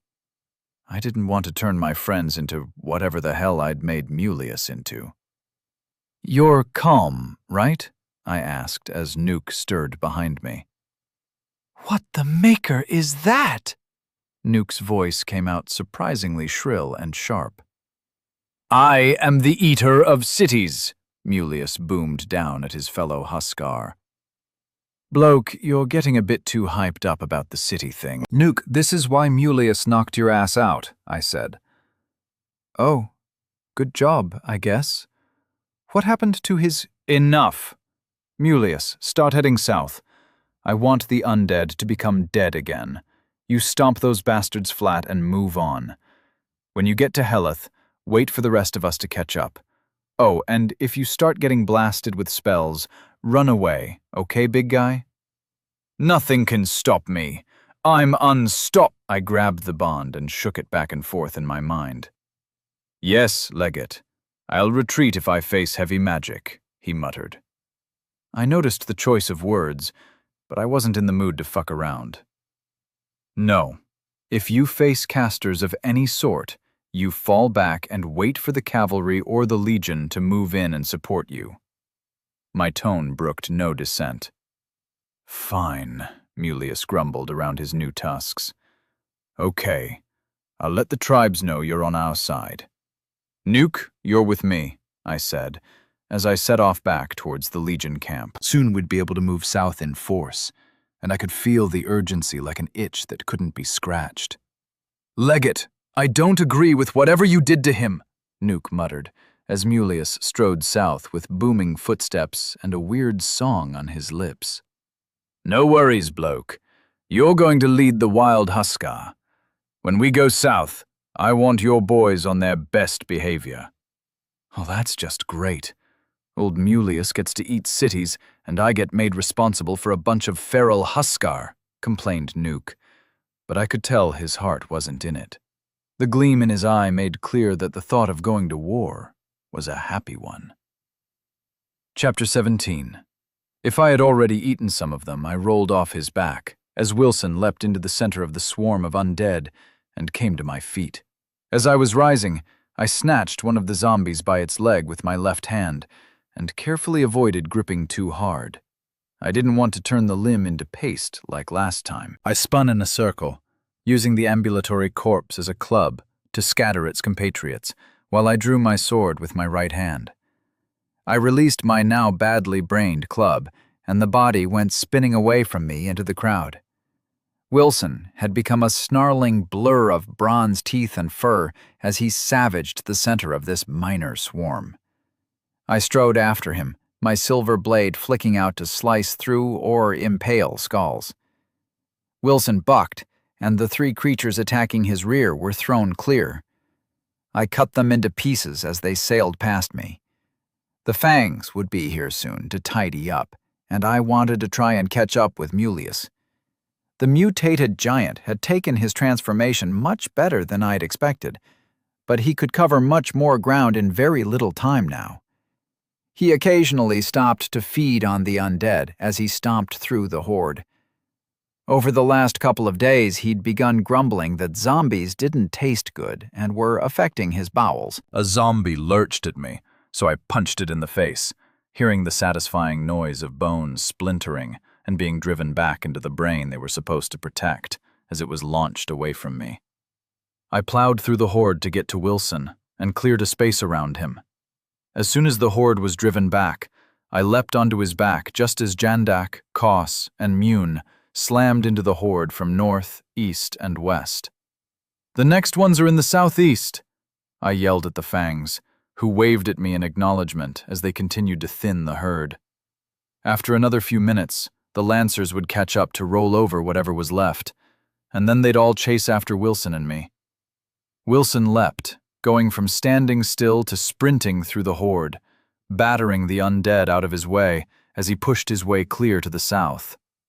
Reanimated humanos slain times 56. 840 souls harvested. The last few days of slaughter had been good for my soul balance, and I was back up to 23,500. I'd spent some souls along the way, buying mana potions every time they came off cooldown. I borrowed Glimpse's eyes as he flew ahead. This next horde must have caught Mulius's attention as he passed by. There were giant footprints with a layer of suspiciously gray-pink-looking material at the bottom, and clear evidence of once living things being kicked hard enough to turn them into sprays of mist. The arcs of gore were impressive, and my qualms about what I'd done to Mulius were beginning to fade. This time, as we neared the horde, I hitched my feet up under me and leapt ahead of Wilson, drawing my sword while I was in the air, and I smashed through the first zombies. No need to let the wolf have all the fun. These creatures were just chaff to me now. Reanimated humanos slain times 27. 405 souls harvested. I moved away from the mess left over after the fight and sat down. I pulled some jerky out of a storage ring and looked up at the sound of a plaintive whine. Wilson was staring down at me, his tongue hanging out of the left side of his mouth. I pulled out a couple more kilos of dried meat and tossed the strips to him. He caught a few of them and then settled to lick up the rest. "We should slow down," I muttered around a mouthful. "The Legion and the cavalry are too spread out, and they need a break."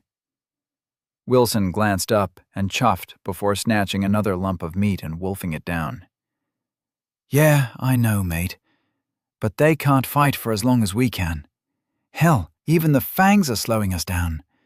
The Legion is being held back by the cavalry. It's best we don't get too strung out, though. We'll get picked off if we're in little packets." Wilson yipped in reply and rose to stretch, having finished his meal. He looked at me expectantly as I sat chewing, and a feeling of eagerness came through the bond. Glimpse cawed above me and reinforced the wolf's animus. They both wanted to press on. Whether that was because I wanted to and they were reflecting my emotions back at me, I couldn't be sure. "Nah, we need to wait. Let's hang fire until the main forces catch up and secure the flanks. We're carving a line, but the horde is just flooding in behind us as we go." I lay back and stared at the clouds scudding across the sky above me.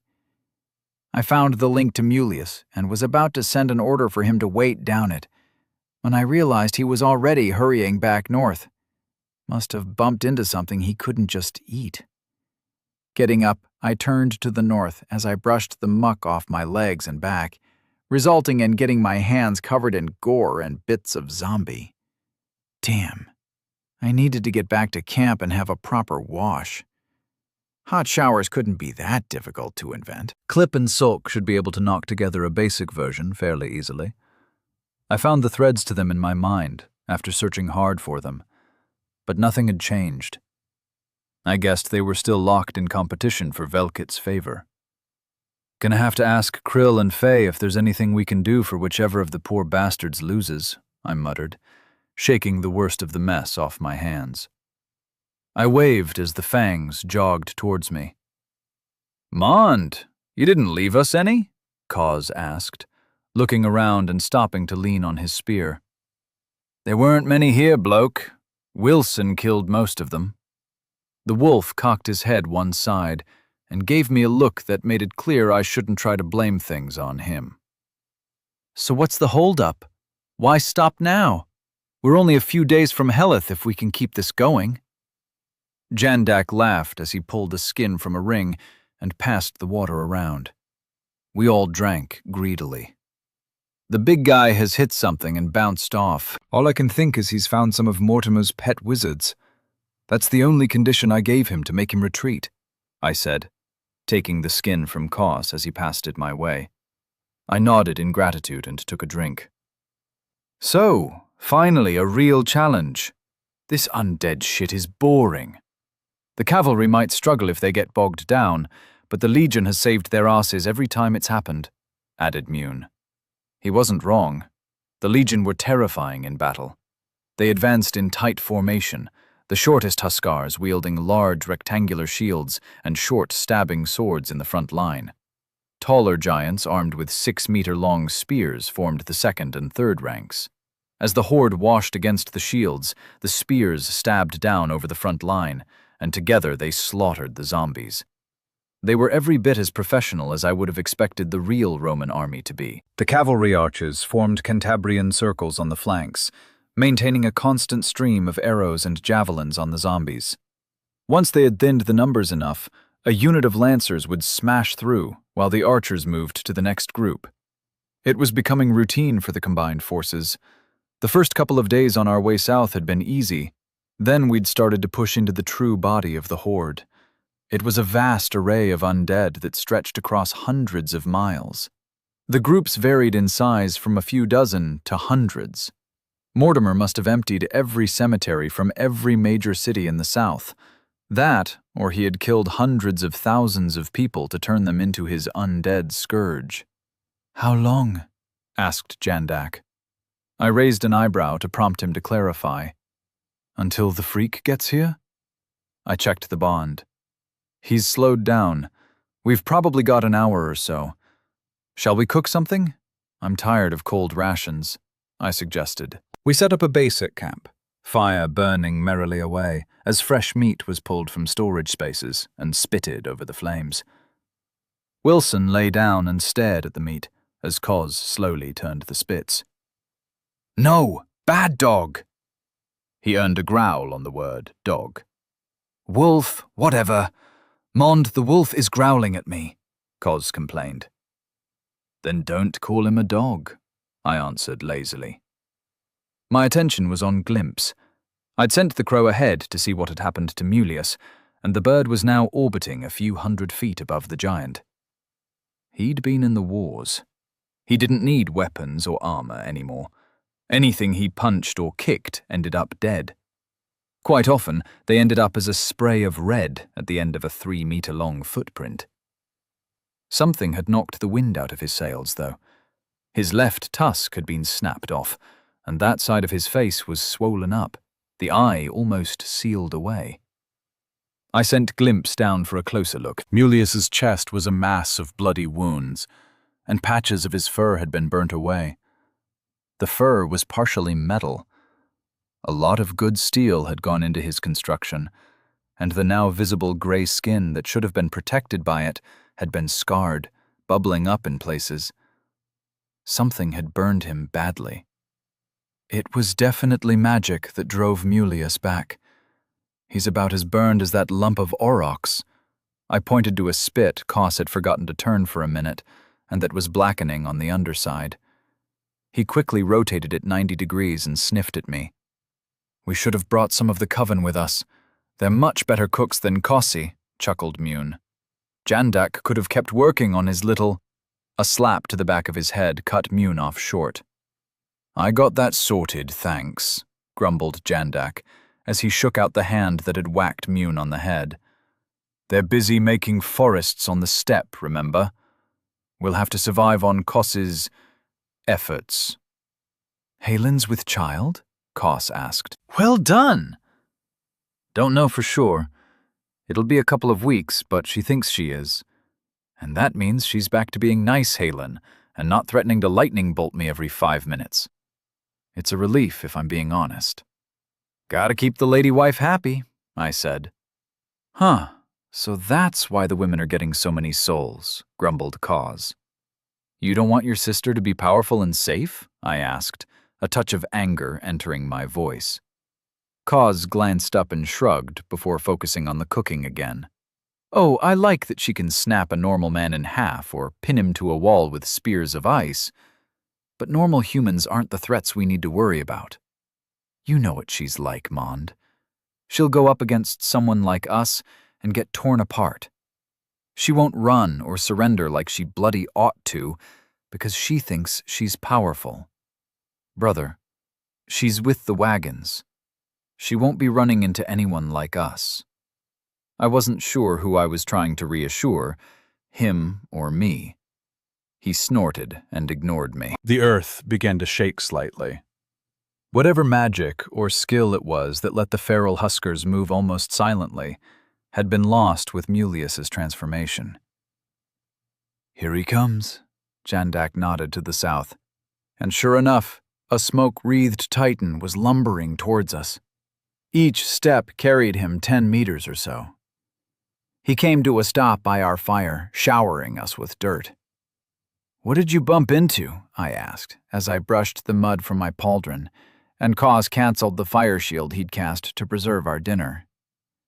"Smells good. Portion looks small. I'm guessing you'll cook yours afterwards?" Mulius muttered as he squatted down. "A bunch of fucking casters, Mond. A small army of magic dwarves. Blasted me back, so I did as you said and retreated." A massive fart blared out as he shifted his weight on his legs. "Zombie diet isn't good for me.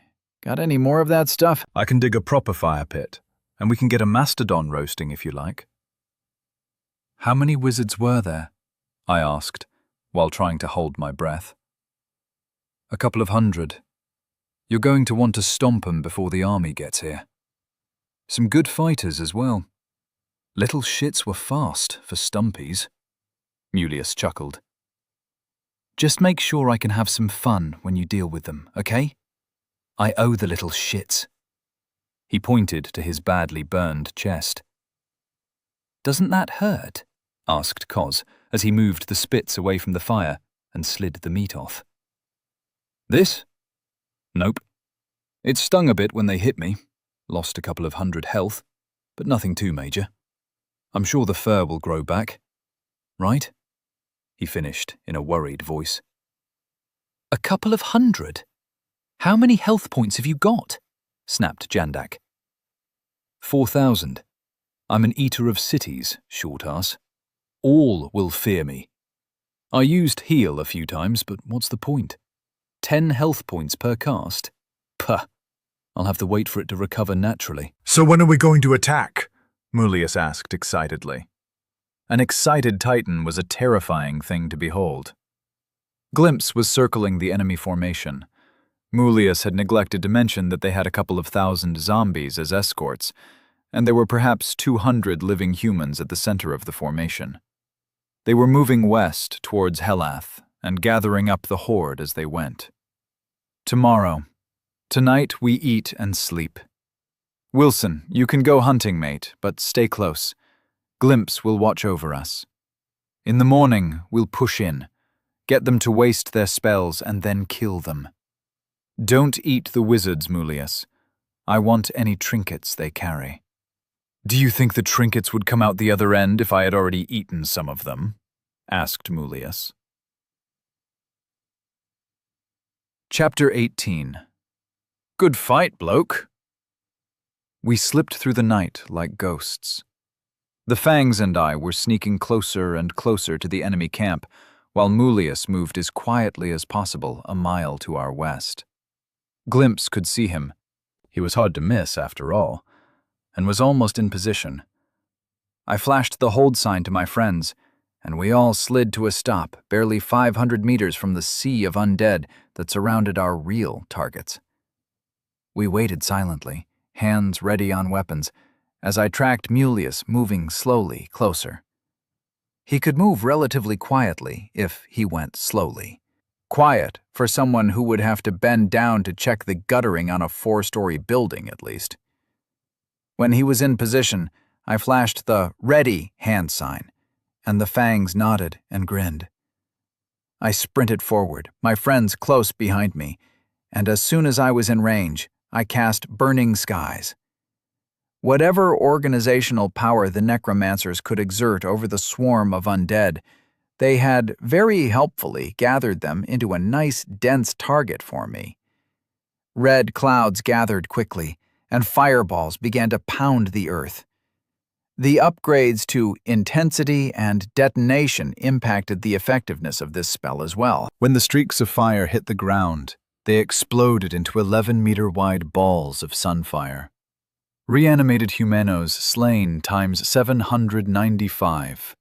11,925 souls harvested. As we charged into the smoky, lunar landscape created by the barrage, we used fireballs from our rings to wipe out the next wall of walking corpses in our path. We each sent 20 coruscating lines of fire forward that detonated and took out another chunk of the zombies. Resurrected humanos slain times 72. 1,080 souls harvested. At the very least, this was going to be profitable. The rumble of Mulius breaking into a sprint began to shake the blasted earth as we hefted our weapons and charged in to cut our way to the wizards at the center of the group. Bolts of ice flew towards me, and I threw up a fire barrier. It stopped the first dozen, but the rest shot through towards us. A pink and purple rip in reality appeared ahead of me, and another one came into being just above it. The ice bolts flew into the first and out of the second, a neat way of returning the attacks to the sender. Spheres of ice bloomed, encasing any zombie or human that wasn't blasted away by the explosions. I leapt up to land on top of one that was now filled with frozen zombies and took a moment to assess the situation. The fangs had spread out to either side and were cutting through the horde towards the humans in charge. Mulius had just arrived on the western flank and was stomping and kicking zombies into clouds of gore. His manic smile didn't falter as an ice bolt slammed into his hip, and what must have been tons of ice blossomed on his side. He smashed it a few times with a fist, and the ice ball cracked and fell away. More spells flew towards him, but he began snatching up handfuls of undead and hurling them ahead of him to trigger the spells before they reached him. Those were two interesting tactics we'd discovered today to counter magic. I added them to the list, and resolved to spend a lot of time creating spatial tear rings if I ever got a free moment. Leaping down from my perch, I activated enhancement. I blurred forward, the spell and the adrenaline flooding my system, giving me speed far beyond anything a normal human could follow. The sword flickered left and right as I cut through the undead with ease. Resurrected humanos, slain times 24. 360 souls harvested. Normalis humano, slain times 32. 320 souls harvested. Soul-bound servant, slain times 6. 120 souls harvested. Someone, I assumed it was one of my enemies, cast firewall repeatedly, filling the ground with 6-foot walls of orange fire. I moved through them unharmed. I had maxed out fire resistance, so the heat was merely uncomfortable. It didn't do me any damage. The zombie guardians didn't fare so well. They didn't flail their arms about or run around screaming like a living person would, but they were quickly crisped, and their extremities began to turn to ash and fall off. I broke through the fire, and the sword flashed. These humans were far too slow to deal with me in close quarters. Even Huskar was lumbering and relatively weak to me now. Somehow, one of them managed to lunge forward with a black-tipped spear that I was forced to let slip past my guard and glance off my pauldron. The fangs arrived a moment later, slicing through the wizards, throwing spells from rings and trinkets. Within seconds, only one man remained standing. We stood facing each other, rings of fire still burning around us to keep the undead back, and I recognized him. "You were at Heloth, in Hakobin's camp," I ground out through clenched teeth. "And you ran from me," he sneered. Let's see how you handle me now. A steel blade flashed towards me, and I dodged backwards, letting it sweep past an inch from my nose. My right foot shot forward as I leaned back to catch him in the stomach and launch him backwards. "You're no longer a threat to me. Would one of you guys like to take this one?" I asked the fangs. There was a brief but heated exchange, which Jandak won while his opponent was regaining his breath. I stepped away, and Jandak moved into the impromptu arena, spear held casually at his side. The man growled, and his sword swept up from a low guard to try and bisect Jandak, but he had already shifted sideways and back. The spear stabbed out and scored a line just beneath the man's right eye. "You know you're naked again. Take this," said Cause as he offered a red tunic. "Faye said you might need some spares, and that I should remind you to shave while we were away." I took the tunic and began unbuckling the chest straps for my pauldron. 5 ivory chits say that Jandak wins in 5 more moves, I offered, as the black metal shoulder guard fell at my side with a thud. And I really need to figure out some kind of asbestos underwear. The enemy rushed forward, half-handing his sword to use it more like a short staff as he batted Jandak's spear to the side. "It'll be 7. What's asbestos?" asked Moon, accepting the bet. I shrugged the tunic over my head and began struggling to replace the pauldron. Jandak rolled with the momentum of his weapon being pushed aside and ducked low, pivoting so the spear butt tangled the other man's legs. As he went down, he latched a hand onto the haft of the spear and tugged sharply, both helping himself rise and throwing Jandak off balance. "Fireproof stuff from my world," I replied. My words made Jandak's opponent flinch, and my friend slipped the leaf-shaped spear blade past his guard to score a shallow stab on the man's side. "Nasty. What's he up to now? 4 more moves." "I'll take that. Bet it's done in 3, said Mune. I was messing with the buckles across my chest and not paying attention to the fight. Jandak had this in the bag. "You think I'm just sport?" snarled Mortimer's soul-bound servant. "I'm a god among men." He slashed to force Jandak backwards, then leapt to barrel into Jandak, losing his sword in the process and pinning the spear between them as they scrabbled at each other on the ground. Jandak abandoned his hold on his spear and caught one of the man's hands, forcing it out to the side.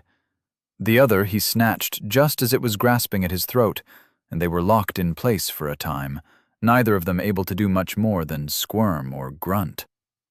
A being of fire appeared next to them and dove at Jandak, but he twisted and interposed his assailant between them.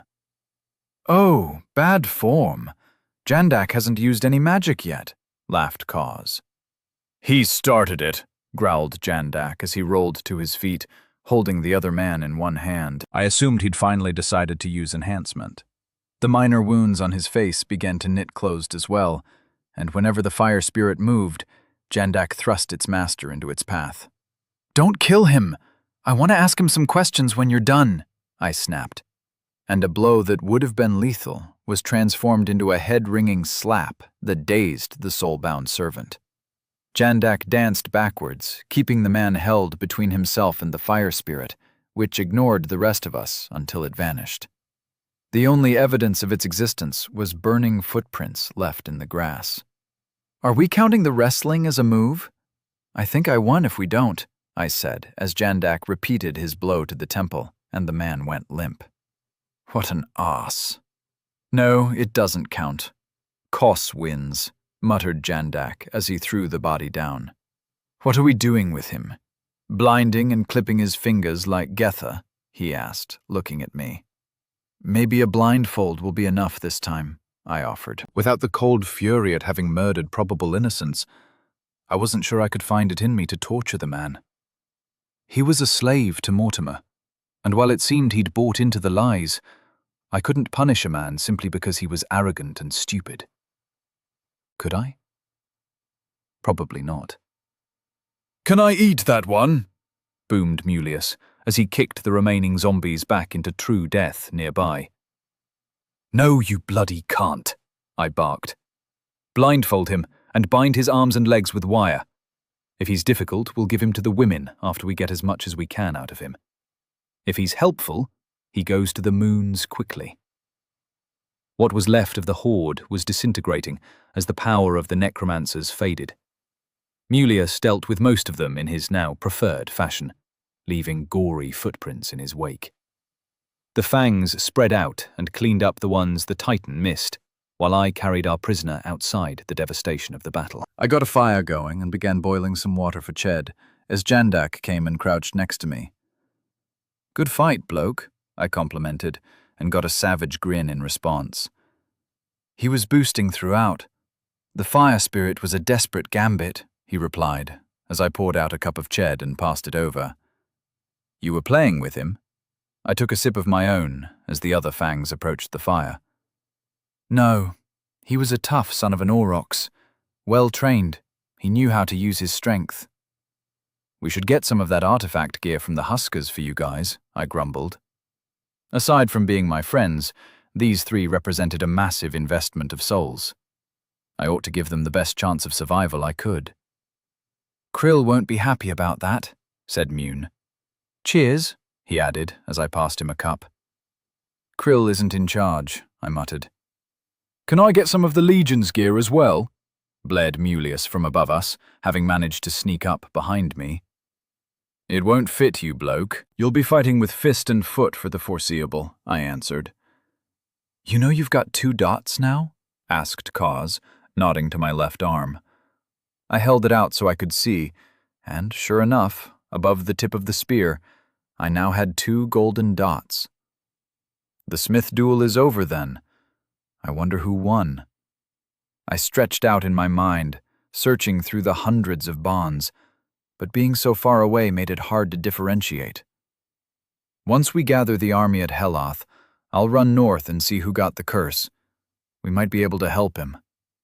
I wasn't optimistic. A curse from a god was probably beyond our abilities to handle with magic or herbalism. "Sulk will have lost," said Mune. "He was halfway gone already. He'll have thrown the match to let Clip lead a normal life a bit longer." Jandak shook his head. "Not a chance. Sulk is terrified of the fumes, and he's got Kayla. Clip is a bachelor." "No, Jandak. Sulk isn't so far gone as that. You can tell when he's not at the forge." He fears it, knows it's coming for him, so he watches himself and keeps tight control. He won't succumb. And he and Clip hated each other. No way would he lose his mind for the sake of a rival, said Kaz. "We can't know for sure until I head north again. With a bit of luck, the source will be worth losing one of them." My voice was bitter at the cost the gods demanded. "What use can it be anyway? It's too tiny for a real smith to use. The Huskar can't get to it," said Mulius, rocking back and forth on his heels. "It's a forge made by the god of smiths. I don't know what use it will be, but I would be shocked if it wasn't powerful," said Jandak in a reasonable voice as he glanced up at my armored titan. "You look like shit. What's your health down to?" he asked. "Just under 3,000, Mulius shrugged. "That's going to take weeks to recover. Use all your mana to heal yourself. That recovers at 10 times the speed," I ordered Mulius. "We need more of the regeneration items." "Back up to 3,400 or so," grunted Mulius. "Maybe it is useful if I dump all my mana into it." "Of course it bloody is," I snapped. "After a fight, use your mana to heal. That will be back in a couple of days, and you hardly need it to stomp zombies." I flicked the bond to reinforce the order. Mulius twitched but nodded to me. "I am Julpast Sal Nardil. My family will pay a handsome ransom for my release," our prisoner interrupted. "Oh, we won't be sending you back to your family, I'm afraid. Your future has been narrowed down to 2 possibilities, and neither of them is pleasant," I growled as I rose to my feet and moved over to the bound and blindfolded man. Chapter 19. Can I eat him now? Your first choice is that you tell me everything I want to know. This will earn you a painless death.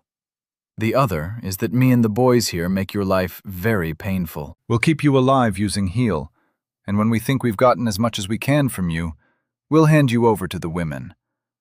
Kaz, remind me what the women do to shit-sitter prisoners again? I said coldly. Will you be taking his balls this time? Asked Kaz in a thoughtful voice, as we stood in a circle around the bound man. "Would they prefer it if we didn't?" "I'm sure we can chop something else off instead," I replied. "Tell me what you want to know," cried Julpast, earning snorts of derision from the fangs.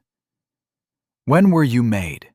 I mean, when did you get your souls from Mortimer?" I snapped, as I crouched down by his head. I had a hand on my dagger, ready to kill him if he tried to use any magic. I was hoping he was out of mana from the fighting, but I couldn't be sure. "King Mortimer selected me 9 months ago.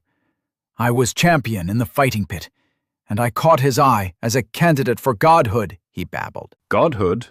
Mune asked from the other side, making the blindfolded man swivel his head about wildly. "The path of ascension. Didn't your lord explain it to you?" he said fearfully. "What did he tell you?" I demanded. "Some things are meant to be kept secret."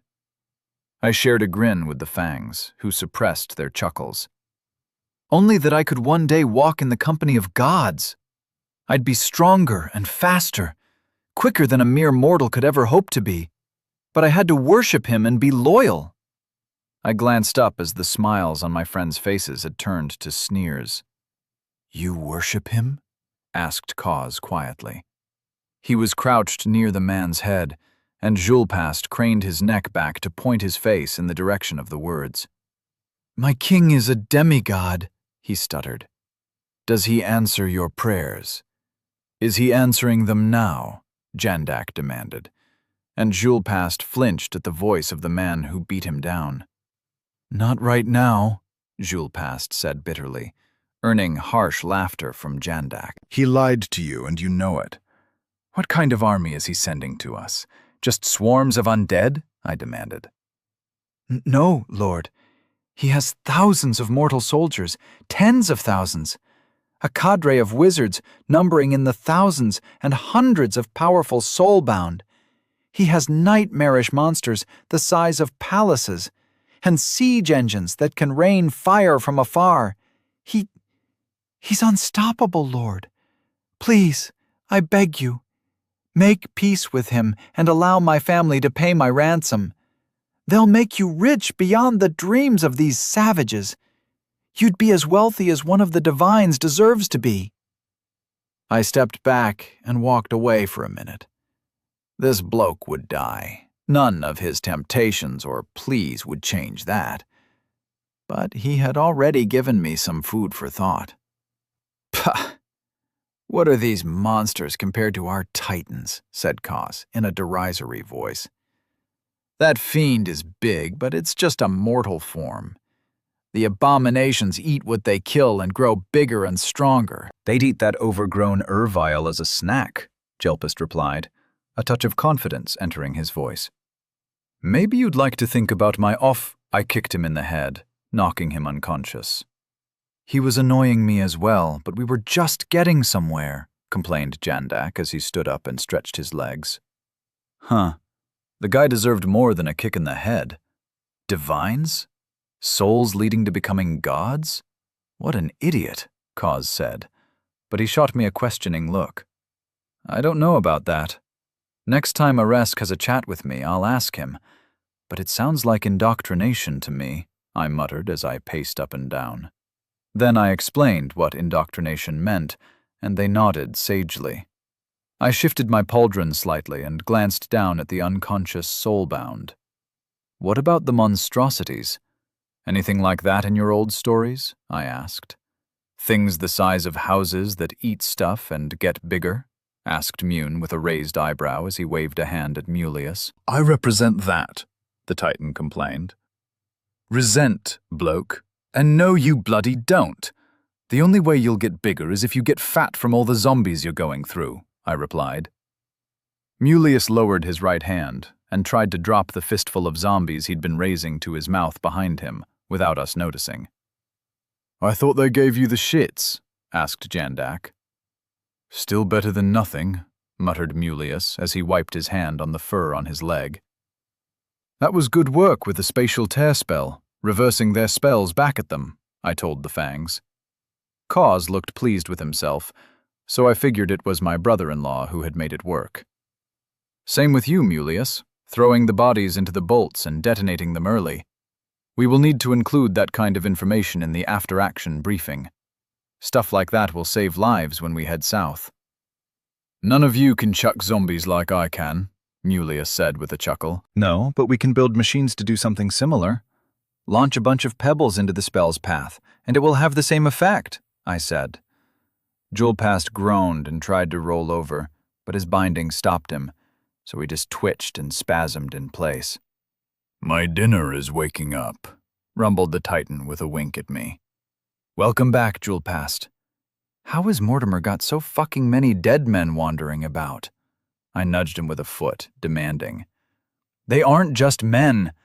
The God King slaughters the cities that resist, and his necromancers go through afterwards and raise the armies. He's burned Kant, Grotisk, and Surum. Dozens more smaller cities. That's where the dead come from, gasped Julpast. What about these monsters you were talking about? Think they could fight me? Boomed Mulius. It was nice that the big guy was getting involved, and to be honest, I approved of the question.